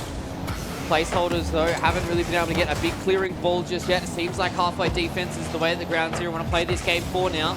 Continuing to put the pressure on. Kaka goes. First shot on goal, saved though by the placeholders. I believe that was Gus there, being able to chime through to be able to get that ball going out. And now Kaka wants to go back in once again. He beats onto Gus, but there's Memphis there off the side post, and Gus will clear it back to the corner. Man, this guy is just everywhere, barking, not all bite. This man, he is looking for it hard, but he can't quite connect every single step of the way. He needs the rest of the team to stand up with him as well, because Ground Zero, they're putting the pressure on. Look at this. Shaking, quaking, waiting to see what placeholders are going to be doing here. And as it lines up, Fort gives it a crack, but Kaka is going to be able to get it out of there, and he gets the ball straight back into the hands. But look at Gus. He is here once more. It really does feel like placeholders. As soon as they get that ball in the offensive half, they are just all go, go, go. They love overcommitting. They love trying to get as many members as they can in front of goal. Put the pressure back onto Ground Zero. Ball back here off the corner has just lost a whole lot of its speed here, so we're just going to wait until some of these passes go forward. Misty, though, goes directly downfield. Wants to try and get these Ground Zero members, trying to overcommit to some of these defensive plays. See if they can get around them, see if they can dribble past them. But Baz, nice little wall there up in the midfield, goes up in the air, stunts the ball as well. And Ground Zero just holding this ball in their own corner, waiting for Fiver to clear this out. They're seeing if maybe some of these 1v1s can open something out. A bit lucky there from Ford to be able to bounce off the roof onto the back part of his car. Gus goes in for the pinch, but doesn't get it going his way. Man, oh man, you know, it's the final game of the series, and all of a sudden there hasn't been any scoring.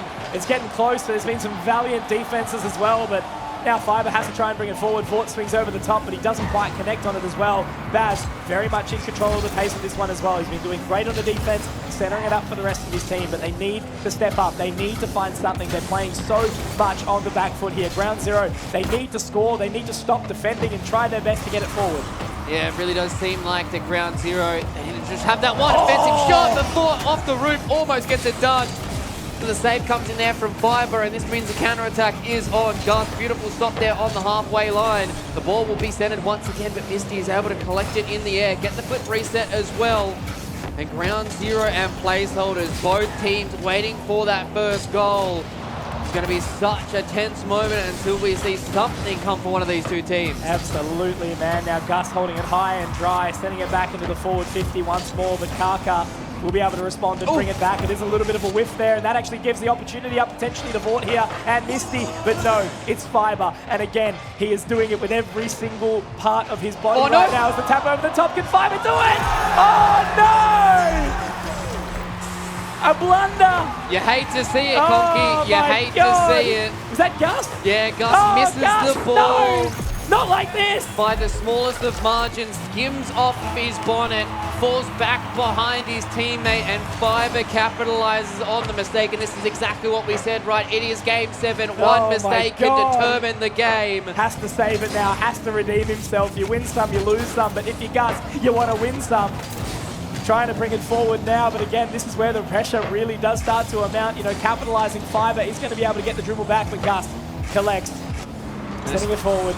Especially because so much of this time got burned before that first goal went down. There's only a minute and 10 seconds left to go, but Misty goes up, misses the ball, but Gus, the man that's trying to redeem himself, see if he can get himself back into Rocket League heaven, gets the shot and it goes in! The top right corner for placeholders, and we're back to even!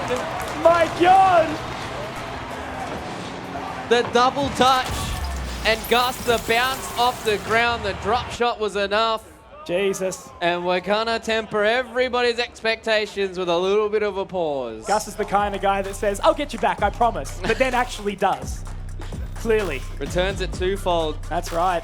That was a great solo effort there coming in from Gus to really be able to make up for a small mistake that he made only a few moments beforehand. Now we're at 1-1 here, Conky. I believe we got the 1 minute warning as well.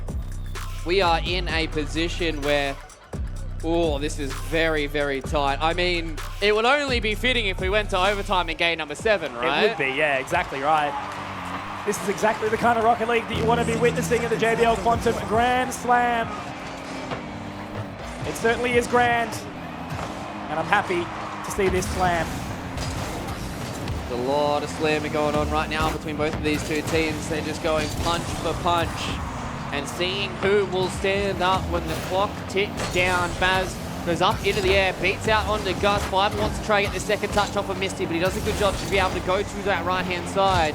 And now Baz, again, just having this forward defense and trying to stop any of this attack coming in from the placeholders, but it is a nice touch from Fort. Put the pressure back onto Ground Zero, who loves to slow this ball down, and now Fiber with a bit of a solo effort himself, centering ball for Baz. He shoots into the corner, but it's Misty with the save, but Kaka's still here. Can he bring it down? It's going to be so awkward here. Fiber from the back, no! Misty with the side swipe, here we go. 10 seconds, all to work for, all to play for. And Misty will take it forward with 7 seconds left on the clock. What an animal! You can see Gus there. He had to pull out of that final shot. The shot was on goal from Misty with the counter-attack shot. And if you are ground zero, you are oh so dejected. There was so many moments that you had the shots on, and there's 4 seconds to stay in the JBL Quantum Grand Slam. The ball goes up in the air. The placeholder fans are holding their breath, and it will touch the ground. It does! There it is! And placeholders will go into the grand final and play up against Power. Gus keeps his series win alive on land, not losing, but ground zero in the final couple of moments. Misty with a straight shot finishes it off. And what a series we had here, Conky. Oh my God. If this is anything like the grand final, we're in for such a banger day. I might have to become a Rocket League caster now. This game's pretty good, I reckon. It's very, not very bad. fun, It's not right? bad. My, oh my. You can just see the way it's going and what it means to these guys as well, you know, just getting it done up on the stage. Again, look, you know, it is a little bit bittersweet for ground zero here, losing one of their best players. Obviously, they had a really good run throughout the course of the year, core 3 since the start of 2023, but ultimately was super lucky having to take the knee for this event. Baz comes in and look, he does his best. He did a really, really cracker job, but I think it really does go down to how well we saw Gus perform in that one. I think, you know, Misty and Vortex, you expect the level of consistency from them, the experience they've shared together, but just the way that they were able to deliver that there, yeah, it's beautiful. And I think Gus so far, unless we see something incredible from Power, he's the MVP of the day so far. 100%. Gus is definitely the front runner when it comes to the MVP for today for the JBL Quantum Grand Slam. And what a sick series from placeholders to be able to get themselves into the grand final. And you know, coming into this event, obviously we've got our power rankings from a lot of the people coming into the Rocket League community. They put ground zero and Power definitely at the top. But placeholders, man, they're just being the upstarts in the lower bracket. And as I said, if there's ever going to be a fairy tale where you can come from the lower bracket and win a grand final, you basically have to start from as far back as possible, so the story's as long as possible, right? Yeah. And placeholders, they're doing it the right way here. They went to all 7 against ground zero. They did that at the dying moments as well, Conky. That's the biggest thing for me. They got that final goal. It was 1-1. You're probably already mentally going in towards overtime at that point. And then Misty just hits that counter shot. And then off you go. And then basically the cheers going, the crowd's going wild for placeholders. Well, how quickly that game turns around, right? It was like 1:20 left on the clock before we saw absolutely anything. Yep. Gus accidental fumble, gets the response back with a minute left. And then to have this absolutely clinch run right at the very end there, you know, not even needing to do it. It's Misty from the back line, and yeah, Jesus, it's just, what a game of Rocket League we've seen. Yeah, that was a sick ending to such a sick series that we had here between these two teams. And commiserations go over towards ground zero as well. Not being able to get the tournament run that they would hoped for here. Obviously would have loved to have gone into that grand final for the rematch up against Power, but at the end of the day, placeholders got it done. And, you know, as you said, off the back of somebody like Gus, who's been an absolute freak throughout the entirety of all these series. This guy is an absolute monster when it comes to playing on land. And who knows? Maybe at the end of the day, this could, you know, rocket not only this team, but even, you know, players across into, you know, up bigger and better things when it comes to, you know, the International Rocket League tournament. And these guys are, I mean, they've got a special place in my heart. Yeah, I feel like every single time that I jump into an esports tournament, you get, you know, an underdog to be able to make a run like this. I'm super excited. So let's go and have a look at the bracket, ladies and gentlemen. JBL Quantum Grand Slam. We've already got 2 series under our belts, actually 3 series under our belts now. We've only got 1 left remaining here, Conky. It feels like this day has gone so fast. And now, Power versus the placeholders. Unfortunately for ground zero, they just weren't able to get that magical 4 number in those series. And placeholders 4-0, 4-3. Now have to try and get a full bracket reset against Power though, Conky. It's going to be a rough task. Yeah, but to be able to keep that momentum behind you, you know, some teams, obviously, they love the break, they love the additional time to rest, recover, and watch forward. Other teams, they want that fight. They want that momentum to come out of the lower bracket, right? So to do it from the lower semi-finals, Surani was no competitor at all in them, you know, the way that they were doing it, and then to beat out ground zero again, you know, massive stuff. So I think an awesome boost for placeholders here. I think they're definitely going to be happy with that. So awesome result from them, and yeah, hopefully they can keep on taking it, because as you mentioned, underdog story, Cinderella story, Cindy's out the back, so that's what we can expect, right? Exactly, but this, you know, on the other side of the coin, it's a lot of energy they've had to expend throughout the entirety of today. Maybe the hype can start to roll them towards the grand final. That is the real question. Hopefully some of those questions get answered by Mr. Elfish Guy on stage, because I believe he has the winners standing by. I have the winner again, and I have the man of the moment, I guess, Gus, once again for the interview. It seems like you keep getting thrown under the bus to do the interview. I mean, what's going on with your teammates? Why aren't they doing the interview? Are they scared of me, or is it just getting you up for a bit of fun? I don't know. I think they're just scared. They just wanted to get me up. So yeah. All right, well, we might have to get one of them for the pre-match interview. I got the eyes locked in. We'll see which one's going to make it to that pre-grand final interview. But we'll talk about, obviously, that last game. A really tense one, obviously, goes all the way to 7. I honestly was looking at that in particular in Game 3. You guys went up 3-0. It looked like you really had a bit of momentum there, but things kind of slowed down. So how are you guys dealing with that? How are you kind of talking amongst yourself? What's the conversations going like when you're down a couple of games in a row against a team like Ground Zero? I mean, it's extremely hard to keep good mental against a team like that, but the boys are here. They're always putting my chin up, and yeah, I just don't get mad anymore. So yeah. And I think you're certainly the individual that seems to have come away with a couple of those clutch plays. I don't know if you heard the casters just then saying, you know, maybe you're on the shortlist for MVP at the moment for the tournament. How are you feeling about that title? You reckon you can claim that in the grand final? I hope so. I think I will. We'll have to wait and see. I'm very confident coming into the next series, so yeah. Interesting to hear. Obviously, Power, do you rank them a little bit higher than Ground Zero? Do you think that's going to be a tougher game? Yes, 100%. 100%. All right, and are you going to win? I think, yeah. Full confidence, yes. Full confidence, great to hear it. Of course, we've got the grand final coming up in just a moment. Don't go too far away. We'll be back right after this.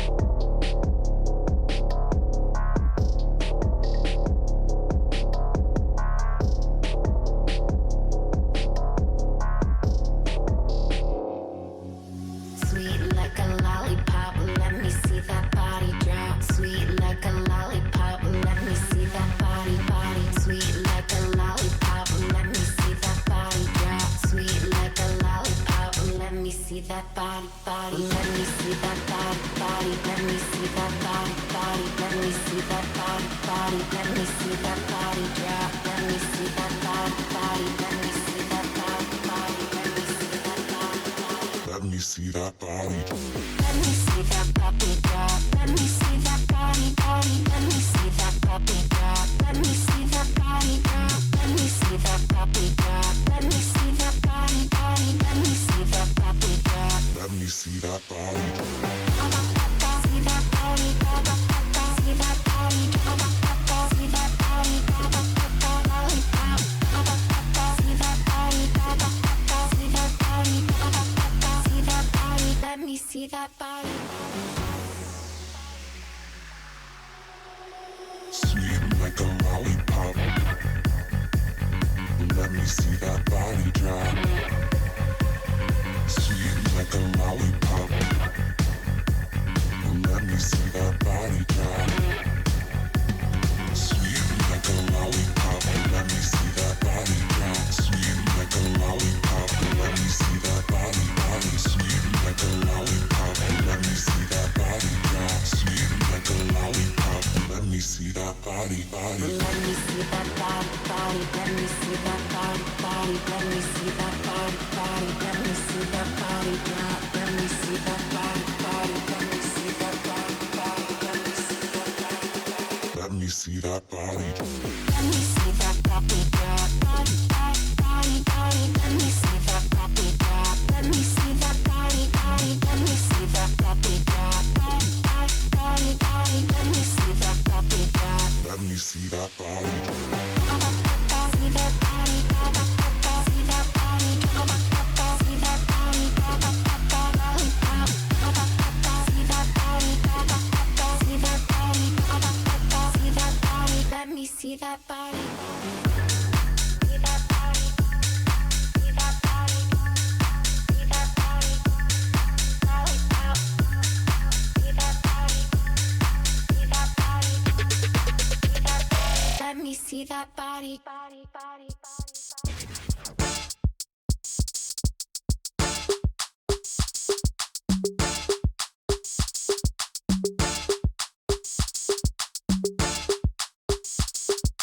And it's a ticket talking Mazda for the biggest. That's a comma and a comma and a comma. Gotta get it, get it. And it's a ticket talking Mazda for the biggest. That's a comma and a comma and a comma. Gotta get it. I'm a comma and a comma and a comma. Gotta get it, get it, get it, get it. Comma and a comma. Gotta get it, get it. And it's a ticket talking Mazda for the biggest. That's a comma and a comma and a comma. Gotta get it. I'm a comma and a comma and a comma. Gotta get it, get it, get it, get it. Comma and a comma. Gotta get it.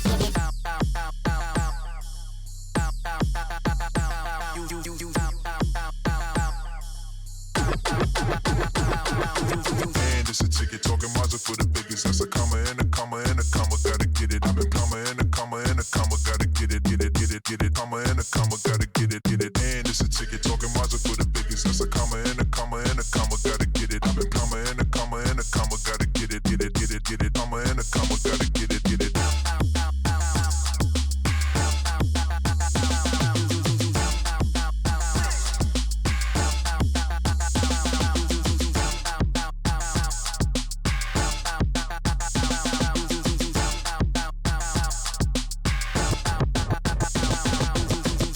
Ticket talking Mazda for the biggest. That's a comma and a comma and a comma, gotta get it. I'm a comma and a comma and a comma, gotta get it, get it, get it, get it. Comma and a comma, gotta get it, get it. And it's a ticket talking Mazda for the biggest. That's a comma and a comma and a comma, gotta get it. I'm a comma and a comma and a comma, gotta get it, get it, get it, get it. Comma and a comma, gotta get it, get it.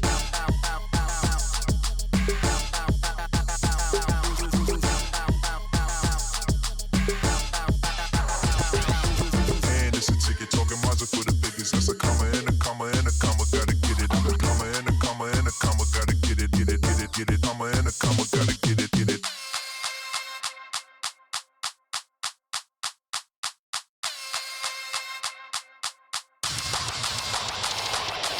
And it's a ticket talking Mazda for the biggest. That's a comma and a comma and a comma, gotta get it. I've been comma and a comma and a comma, gotta get it, get it, get it, get it. Comma and a comma, gotta get it, get it. And it's a ticket talking Mazda for the biggest. That's a comma and a comma and a comma, gotta get it. I've been comma and a comma and a comma, gotta get it, get it, get it, get it. Comma and a comma, gotta get it, get it. And it's a ticket talking Mazda for the biggest. That's a comma and a comma and a comma, gotta get it. I've been comma and a comma and a comma, gotta get it, get it, get it, get it. Comma and a comma, gotta get it, get it. And it's a ticket talking Mazda for the biggest. That's a comma and a comma and a comma, gotta get it. I've been comma and a comma and a comma, gotta get it, get it, get it, get it. Comma and a comma, gotta get it, get it. Gotta get it, get it.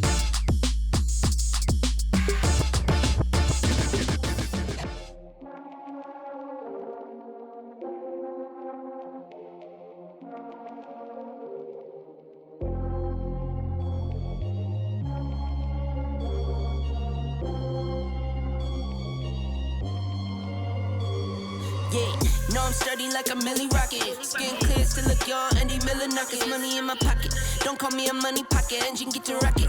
It sound like a thunder rocket. Yeah, I still love my baby even when it's toxic. Crazy like she Britney, but no, she don't shade the noggin. Russell Wilson way I get low and stay in the pocket. I get paid and do my dance like a touchdown. Yeah, I can't do no time to leave that gun around. In my teens, we were acting up and running around. Now we're grown, sticking to it if it's necessary. On the ground from January to January. Never met nobody who retired when they were young. So I guess I gotta get it to the cemetery. Getting paid just for rapping is fun. I lit up around a month in every February. Told them side, no electric. Yeah, it's getting hectic. 777. Yeah. 777. Yeah. Told them side, no electric. Yeah, it's getting hectic. 777. Yeah. 777. Couple of money in my head just to say they did it. Can't lie, I'm so paranoid and the windows tinted. I own everything around me, you can say it's rented. Not talking phone numbers when I'm talking 7 digits. Earn it by the day, every second minute. Used to pay me none, look, now they pay attention. Everybody say they drip, but I banded it. See them copy all the looks, but I stay switching. Pick up the loot to hit the bank. Can never change, still wrote the change. Captain say the pay, this ain't the day. They made me wait, I'm breaking chains. Yeah. Tell me feeling bubbly off the rose. Took a minute, but I got it out the slow way. Friends turn to foes, haters tell them go away. Rappers make a shiggy dance like a soul train. Told them side, no electric. Yeah, it's getting hectic. 777. Yeah, 777. Yeah, told them side, no electric. Yeah, it's getting hectic. 777. Yeah, 777.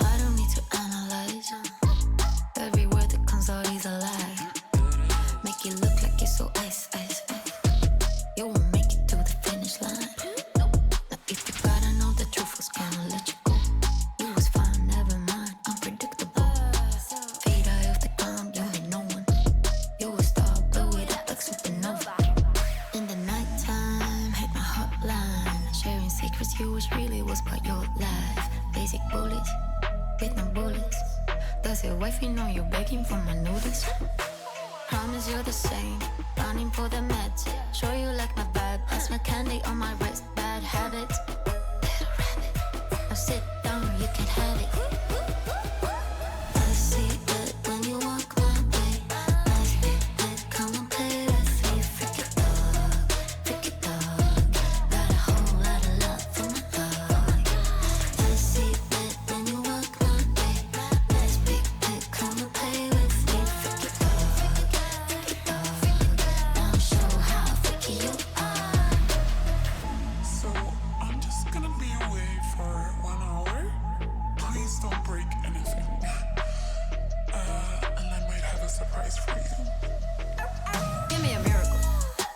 syllable. Talking about big cash, that's the minimum. I'm done with this trash, hard to be critical. Show me your mental state before we get physical. Pour some water in your cup, let it drip, drip, drip. Now look straight into my eyes, then you sip, sip, sip. It's about time, let you shine. Take off that leash so that we can have some fun. I see it when you walk my way. Nice big bed, come and play with me. Freak it up, freak it up. Got a whole lot of love for my dog. I see it when you walk my way. Nice big bed, come and play with me. Freak it up, now show how freaky you are. I see it when you walk my way. Nice big bed, come and play with me. Freak it up, got a whole lot of love for my dog. Freak it up, got a whole lot of love for my dog. Freak it up, got a whole lot of love for my dog.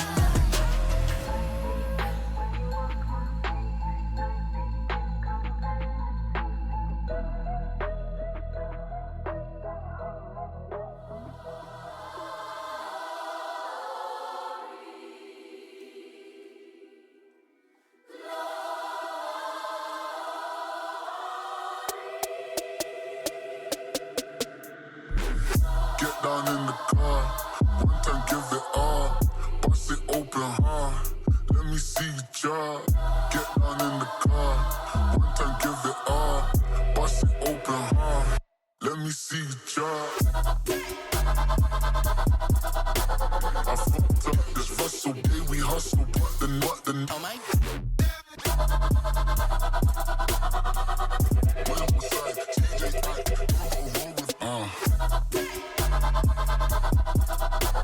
I fucked up this Russell, day we hustle, but the oh my.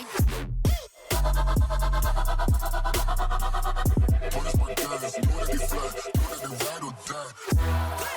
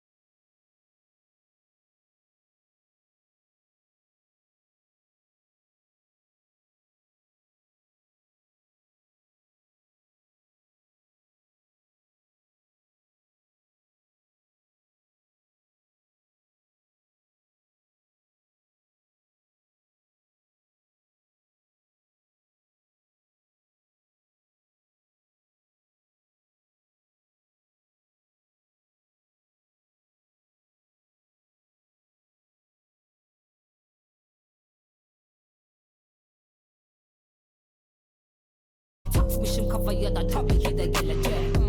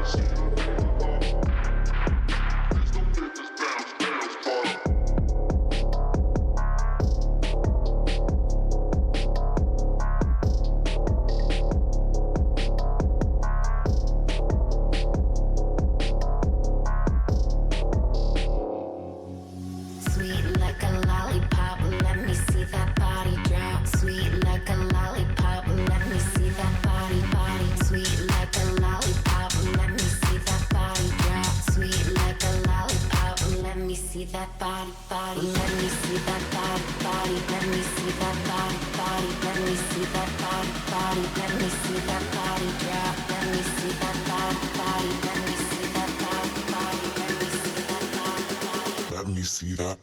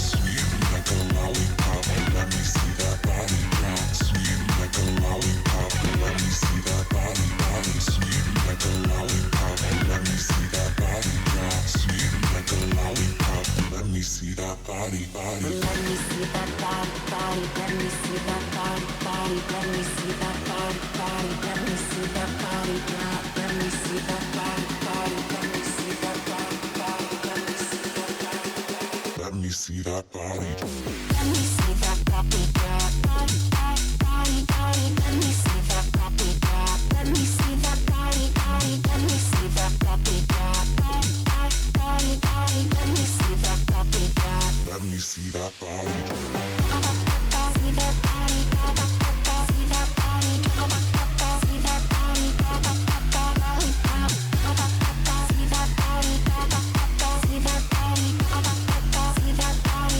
See that body.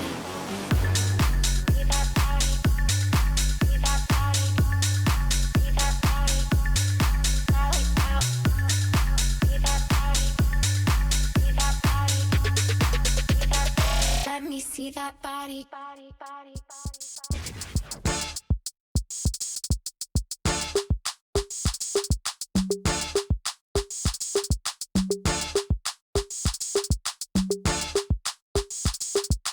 And it's a ticket talking Mazda for the biggest. That's a comma and a comma and a comma. Gotta get it, get it. And it's a ticket talking Mazda for the biggest. That's a comma and a comma and a comma. Gotta get it. I'm a comma and a comma and a comma. Gotta get it, get it, get it, get it. Comma and a comma. Gotta get it, get it. And it's a ticket talking Mazda for the biggest. That's a comma and a comma and a comma. Gotta get it. I'm a comma and a comma and a comma. Gotta get it, get it, get it, get it. Comma and a comma. Gotta get it.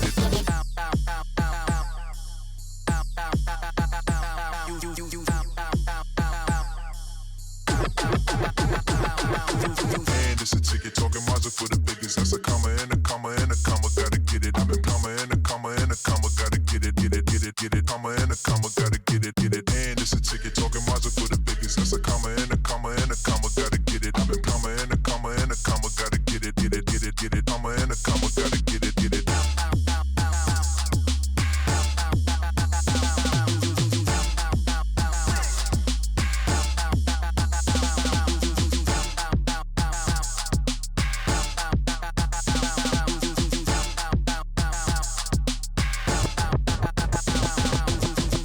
Ticket talking Mazda for the biggest. That's a comma and a comma and a comma. Gotta get it. I'm a comma and a comma and a comma. Gotta get it, get it, get it, get it. Comma and a comma. Gotta get it, get it. And it's a ticket talking Mazda for the biggest. That's a comma and a comma and a comma. Gotta get it. I'm a comma and a comma and a comma. Gotta get it, get it, get it, get it. Comma and a comma. Gotta get it, get it. And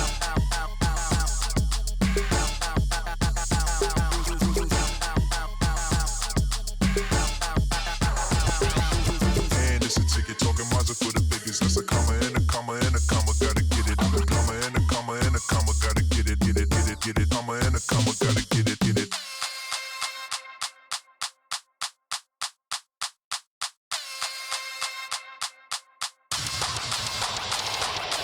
And it's a ticket talking Mazda for the biggest. That's a comma and a comma and a comma. Gotta get it. I'm a comma and a comma and a comma. Gotta get it, get it, get it, get it. Comma and a comma. Gotta get it, get it. And it's a ticket talking Mazda for the biggest. That's a comma and a comma and a comma. Gotta get it. I'm a comma and a comma and a comma. Gotta get it, get it, get it, get it. Comma and a comma. Gotta get it, get it. And it's a ticket talking Mazda for the biggest. That's a comma and a comma and a comma. Gotta get it. I'm a comma and a comma and a comma. Gotta get it, get it, get it, get it. Comma and a comma. Gotta get it, get it. And it's a ticket talking Mazda for the biggest. That's a comma and a comma and a comma. Gotta get it. I'm a comma and a comma and a comma. Gotta get it, get it, get it, get it. Comma and a comma. Gotta get it, get it.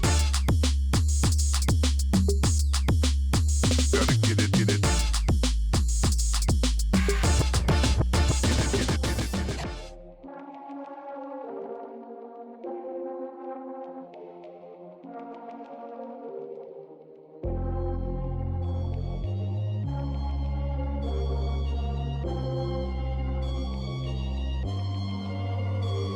Yeah, know I'm sturdy like a Millie Rocket. Skin clear, still look young, Andy Miller knockers. Money in my pocket, don't call me a money pocket. Engine get to rocket, it sound like a thunder rocket. Yeah, I still love my baby even when it's toxic. Crazy like she Britney, but no, she don't shade the knock. No, Russell Wilson way I get low and stay in the pocket. I get paid and do my dance like a touchdown. Yeah, I can't do no trying to leave that gun around. In my teens, we were acting up and running around.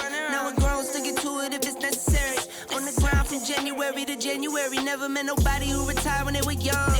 So I guess I gotta get it to the cemetery. Getting paid just for rapping is fun. I lit up around a month in every February. Told him side, no electric. It's getting hectic. 777. 777. Yeah. Told him slide, no electric. Yeah. It's getting hectic. 777. Yeah. 777. Couple of money in my head just to say they did it. Can't lie, I'm so paranoid and the windows tinted. I own everything around me, you can say it's rented. Not talking phone numbers when I'm talking 7 digits. Earn it by the day, every second minute. Used to pay me none, look, now they pay attention. Everybody say they drip, but I banded it. See them copy all the looks, but I stay switching. Pick up the loot, then hit the bank. Can never change, still wrote the change. Captain say the pay, this ain't the day. They made me wait, I'm breaking chains. Yeah. Told me feeling bubbly off the rose. Took a minute, but I got it out the slow way. Friends turn to foes, haters tell them go away. Rappers make a shiggy dance like a soul train. Told them slide, no electric. 777. Yeah. 777. Yeah. Told him slide no electric. Yeah. It's getting hectic. Yeah. 777. Yeah. 777.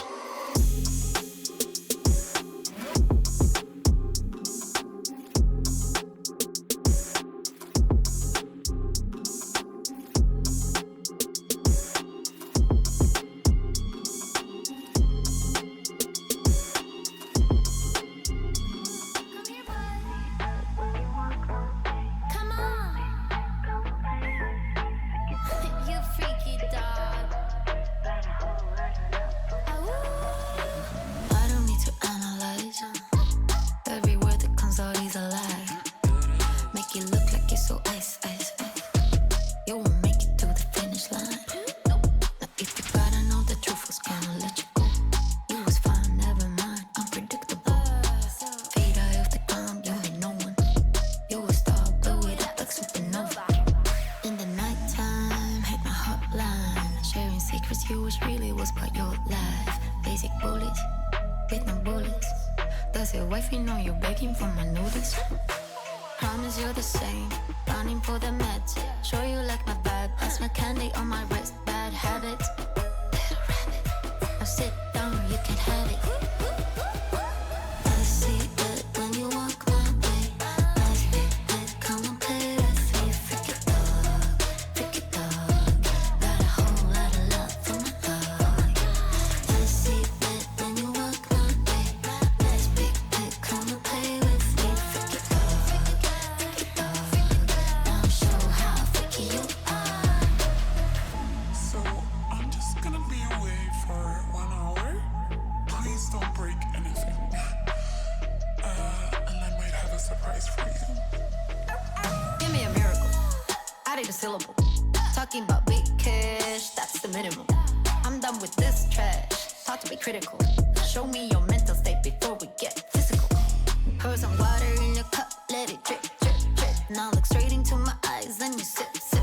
It's about time, let you shine. Take off that leash so that we can have some fun. I see it when you walk my way. Nice big bed, come and play with me. Freaky dog. Got a whole lot of love for my dog. I see it when you walk my way. Nice big bed, come and play with me. Freaky dog.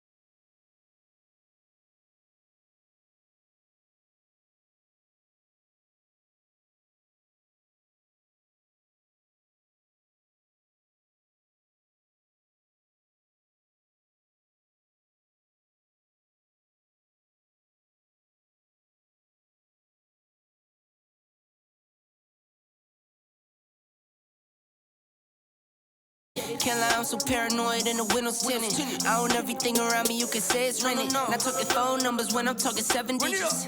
Earn it by the day, every second minute. Used to pay me none, look, now they pay attention.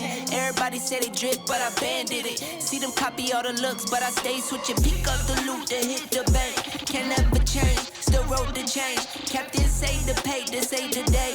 They made me wait, I'm breaking chains. Yeah. Tell me feeling bubbly off the rose. Took a minute, but I got it out the soul way. Friends turn to foes, haters tell them go away. Rappers make a shiggy dance like a soul train. Told them side, no electric. Yeah, it's getting hectic. 777. Yeah. 777. Yeah. Told them slide, no electric. Yeah, it's getting hectic. 777. Yeah. 777.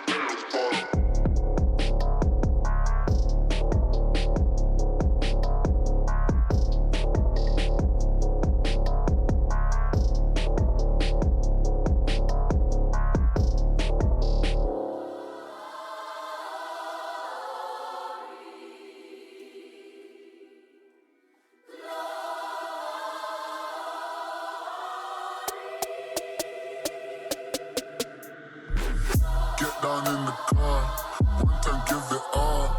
Bust it open hard, let me see you drop. Get down in the car, one time give it all. Bust it open hard, let me see you drop. I fucked up this Russell, yeah, we hustle, but then what the oh my.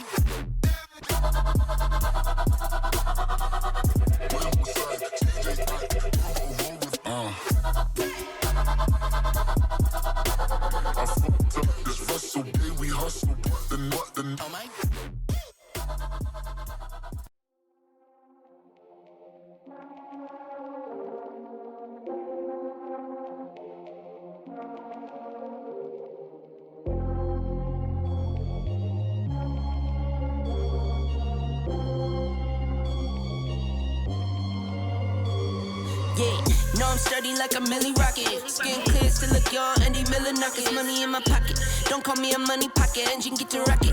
It sound like a thunder rocket. Yeah, I still love my baby even when it's toxic. Crazy like she Britney, but no, she don't shade the knock. No, Russell Wilson way I get low and stay in the pocket. I get paid and do my dance like a touchdown. Yeah, I can't do no time, don't leave that gun around.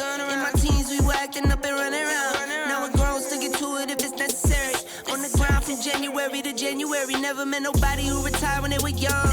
So I guess I gotta get it to the cemetery. Getting paid just for rapping is fun. I lit up around a month in every February. Told them side, no electric. Yeah, it's getting hectic. 777. Yeah. 777. Yeah. Told him slide, no electric. Yeah, it's getting hectic. Yeah. 777. Yeah. 777. Couple of money in my head just to say they did it. Can't lie, I'm so paranoid and the windows tinted. I own everything around me, you can say it's rented. Not talking phone numbers when I'm talking 7 digits.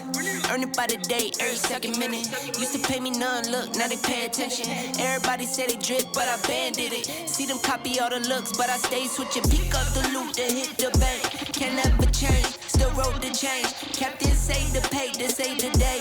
They made me wait, I'm breaking chains.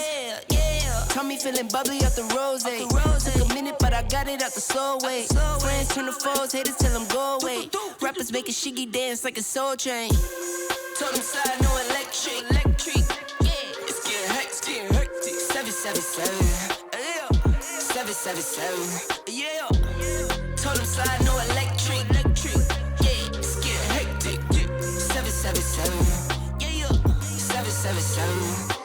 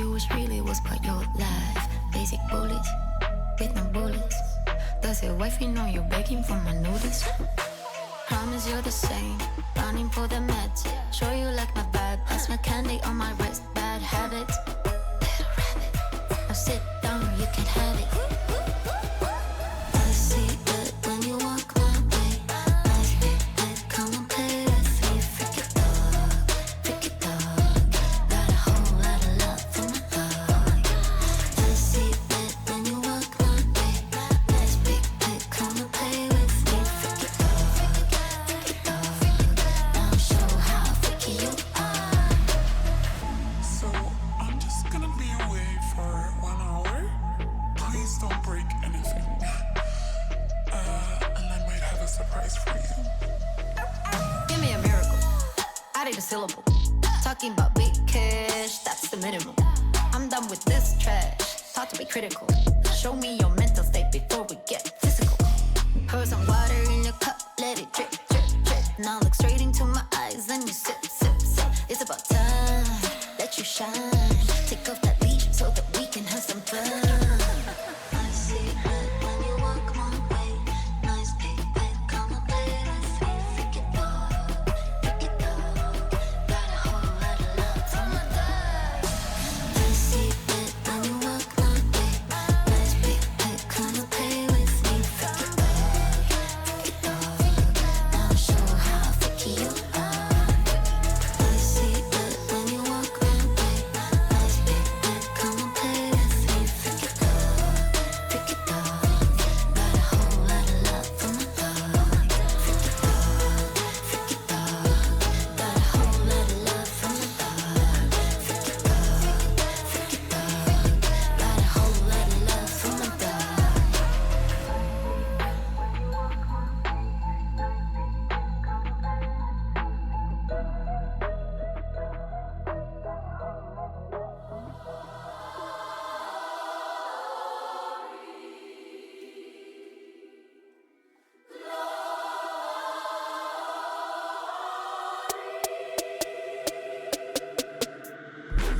Get down in the car, one time give it all.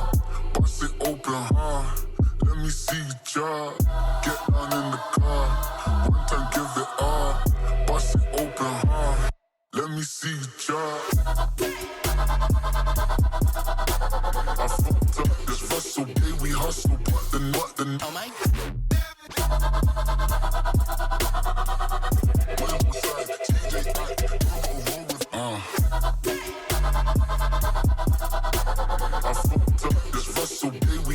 what then? Oh my.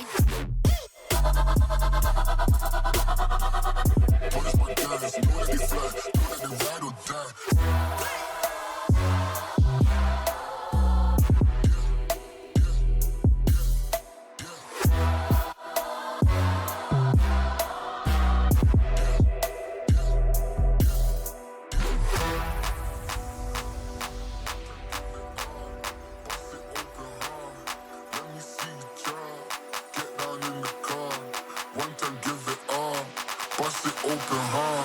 Let me see you try.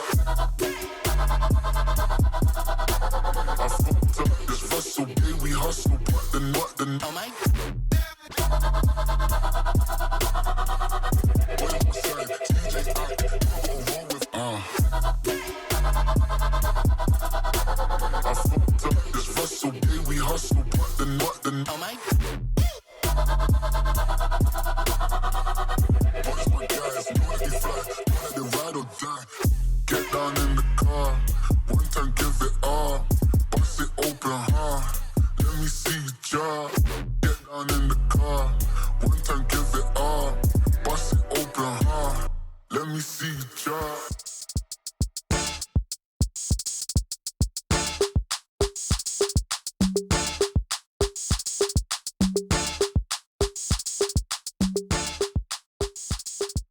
And it's a ticket talking Mazda for the biggest. That's a comma and a comma and a comma. Gotta get it. And it's a ticket talking Mazda for the biggest. That's a comment. Power are Grand Slam champions!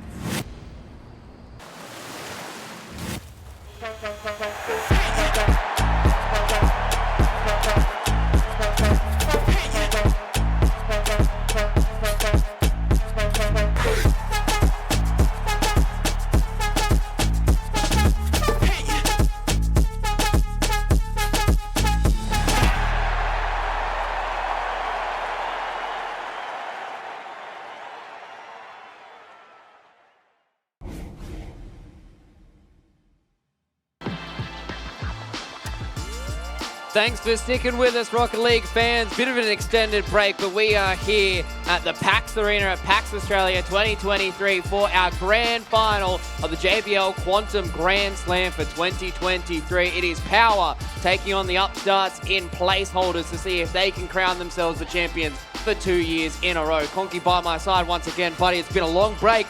Good enough time for a lot of these players to get their heads in the game here for a grand final. Absolutely right. Well, we've got a different change of pace this time round, right? You know, last year it was Ground Zero Power in the upper bracket final. Obviously sent down Ground Zero super close, almost making it through. But now placeholders have been the upset card, right? They've managed to get their way through. And now ultimately we do have a placeholders versus Power run here with the biggest placeholders fans in the background as well. We know this much already. But yeah, look, it's exciting. Power's obviously managed to stack out the crowd as well here. So I think we've got a really good one ahead of us. And it's going to be a very loud crowd here as well at the PAX Arena. So let's jump into our grand final with Power taking on placeholders.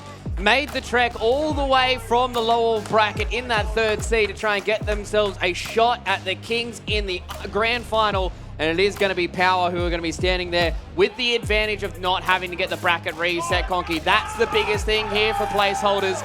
They need to win 2 best-of-7s back-to-back to take down the previous champs. So that'll be what, 4 back-to-back best-of-7s in a row that they managed to pull through if they're able to do this, which is absolutely massive, right? And I think Power, potentially there could be a level of complacency coming through there, right? The fact that you don't have to do it, the fact that you've had most of the afternoon to kind of chill, to watch the games, everything like that. So I think they'll be coming in with some really fresh legs right now. But placeholders, as we sort of said, sometimes that momentum can really push you forward.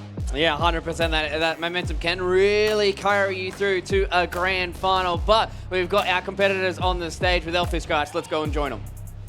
Thank you so much, Luke. Yes, I've got the 2 coaches of each respective team. We've got Tins here, obviously, from placeholders, and Jimmer of Team Power. Ready to have a bit of a chat in the lead up to this grand final. Start with you. Obviously, a bit of an underdog run, I guess, for you guys so far through that lower bracket. I think a lot of people had you almost written off, especially in that game against Ground Zero, but you've made it to the grand final. How are you feeling about the boys' performances today? They've been playing amazing. You know, we came through groups, we finished second. We knew that we were third seed coming into this, so we've already done above and beyond what we wanted to, and now it's time to take down the champs. Indeed, and a bit of a different story on the side of Power. You guys obviously come in as the heavy favourites for this event. Back-to-back is what you're looking for. You think that's going to be on the cards today? Yeah, it should be. If we do what we're meant to do, then yeah, why not? Talk to me a bit about that first game as well. You guys obviously had a fairly confident display in game 1 of the day. What have you done since then? Have you just had a bit of a relax? Have you chilled out? How do you set yourselves up for this grand final?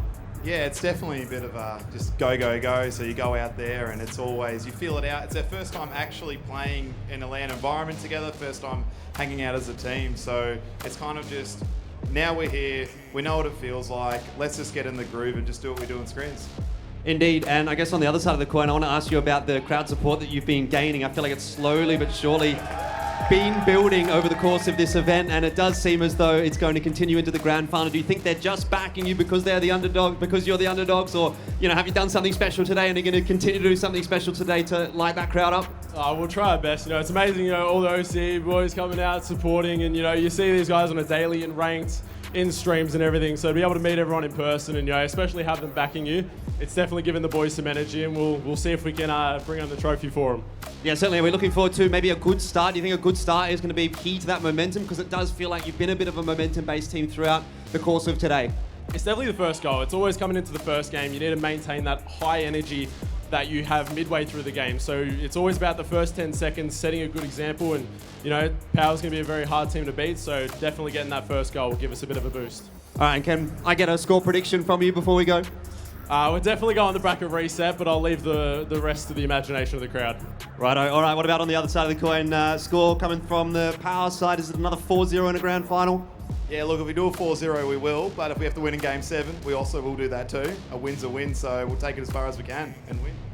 Easy peasy. Well, I guess that's all from us on the stage. Enough chat. Let's get this grand final underway. It is Power. It is placeholders going into the grand final of the JBL Quantum Grand Slam. Seems like the crowd is ready and raring to go here for the grand final of JBL Quantum Grand Slam. We've got some insights from the coaches there, Conky. It seems like all about the momentum right now for the placeholders. They did say getting that first goal is going to be so important. Kind of just get all of the jitters out, right? Just try and make sure that you get yourself in that right spot to be able to clean out this grand final. Obviously, Power, they're going to have a lot of fans in the Twitch chat right now, considering what they did to Ground Zero in that upper final. The placeholders, though, they're long odds to try and get this one done, but maybe there's some magic in the air here. They could be. The 11% is probably standing right behind us. That's all I'm sort of thinking at this point in time. But overall, look, I got to admit as well, also 3 very handsome people up on the stage there. It's always nice to see. But now, look, overall, getting the insight from the coaches is super important, right? It's a very, very forgotten about role at times. You know how important it is to, drive forward, especially a bit of a younger scene in Rocket League, right? As well, I think having kind of the dad to stand behind you and, feel it out and everything like that, and keep the team's egos in check and everything is brilliant. So to have those guys behind and getting the insight really sort of warms me up for this game. And yeah, look, I think Power's going to be a tough one to beat, but placeholders they've shown us, and I love a Cinderella run. I love a Cinderella run as well, especially when it comes to games like Rocket League, where it feels like almost anything can happen, right? If it's your day, it's your day. At the end of the day, if you're the one that are just getting those extra shots on, maybe you're getting that extra 1%, right? You're starting to hit shots, and everything feels like it's going in, whereas for other teams, as we saw with Ground Zero, sometimes things just aren't clicking just yet, and all it takes is a few one of those 1%ers to be able to push you over the line. So ladies and gentlemen, without any further ado,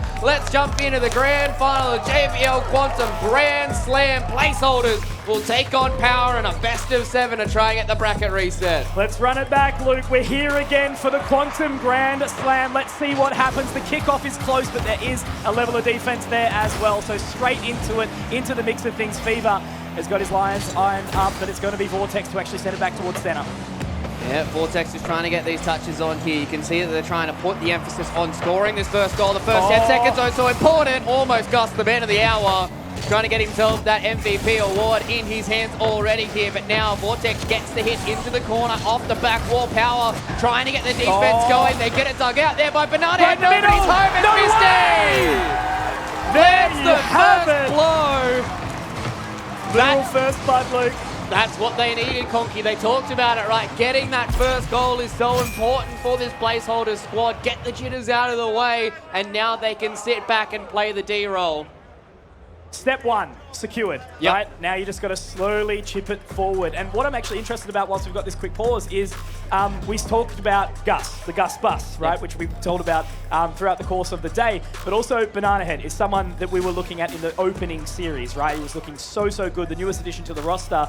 These two, I'm super interested in how they're actually going to line up, right? Yeah. Additional members coming into a mix of two, like, you know, very established duos on both of these teams. So I think it's quite an even sort of look there. But yeah, overall, fantastic start there from placeholders. Misty from the backline, as he has been doing throughout the course of the day as well. So very, very hot start. And Tins, mate, you got to be happy with that. Oh, you definitely got to be happy with that if you are placeholders right now. It is going to be a long road for them to get this 1 bracket reset and then 2 trying to get the championship as well. So starting off hot is exactly what they need here. It is a funny thing, isn't it? It's like, hey, you want to win? Do it twice. Yeah. You got to be power. Really secure it. 2 best of 7s, by the way. And if the power of old from last year, I don't think they're going to allow that to happen. So placeholders going to have to bring their best. But with 1-0 scoreline right now, obviously we saw in that previous series between Power and Ground Zero, Power did go down in that first game. A little bit slow starters, but as soon as they start to really get in the groove and go back to everything that they want to try and do, they play that kind of 3-man aggressive style very, very well. And if that starts coming forward here for placeholders, I'm not quite sure if they're going to be able to hold off the onslaught that can be Power. You can see there's a bit of stress in the eyes of Power right now, whereas the placeholders guys are just chilling. I do believe there's just still some gentle issues over on that side, but surely will be sorted by our fantastic admins very, very soon. Yeah, hopefully get it all going straight forward. You hate to stop and start in a game like this, especially if you're placeholders. I think this is probably the worst place for them to have a pause as well. You know, you get that first goal, you're going to have a lot of momentum. The boys are really starting to get locked in. And now it's all being stunted, right? You get that pause instantaneously after that goal gets scored, and they at least are still being quite jovial. It looks like they're, you know, playing around with the crowd, really trying to get the fans connected this time around, especially after scoring the first goal. You got to make some new fans along the way, right? That's the best part about events like this. You get to play down in front of that home crowd. So it is certainly an appropriate time to get it done. So the kickoff does commence once more, and oh, it's close. It's very close. But Misty not going to be letting that one through at all. Very, very strong defense. Gus sends it forward as well, but Torsos is keen to give it back. Misty now, another catch, has had so much possession of this already. Vortex looking to catch. Great shadow defense here, trying to hold on for a little while longer, and there's big Gus bus. But Fever, he's keen, sets it up right, and it's Gus to defend again. Yeah, straight off the backboard as well here. Vortex is going to have to go up in the air. Nice little redirect from Banana Head, but still is the placeholders team that's been able to get that defense going, get the ball out as well. And now Power going to try and reconnect once again, trying to string together a few more of these passes back off the corner as well. Beautiful touch there by Misty to be able to save a little bit more of these shots on goal. And Gus, once again, a little bit of this open field for him to try and play around with, but with this 2v1 up against the Power defenders, it's too hard to get the ball. Yeah, absolutely. Back into the other corner now, the opposing side. Placeholders defense. Banana Head, though, looking keen. Just does narrowly miss it, but it's going to be off the backboard here. Torsos really trying to have a good crack here. Fever also around the other side. You can just see Banana Head is waiting as well in the wings, ready to send it down, but he's going to have his pressure and focus set the other way. Torsos now looking to bring it back. It's a great dribble as well, but it's Misty. How many times are we going to say this man's name, Luke?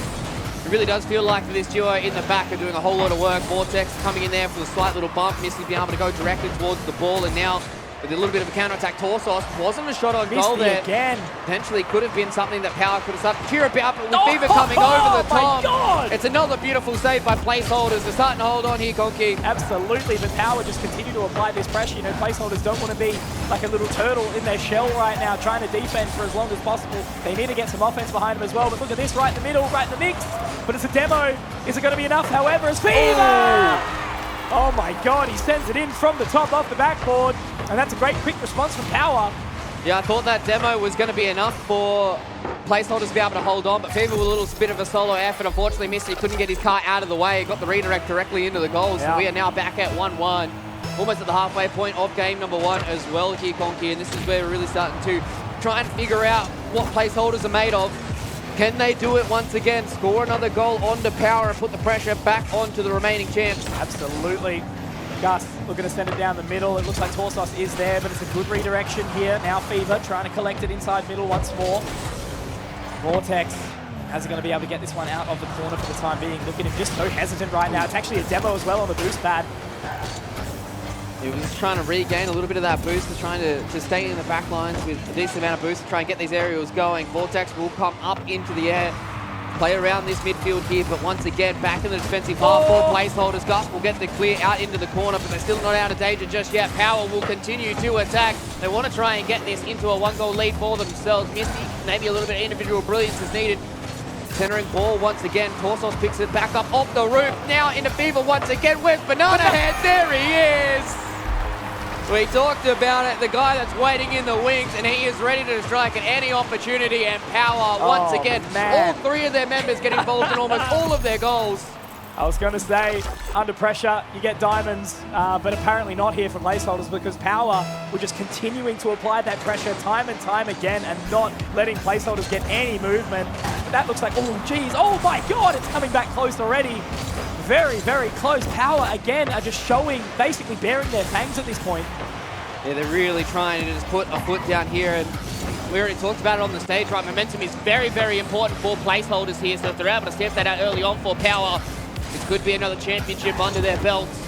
Nunhead will do his best to try and get this dribble going. Nice little touch there from Missy, but it's a redirect in the opposite direction. Fever's going to come up off the wall. Nobody's left at home. It's going to be a good individual dribble. It wasn't on goal. Maybe sets up for somebody. Nunhead doesn't get the touch. Eventually goes off the post, and Vortex, he clears. My God, Vortex and Misty have been doing absolutely everything. We've been waiting on Big Gus to start to send it down the guts of it, but it's going to be Fever to hold on. Vort does manage to send it back at the very, very least, but again, this defense is just as strong as the offensive power. A little bit of extra time, Luke. 45 seconds left on the clock now. They've got to bring this back, and there is the line, but Torsos, he'll defend for the time being.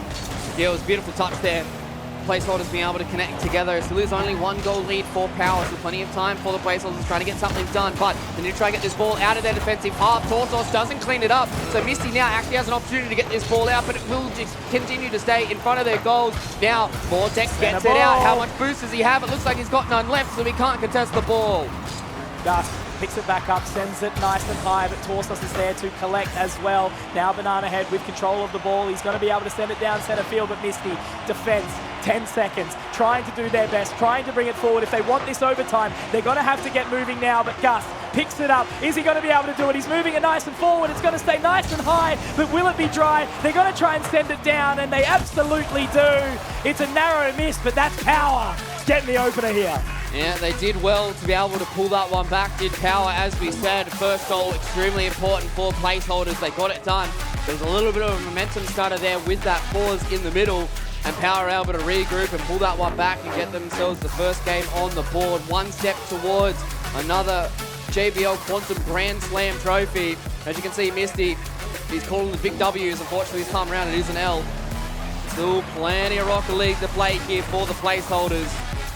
It's only game number 1 of a full best-of-7, Conky. There is plenty of time for them to get into this, but again, we're going to talk about it. Going 2-0 down, you start out this low against a team like Power. It feels like you are going up against Everest if you have to beat them from 2-0 down in the first best-of-7 and then do it again. Absolutely, and you can even see the face from Coach Gimmer there as well. He's not super happy after that win initially, which is fair, right? You know that you need to be dominating this one. You need to be nice and fresh, right? Because with events for the rest of the year, I don't really think there's too much. So this is actually quite a nice high point to end on for the end of the year. And a defending champion as well, 4,000 Australian dollars in the back pocket. That is a pretty bloody good way to end your weekend. Yeah, and especially just, or start your weekend. Yeah, start, end the weekend, depends how you want to look at it. And I think, for all the Rocket League community as well, it seems like we've got a very big turnout when it comes to the community. And just being able to, have the fact that you can just tell everybody that you're the 2-time back-to-back JBL Quantum Grand Slam champions. I mean, at the end of the day, not many people get to say that, and that's probably something in and of itself to be able to gloat around. But anyways, time for us to jump into game number 2 here.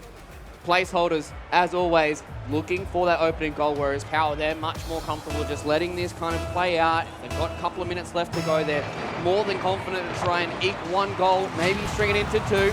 Demo to open up here off of the kickoff means that Power, they're going to be back and not ready.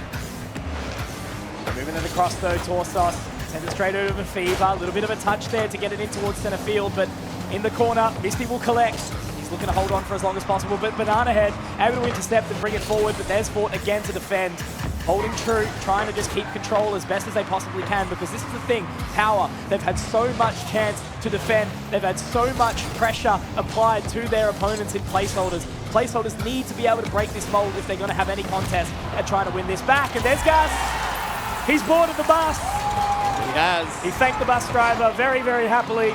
And that's an opening score once more for the placeholders, Luke. Yeah, I think the biggest thing for me is this time around, I feel like they're going for a lot more bumps, a lot more of this demolition style. Yeah. Really trying to disconnect what Power want to try and do, and that's what happened there for the placeholders. They got a nice little demo on one of the defenders out on the other side, gives Gus all this space to be able to get that free goal by himself, and Gus wouldn't be a grand final without him scoring a goal. Competitive esports, Luke, you cannot show overly too much respect to your opponent. Obviously, outside of the server, yes, but inside the server, no respect, pure brutality. You have to show confidence because otherwise Banana Head's just going to absolutely dance on you.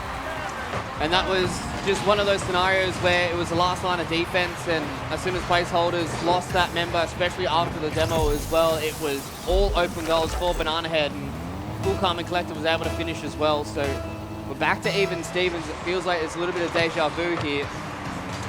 And Power once again just getting that stranglehold back on the placeholders. There is a nice little demo that goes on one of the Power members. Torsos, though, is the one that still is in control of the ball. That means that the placeholders aren't able to capitalize on just yet. Nice little pass there on a Misty. Oh, that second touch could have been something. But now it's going to go back in the Vortex, and Gus is not in position to be able to capitalize on that ball just yet. Exactly. With that demo, though, it does make there's a little bit more space. However, Banana Head was pretty keen to get it back in there. Another demo. Gus is absolutely tearing limb from limb this side of Power, but they have to capitalize. They have to use it. They have to do something. And he, oh my God, no, Banana Head, are you joking me? How has he managed to get that out of there? Got a shovel or something. Yeah, Gus. They still need to get it there, but it's all panic stations for Power to be able to pull that one out. Off the crossbar, out of the corner, doesn't matter, they get it done. Gus with a nice little 50 to keep control of the ball.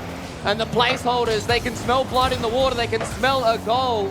They just need to keep up this aggressive style. They need to keep up all this damage. They're doing Gus in the corner. Oh, the demo. But he gets demoed and they get the save as well. Power will hold on again, Conky. Absolutely missed me just playing that shadow defense in the back. Gus is in position once more. But again, it's just these two members, Gus and Banana Head, just duking it out toe to toe. But Fever, Misty, oh, the defense at the right time as Banana Head tries to send it back down. Has the space, but it's Fever to cut the grass, split the wickets, and send another one back in for Power. Yeah, you can just see that Power knew that there was a moment there for them. As soon as all this, kind of frantic defense had to go through, there was going to be a moment where one of these defenders was going to slightly miss the ball, and then Feeble was able to finish it off. And now, once again, a goal lead for Power.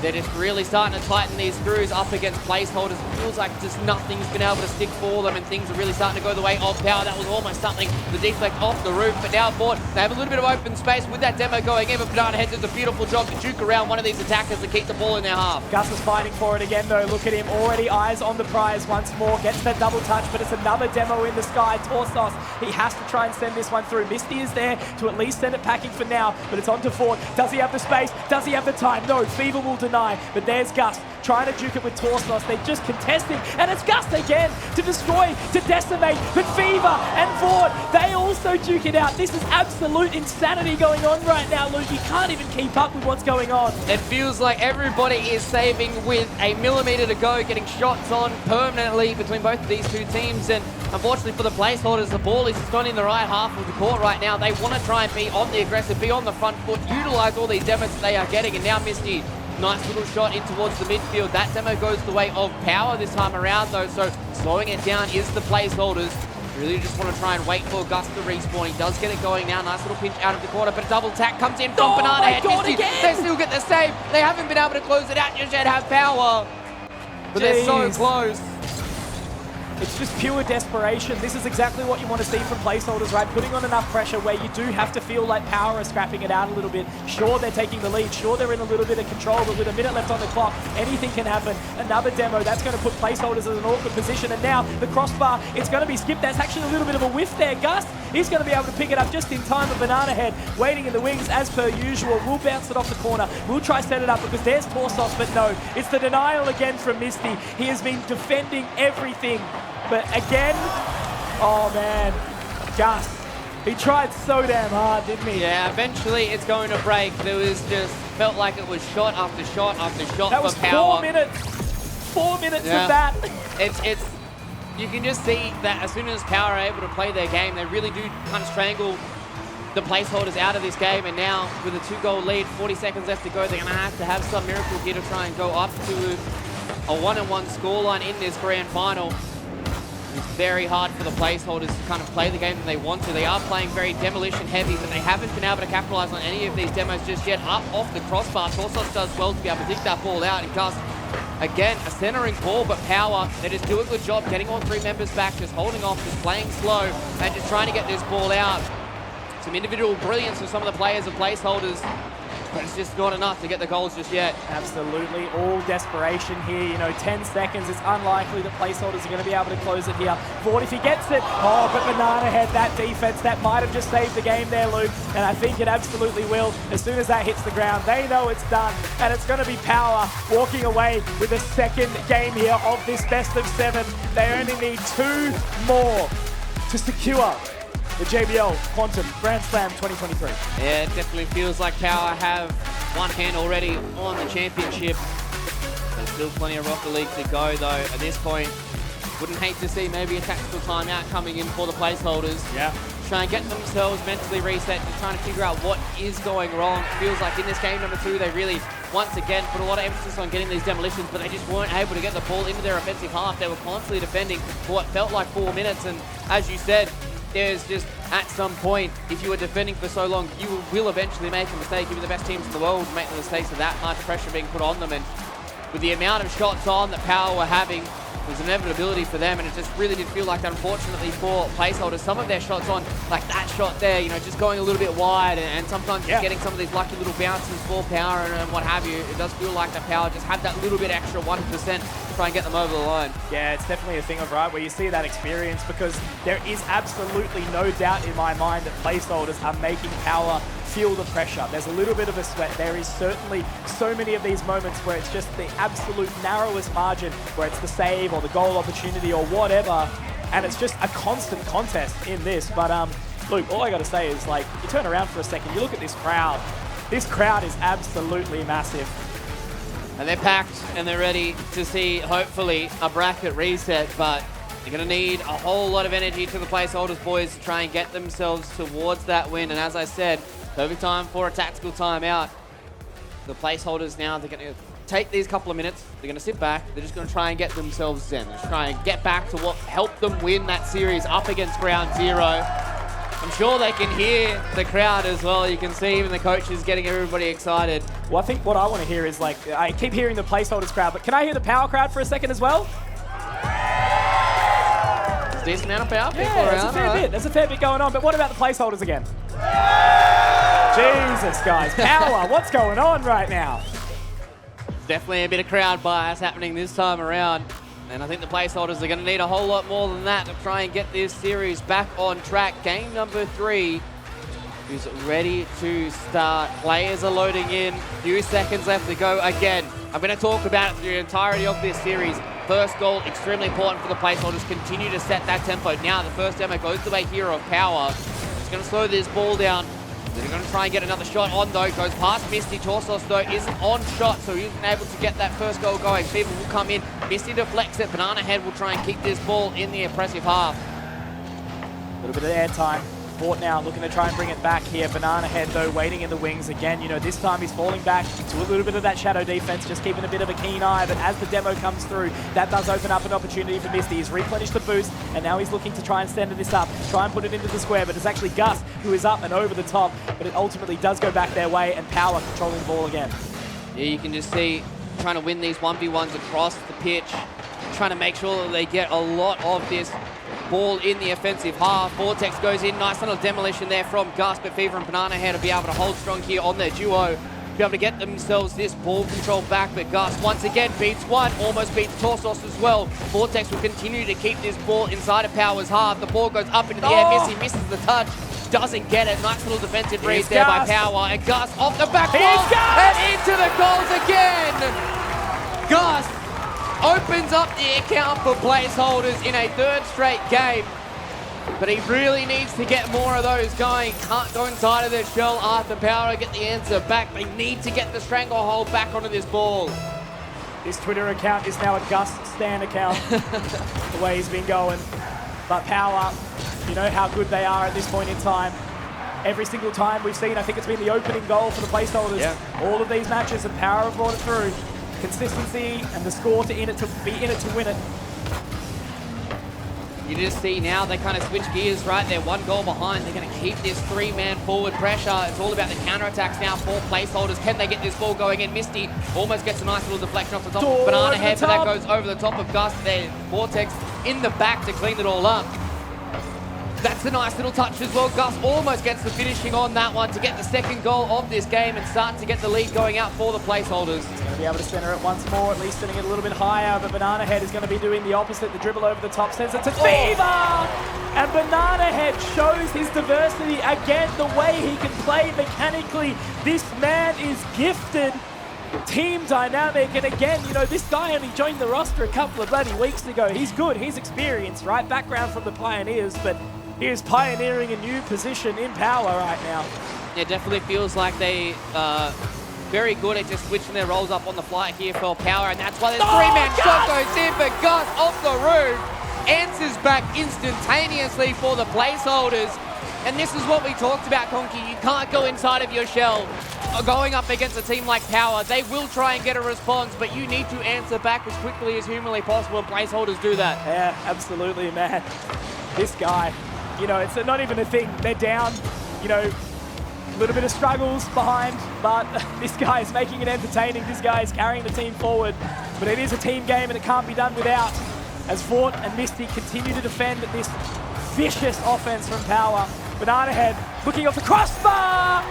And immediately again a response from Banana Head. It's Gus and him going toe-to-toe again. As we talk about, it was Fever previously, but this time Fever centered it up and off the crossbar into the middle.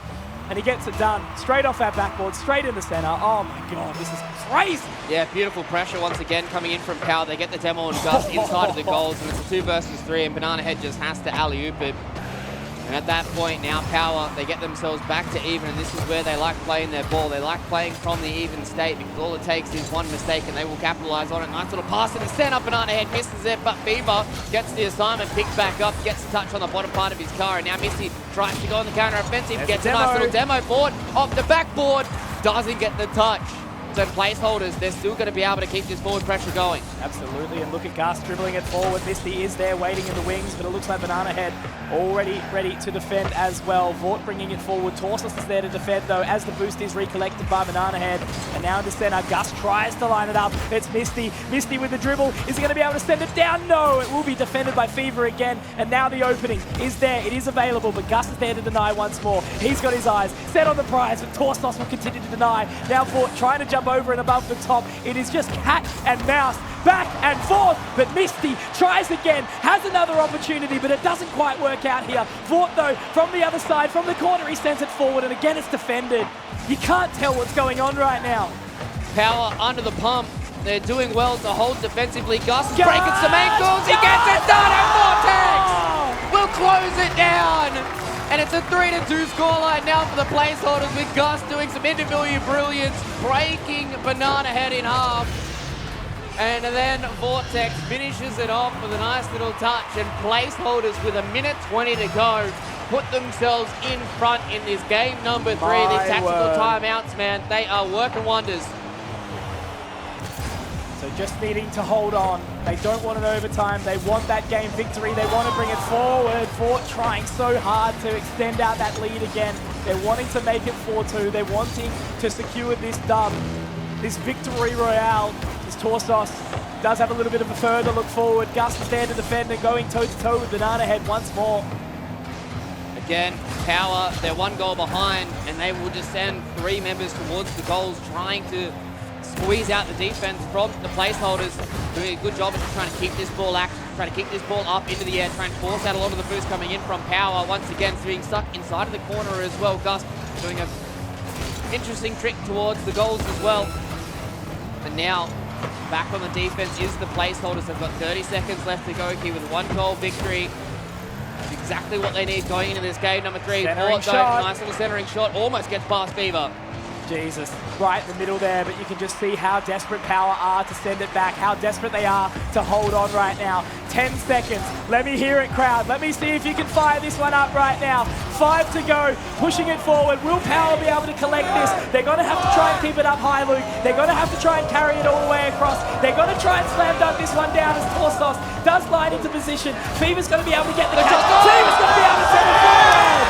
But it's the defense again, and placeholders, they will get one back. First step on the long road to the JBL Quantum Grand Slam Championship. But they've done it. They were able to come back. They got the first goal. They kept the momentum going. There was an answer back from Power, but instant response coming in from placeholders. And that's exactly what I wanted to see out of them coming out of that technical timeout, right? You wanted to make sure they were able to keep their mental going, keep that pressure on the Power, and show that they can continue to score these goals and really put it back on the Power. And now that's going to give you the confidence moving forward if you're placeholders. You know that you can go toe-to-toe with these Power boys. You know that you can start to come back. You can get these answers when you need them. And placeholders, now it's a 2-1 scoreline. If we win this next game, Conky, that's when we're going to start to swing this momentum back, right? You're starting to look towards the placeholders. They're going to be the ones who are going to be in control. But Power, at the end of the day, you can never count these guys out. These guys have been at the top of their game in ANZ for a very long time, and they will not stop until they have another championship in their hands. But this is so sick, right? This is what you heard from Tins in the interview as well, you know, talking about how the first goal was getting to the close balls. Second goal, winning out in groups. You know, they ultimately came in, I believe, 3rd seed in the way through, second in their group, and then being able to make it not only to the stage, but then through the lower bracket. Like, it's just slowly chipping away. You know, you had kind of a pass mark, but then you're just achieving and achieving and achieving time and time again. It's a pretty awesome thing to witness. Yeah, it's very, very good to see the placeholder boys be able to get this far into the grand final and not get swept as well. So this is game number 4. How often do you think about the Roman Empire? Once a week. Once a day. Once a week. I'm thinking about the Roman Empire right now. Well, yeah, I definitely am. Going into the Colosseum. You see, this is where the gladiators will fight. Let's see if Power is going to be a beast or a gladiator. Nice little shot there coming in from Banana Head. Wants to beat that forward momentum. Wants to try and get into the faces of placeholders once again here. Fever will clean up the slot just for now. Gus and Misty, they do get themselves back in a position though to try and get this defensive clear, but Banana Head will not let this go. There's nobody there to collect the centering ball though. Constantly applying this pressure as well as Fever does look for it, but again, it's great shadow defense there from Gus to just keep an eye on it, a little bit more distance. But Fever, another great swipe there from Misty. This guy has defended more. Tips his fedora, Milady, I've got you. Now Gus, looking for more. That's a nice shot there coming in from Vortex as well. Misty coming from the underneath there, but Torsos is back there for the defense. Vortex, he's here to him, and Banana Head! What was that? He comes from the roof like the Spider-Man kiss and gets the ball out. Oh my God, that's the demo. Jane. Now Misty wants to try and clean up and try and finish this ball off. We're about a minute into this first game. Gusto just get the redirect, pitches up towards the roof. And the placeholders will continue to press forward. Power are doing their best to just try and clear this ball out, try and regroup as a team. They get a few nice touches, but it feels like placeholders right now, they're really on the ball. Oh man, absolutely. There is just so much chaos. This time, for the first time in this series, I feel like there's no real defining control. It goes back and forth to the opposing sides of the pitch. Everyone's getting their piece of the pie right now, but they have to be the ones to discern something, the ones to take that extra control. The way that we've seen some of these goals be defended, we need to see goals scored in the exact same merit. And there's an opportunity there, but it's Misty again. Now Ford trying to send it back. Gus again, still with his eyes forward, but Misty doesn't want to let this one go at all. You can just see Power now. They've got that little bit of pitch control. They're really just trying to move this ball forward to try and keep it stuck in the offensive half. And it's a nice little clear there coming in from the placeholders. They get the ball back into Power's half off the pitch, and Misty will come in, get this nice little clear shot going as well. Doesn't have the boost to come off the wall though, and now he's stuck in a little bit of a ragdoll animation. The placeholders, they want to try and hold on here, but Power coming off the roof. Banana Head almost gets the backboard shot. Torsos pops it up. Fever's there, but it's Misty with the save. Oh my God! And once again, placeholders get this ball out, but they need to get this counter-attack going and going fast. They know all the tricks. They know all the moves right now. They're just keeping a firm eye on Banana Head, not letting him lurk inside the shadows anymore. They're instead sending him to the realm Yu-Gi-Oh style as Vort tries to get this one back out, trying to get it back towards center. Torsos has another look. But again, it's just that tap that manages to put the additional pressure on. Vort is dancing around this goal. It takes 2 to tango, and now Gus looking to send it back forward as well. Centering ball. Vort is going to be there, but Fever might get the catch first. He will get the touch, but that's the boost, and now in towards the centering ball. It's high and dry, but there's Torsos as well. And again, this just continues a tug-of-war game right now, Luke. Yeah, it really feels like neither team has been able to get a lot of this control when it comes to the ball. A lot of these passes are going a little bit wayward. That's a nifty little shot on the goal there from Misty. Fort now is able to keep this ball in the corner. They go back to the opposite side. They want to try and collect some more of this boost as well. You can see they're starting to struggle to keep that online for the placeholders. They get that little boot there on the torso. Fever up into the corner. It's Gus and Misty. They're still able to get that the dynamic duo going. And they get that shot towards the center part. Vortex open goal! There you have it. Not someone we've typically seen on the scoring side this day, but it's Vortex to get it done. Sending it forward, managing to just miss that. Torsos would have been a centimetre away from that defense. But placeholders get 4 in a row first scores, Luke. Yeah, first blood going the way of placeholders in every single one of these games so far. Game number 3 was the only game they're able to hold on to that 2-0 win. And once again, I don't know what it is with these power guys. It's almost like they are gifted these first goals towards the side of the placeholders because they want to play from behind. Yeah. Thriving under pressure, as we sort of spoke about, right? These power guys, they know how to play the crowd, and they're certainly playing me right now. Instantaneous response from Power to be able to get themselves back into this game. We've got a minute to go, but on the kickoff, placeholders, they do not go inside of their shell. It seems like all they need is that first goal to unlock themselves, and Vortex with the 2-piece. That's a nice little alley-oop coming in there from Gus, and that is a sick goal going the way of placeholders. And once again, goal victory now for the side of placeholders. Throws it up again, says, guys, you guys have had enough of the pie. I want some this time round. A couple of goals scored for Vortex, and now as they try to bring it back forward, he's already got his eyes again. Trying to do it once more, trying to get it working again, but this time Misty will be the one to pick it up as it hits the top of the backboard, dropping it down towards the oh no, there we go. Okay, Gus is able to pick that one back up. Fever's trying to get it from the top though. It's going to have to be a big defense here from the roof. Gus trying to split the wickets here. Gus trying to find the space, and it's got to be Gus!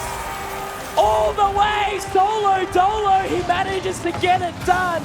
This is his Mojo Dojo Casa house. That was a sick individual effort from Mr. Gus there. He beats Banana Head, gets it back off the back wall, sends it directly in the center of goal, and now placeholders 2-goal lead in this game number 4.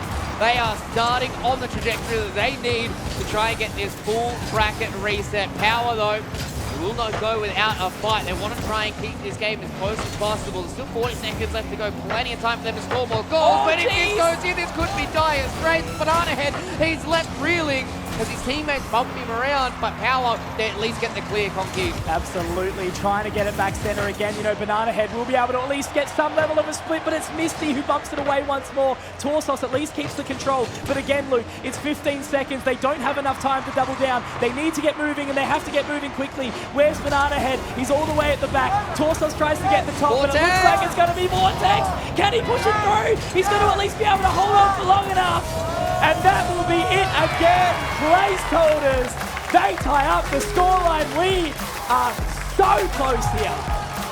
Yeah, 2-2 scoreline in the JBL Quantum Grand Slam Grand Final between placeholders and Power. Power still do have that extra life in the Grand Final they can try and play around with. They're going down 2 games in a row now.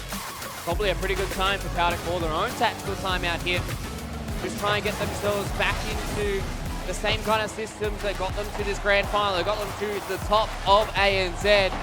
And the way that placeholders are playing, it really does feel like they're kind of playing unchanged in these last 2 games. The first 2 games, they were obviously being able to still get their goals going, but as soon as Power answered back, it really did feel like that kind of tempered a lot of the placeholders and how they wanted to play, and that's not how they've been scoring goals throughout the entirety of today, Conky.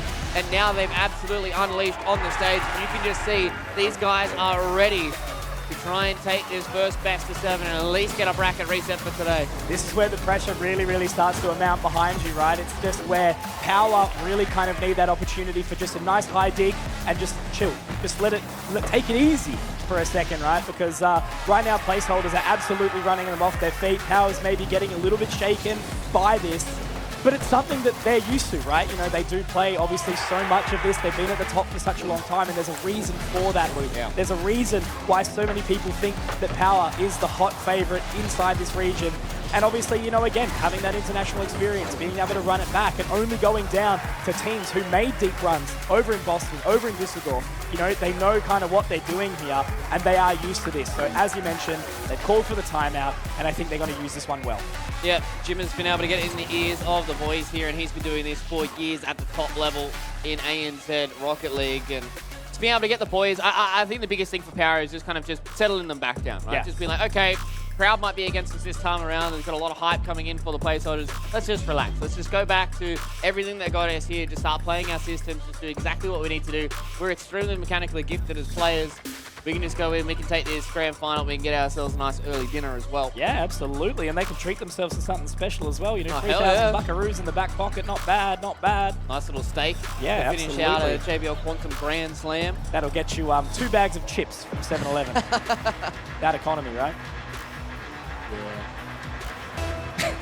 That was a very sad, That was a depression, yeah, that one. Anyways, game number 5. It's all about jubilation here for the JBL Quantum Grand Slam, especially with placeholders having the momentum right now in this series. But the momentum could be stumped with Dosos opening up the first 8 seconds for a goal. First change.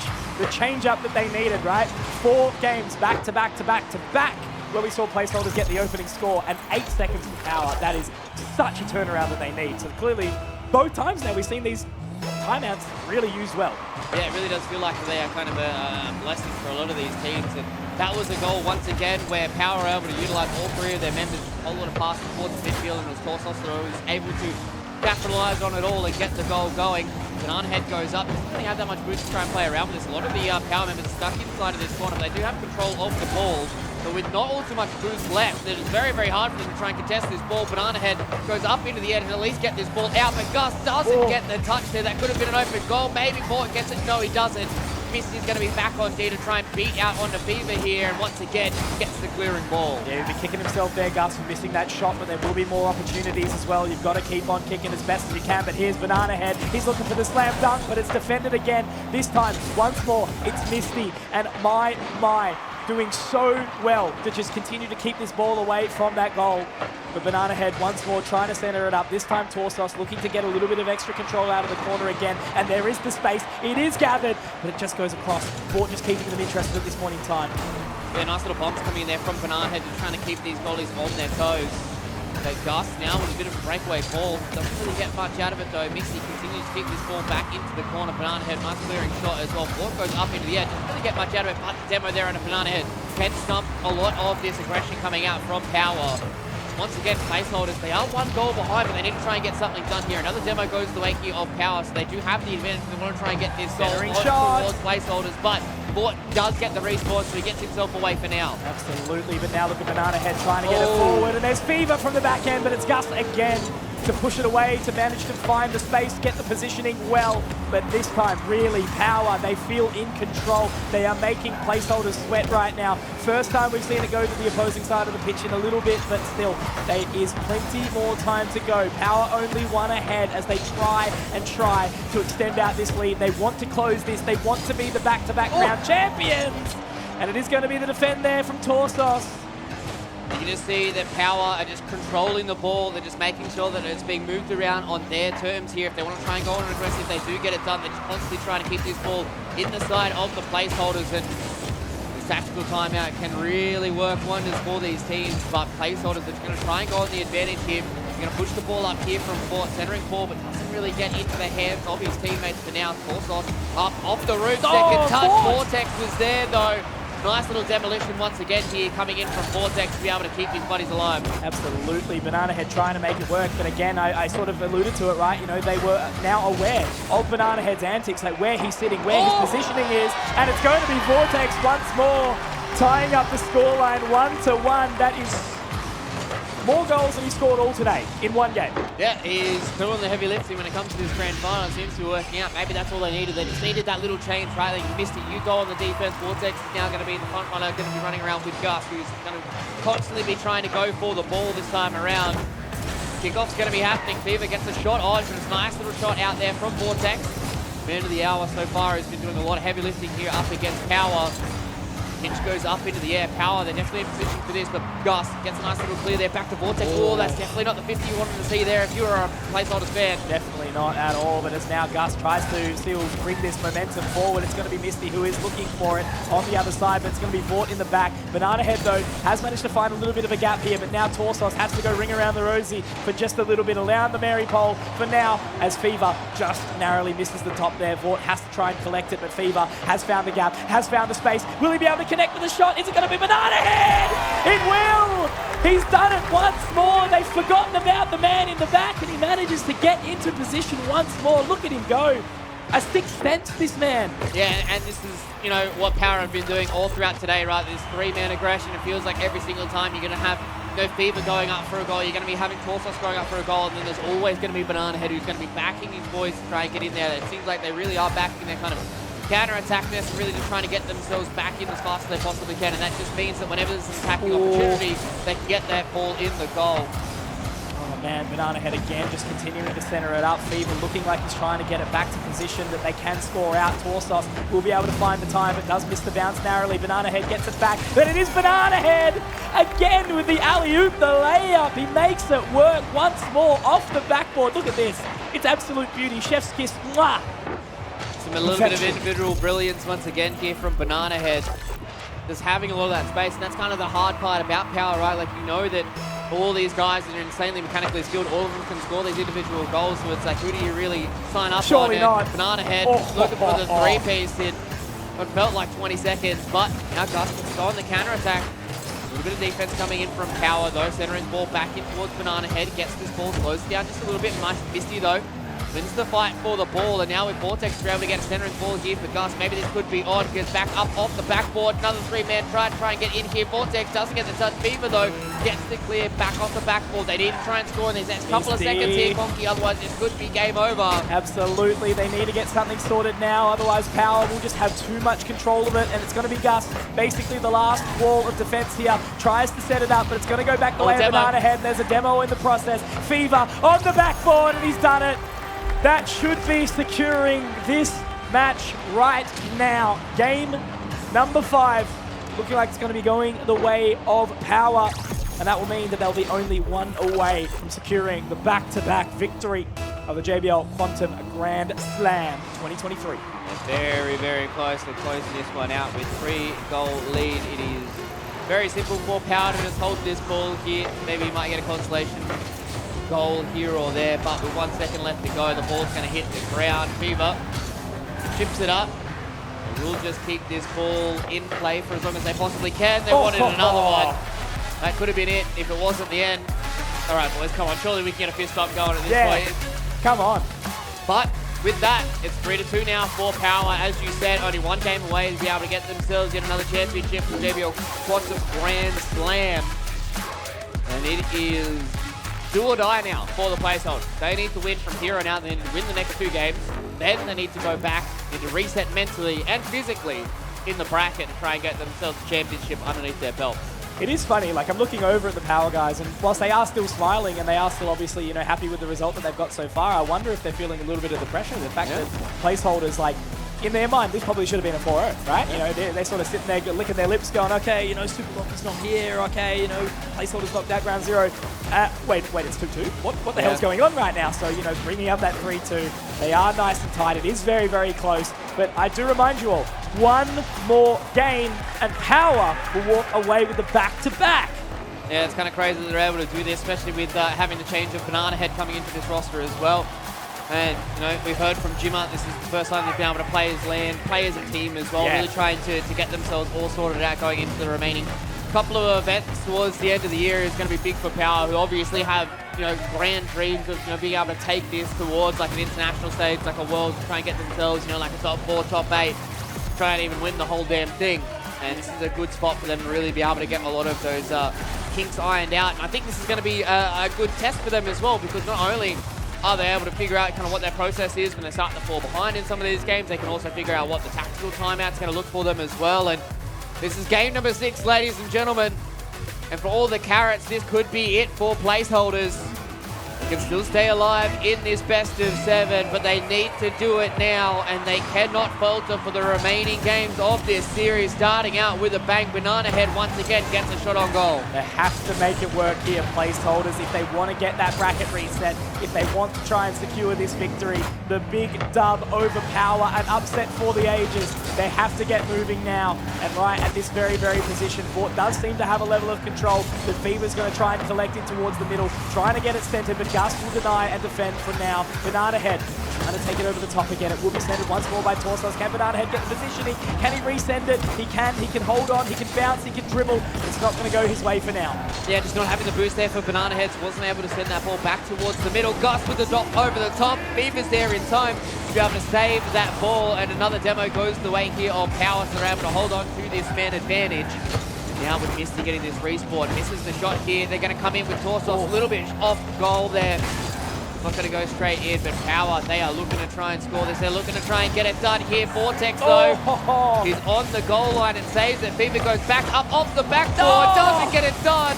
Gus just watches it roll past his car, and Power will continue to keep the pressure on. Absolutely. They do center it up once more, but it's going to be Misty to at least get the drive forward in towards that forward. And Ford looking to collect, trying to get it back, but it's going to be Banana Head. He's had enough, clearly. He wants to be able to send this one into position as urgently as possible. Minute 30 down, still yet no score, but Fever, Torsos, they can't try much more at this point in time. There's a lot of attackers down here for placeholders. They had 2 versus 1 there, but didn't really have the positioning with the ball to be able to get that goal going. Nice little transition there between Fever as well as Torsos to be able to get this ball in position for them to have a try and shot on. They don't really have the positioning just yet with the ball floating up in the air. It's a dangerous proposition for placeholders. Power once again continuing to jam this ball into the back corner, trying to get themselves maybe a pin, try and set themselves up for the centering ball, but a demo goes down there onto Torsos, so he's going to be waiting in the wings for a couple of seconds while they continue this onslaught. Is he going to be able to bring it forward? No. Again, this just defense that's coming out from placeholders. You know, they have had to have their backs up against the wall for most of this game so far, but at the very least, they are diving, they are swinging, they are not going to let this ball through that goal. Banana Head sends it forward again, trying to get it around the middle, trying to get the spacing, but no one is there to close it out. Has to go back, has to look to see where Misty's going to be sending it, and it does dribble across the top, but no, again, it gets denied. Just feels like both of these teams are playing on a nice edge, right? There's going to be one moment where somebody's going to crack, somebody's going to make a mistake, but it's who is going to falter first. It's the real question. Gus tries to get something done by jamming it into the bottom part of the pitch. Now Misty up into the air, tries to go for an aerial, gets over the top of one, but Torsos is there to clean it up. Absolutely. Torsos doing some defending of the ages just Vortex! there. Vortex off the top, Gus! Can't quite find it. Banana Head's going to recollect the bag and try to send it forward as well. But it's Misty always waiting in the wings. There is a couple of offenders here though. Torsos, and it's Fever. Not too far behind, narrowly missing it. Banana Head will look to set it up off the top of that backboard there. But Fever just has to wait. Try and defend Gus. Try and knock it out of his grubby little mitts, it would seem. It was a good little read there from Fever as well to be able to come off of the roof and just stop it directly in the midfield. But now Fever goes up into the air, gets it onto the nose. Banana Head's here to close it in, but it's Vortex holds strong. And Misty will clear the ball out again, but they need to keep holding on here. Placeholders want to try and get on this counter-attack. The ball goes towards goal once again. Vortex digs it out. Banana Head will continue to try and fight for this ball tooth and nail. No one can find a drop of water out of place at this point in time. It's absolute perfection on both of the teams' defense. The offense just not enough, just not able to quite connect on this one. A minute left on the clock, a minute left to see if Power is going to be able to be the back-to-back champions, or if placeholders can give it another. Give them an inch and they'll take a mile, as we've discovered in the course of this one. But Banana Head, he sends it across. It's Vortex again. He has done everything in this series. Yeah, placeholders are really putting their defense in the front of our minds right now, because they have been holding on to a lot of these goals. Misty with a beautiful shot there from Gus to be able to get the pass going, but Power once again, they go on the offensive. They miss one there. Gus does start to dig it out against Fever. Banana Head tries to get the aggression going, bouncing back off of these back corners. It is so hard for placeholders. That's a shot on Vortex. Almost gets the Oh, touch, the but it's a demo. demo. Fever here. He needs to get the clear. He gets it done with 18 seconds left to go. They need to try and score a Centering goal for shot. either of these two teams. Another demo goes the way of the placeholders, but with the ball up in the air, it's gonna be anybody's game. 10 seconds, calling it down. Vortex tries to get a bit of a centering shot on goal here, but it's going to be Fever to bring it back forward. I think we're going to be going to overtime unless something incredible happens from here, and it does. Overtime here. Power have the opportunity to let it slide, but this kickoff, it's just no holds barred. They're straight out. It is do or die here for placeholders. They need this next goal, or they will be closed out of this series. Close out of the series, close out of the tournament. Power with this one win, they will be able to go back-to-back in the JBL Quantum Grand Slam. Placeholders once again back on defensive duties. And Power, they will continue to just keep hunting and waiting until there is a mistake made from the placeholders, but they will be able to get their own counter-attack going here. Banana Head is going to keep it in the corner, but Vortex coming back out of it, Vortex wins the fight versus Fever. Now he needs to beat one more. He sends it up into goal, but there's nobody there from Misty. Sends it back towards Gus, the man of the hour. Doesn't get the touch, but he bumps away the defenders. Misty will be able to hold it back as well, not letting it go too far forward. Vortex also there, but Fever trying to deny. Vortex does collect, is able to continue this dribble as Misty goes up and over the top, but it's Banana Head to defend. Now Torsos for the centering shot, and it's Fever! Power! They've done it again! The back-to-backs, the champions of Oceania! And they will clinch another JBL Quantum Grand Slam! This is Rocket League, baby, let's go! The back-to-backs, 2 years in a row for Power. They made a change with Banana Head coming in, and what a sick ending towards that sixth game there in this grand final. It was on a nice edge between both of these two teams. The placeholders had moments to try and close that one out, but it just wasn't enough, and Power, with their poise and composure, just really being able to hold on, and shows the experience and shows the prowess of these players. These three guys have been able to do so much together throughout the entirety of today. They started to sweat at some point there, to be perfectly honest, in that grand final, thinking maybe it is time for a bracket reset, maybe it is time for us to take a break and go into another best of 7, but at the end of the day, they close it out here, and unfortunately for the placeholder fans, they're going to go back in second. Absolutely, but I think they're pretty good at it. There we go. Look at the placeholder fans. Beautiful. You absolutely love to see that. But yeah, overall, I'm super, super impressed. It's the way it's got to go here, right? It's the way it has to be driven by a team like placeholders to be able to move it forward into a very, very happy position and ultimately, you know, show that they had something to. Yeah. Show that they were able to drive it through and to play basically the whole day as well. They got to watch the first game, right? But maybe they were still snoozing. Who knows? You know, they might have got in late. But overall, Power definitely felt the pressure a little bit here, but again, showing their prowess, showing their experience, and showing that they're the best team in the league. Yeah, I mean, there's a reason why that everybody was expecting Power to be able to take down everybody here in the JBL Quantum Grand Slam. These guys are magnificent when they're playing their own game, right? But as you know, as we said, placeholders really gave them a run for their money. That was potential for us to going all the way to 7.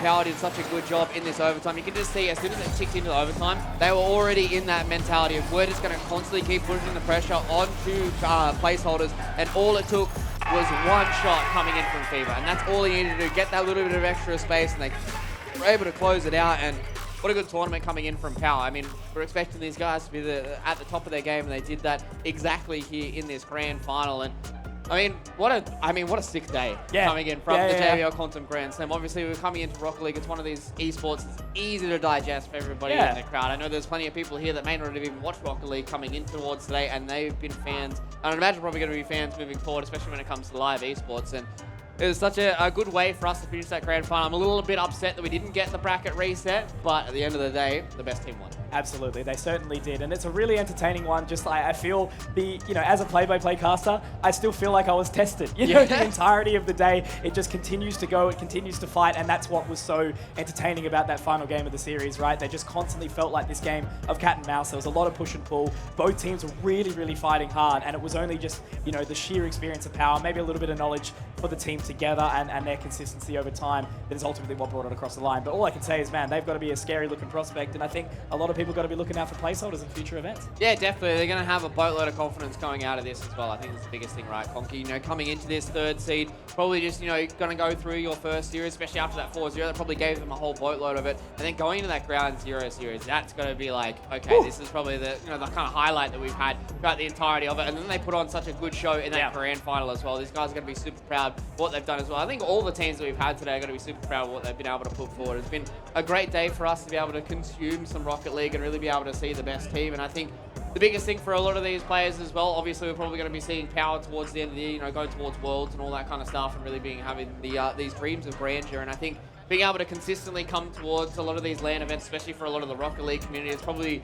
great, because I know a lot of other esports, maybe some of the best teams don't come to events like this because they're like, no, it's only LAN, what have you. But you know, Power being able to come out here and perform for the community is always the best. Yeah, exactly. And having it down at a place like PAX Arena, obviously you can still see the crowd behind us. You know, I'm sure we're getting ready with a winners interview and a trophy raise and things like that at this point in time. But it is just so nice to be able to be down here with such great people, connecting with your friends and you know, friends you've made online or whatever it might be across all the years. But you know, 10 years of PAX, it's beautiful. And I'm glad we had such a fantastic day. I know, it's also kind of crazy. It does feel like we're kind of wrapping up PAX as a whole completely, but this is only day number 2, Conky. Tomorrow is happening as well. Make sure you come back tomorrow, please, too. Yeah, there's going to be some magical stuff that's been happening here. And I think, you know, throughout the entirety of today, you know, Saturday is usually the big day when it comes to PAX, and I think, you know, the Grand Slam really did live up to the Grand Slam name as well. The fact that JBL put on, you know, such a sick show here for the PAX Arena. It has been very, very good for us to see everything that's been happening, not just for the broadcast, but everything that's been happening outside as well. I have had word in my ear, ladies and gentlemen. It's time for us to hear from our champions and on stage with Elfish Guys. Thank you, guys. Yes, of course, it is Power that walks away with the victory today, and we've got an interview, obviously, to wind down the day before the trophy lift. I've got Torsos here right next to me, mate. Obviously, congratulations. You've done it again, back to back on this stage. Must be a good feeling to sort of wind the year down with another dub on the stage here at PAX Arena. You know, it's just what I do when it's an OC LAN. You know, it's a guaranteed dub for me every time. So, you know, it doesn't matter if you're cheering against me, because it gets silenced.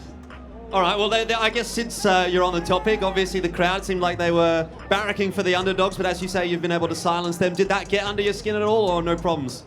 Not at all, because we knew who was really winning the whole time. Right, I see. And actually, you know what? I was out the back listening to some of your comms, and you guys were pretty confident the whole time. It seemed like I heard you guys saying, you know, we're the best in Oz, we're the best regionally, and it seemed like that confidence was carried through, even despite the fact that you went down a couple of games in the middle there.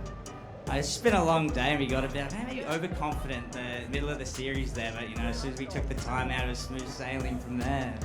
Were you expecting it to be as close as it was? Not at all. It was actually a huge surprise. I thought it was a 4-0, but unfortunate, really. All right, fair enough. All right, now look, obviously as the year starts to wind down, we are looking towards next year, 2024. What's the plans for the team? Have you guys got anything on heading into next year? You're going to be sticking together, obviously, I assume?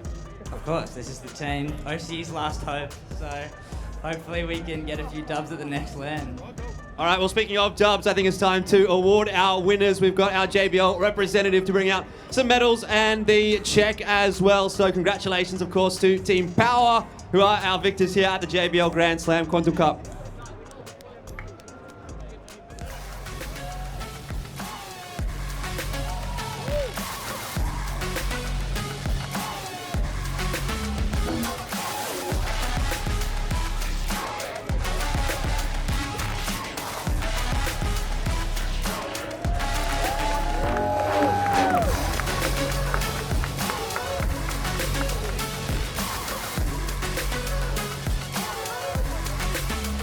Gentlemen, the JBL Quantum Grand Slam champions are Power.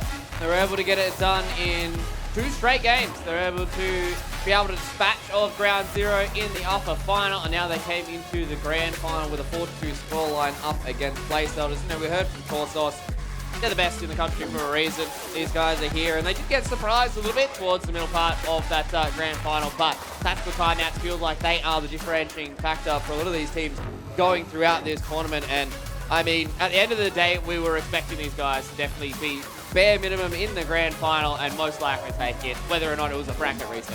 Here it is. Looks like there is going to be that trophy raise. Beautiful stuff. Once again, ladies and gentlemen, make sure you give it up for Power. Beautiful stuff. Being able to get the the boys back into their trophy this time around and be able to get the jubilations for everybody here that is in the PAX Arena. They've got their wonderful medals. They got the big novelty check as well. I mean, $4,000 at the end of the day is always good. And you can hear from them as well, just trying to build towards the future for Power. Just trying to quote-unquote beat ANZ's last hope for a lot of these different events. And it's always good to see Power come back to back. I always love seeing champions come into the same events constantly, especially when it's the same kind of players, be able to come back and get it done. Oh, there he is. The big man Lachlan has joined the fray as well. You love to see that. The owner, the cheer up. Now, beautiful stuff. But yeah, exactly right. It's consistency. You know, we're only seeing one difference, which was Anthus, right? Who was previously a part of this roster. Coming in now, you know, looking really, really hot in this roster that we have seen. Banana Head, he was absolutely fantastic. I think, you know, he's really, really sort of slotted in. And I think that if they are going to be OCE's last hope, they're certainly a team that can really sort of duke it out with some of these better teams internationally as well. And I'm a Rocket League fan now, as you guys probably know, so I'm going to change my Twitter handle to ConkyRL or something like that. We'll see. Getting involved in the Rocket League scene from here on out. But I mean, JBL Quantum Grand Slam has been an amazing tournament for us to go through here on the desk. So let's have a quick little recap for you guys at home as well with the bracket. As we already do know, Power have been our champions in that grand final, but they had a trek to get here. They got themselves through the upper bracket final, dispatching of Ground Zero, who dropped down and took on the red hot placeholders coming in to that lower final. A bit of red hot form, and they were able to carry that through to take down Ground Zero. And then going into the grand final, unfortunately they didn't get the bracket reset, but it's a long day of Rocket League for these guys and placeholders, and it felt like a lot of their energy went in that lower final. Absolutely, and I think what we had from last year, obviously being the same event, that upper bracket final was the hottest game of the event, right? So it looked really, really, really good as it sort of moved through. Second game was also pretty good, but I think this time round, we had kind of what we deserved, right? We had that lower bracket final and the grand final be super competitive, super hot. Placeholders versus Ground Zero is probably the best game of the day, I think. But even so, Placeholders versus Power was such a competitive game. To see Power push like that, as you could sort of see, right? The guys were going, I didn't expect this, which is beautiful.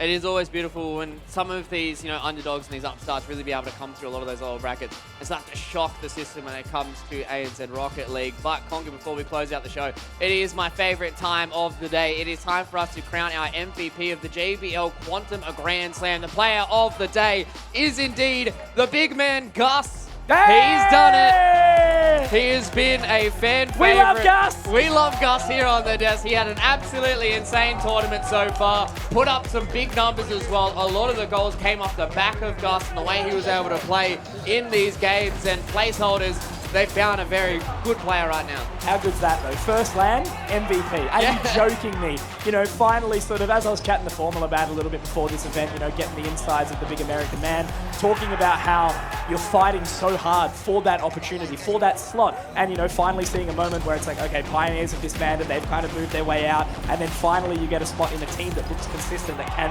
be a driving force, and then you come second at your first land and take away the MVP. I think that's a pretty phenomenal result, and I hope that that's kind of like some encouragement from some of the other players that might be in grassroots, might be a little bit lower in the scene or something like that, or have been fighting for a while. It doesn't, you know, Rome wasn't built in a day, right? You've got to give it a crack, thinking about the Roman Empire and so, you know. But, nah, brilliant stuff. And I think, you know, obviously got to give credit to Banana Head as well. I think they were kind of the ones that I was thinking was going to be lining up for it. But yeah, Gus definitely takes that one away for sure. Yeah, I think, you know, Gus just being a consistent factor in a whole lot of these series for the placeholders, especially with them being able to take down Ground Zero. I think he was a big factor in that as well, just being able to be on that front foot and constantly being able to put the pressure back on. And even in the wins up against Power as well, he was definitely a deciding factor for that. So, Gus, congratulations on your first LAN tournament. Congratulations on your first MVP as well. Player of the day goes towards it, Mr. Gus here. Look at him. He's loving life as well. I think that was the biggest thing for me. Whenever we saw these placeholder guys come up on stage, it looked like they were loving life. He's got a whole lot of fans that are cheering for him here in the PAX Arena as well. He was the one that was doing the interviews with Jordan as well. He had to do literally everything for this team. Team in the backpack. Nah, he deserves it. Misty and Vortex played absolutely phenomenally as well, so that was absolutely beautiful. There's Nico. We love that guy. He's very handsome. Mwah. Thank you very much. But yeah, look, congratulations to Power. An awesome event, an awesome day. They're raising the trophy again. Oh, there we go. Big check. They get the check 3K. as well. Yes. That's when you know JBL putting in the big bucks to put the big check there as well. Yeah, it's all good for the placeholders as well. And I mean, at the end of the day, it is always exciting when you see these new teams come on. You know, Gus's side, I think placeholders as a whole, obviously Misty's been around the block for a decent amount of time as well, same with Vortex, but these guys being able to come together in a LAN together, be able to do what they've been able to do here. You know, at the end of the day, a lot of people were probably just expecting this to be Power versus Ground Zero at the end of the day.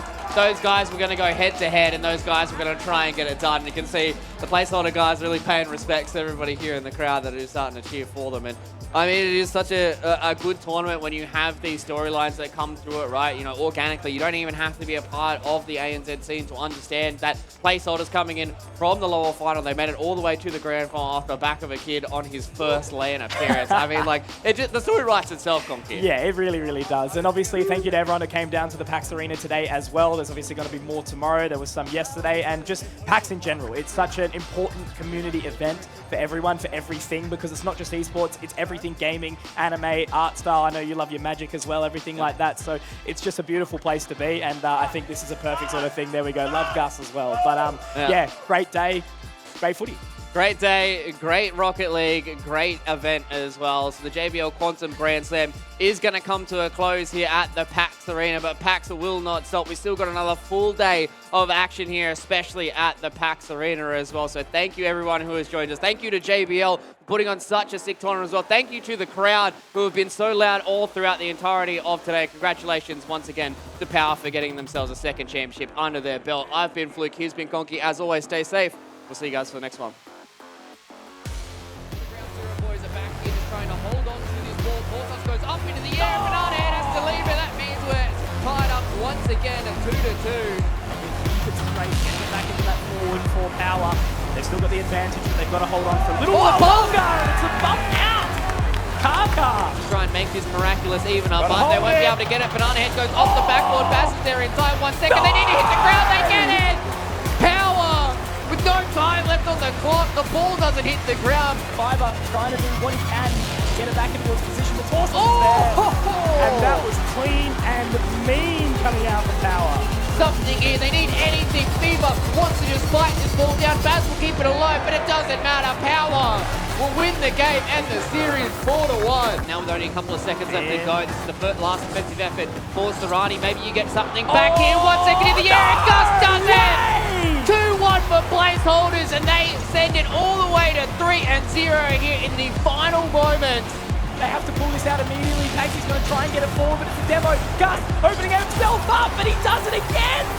4 seconds until this is all over. Placeholders want to kick this ball. They want to spike it to the ground, and it's Gus, none other from placeholders, who close it out 4-0 up against Serrani.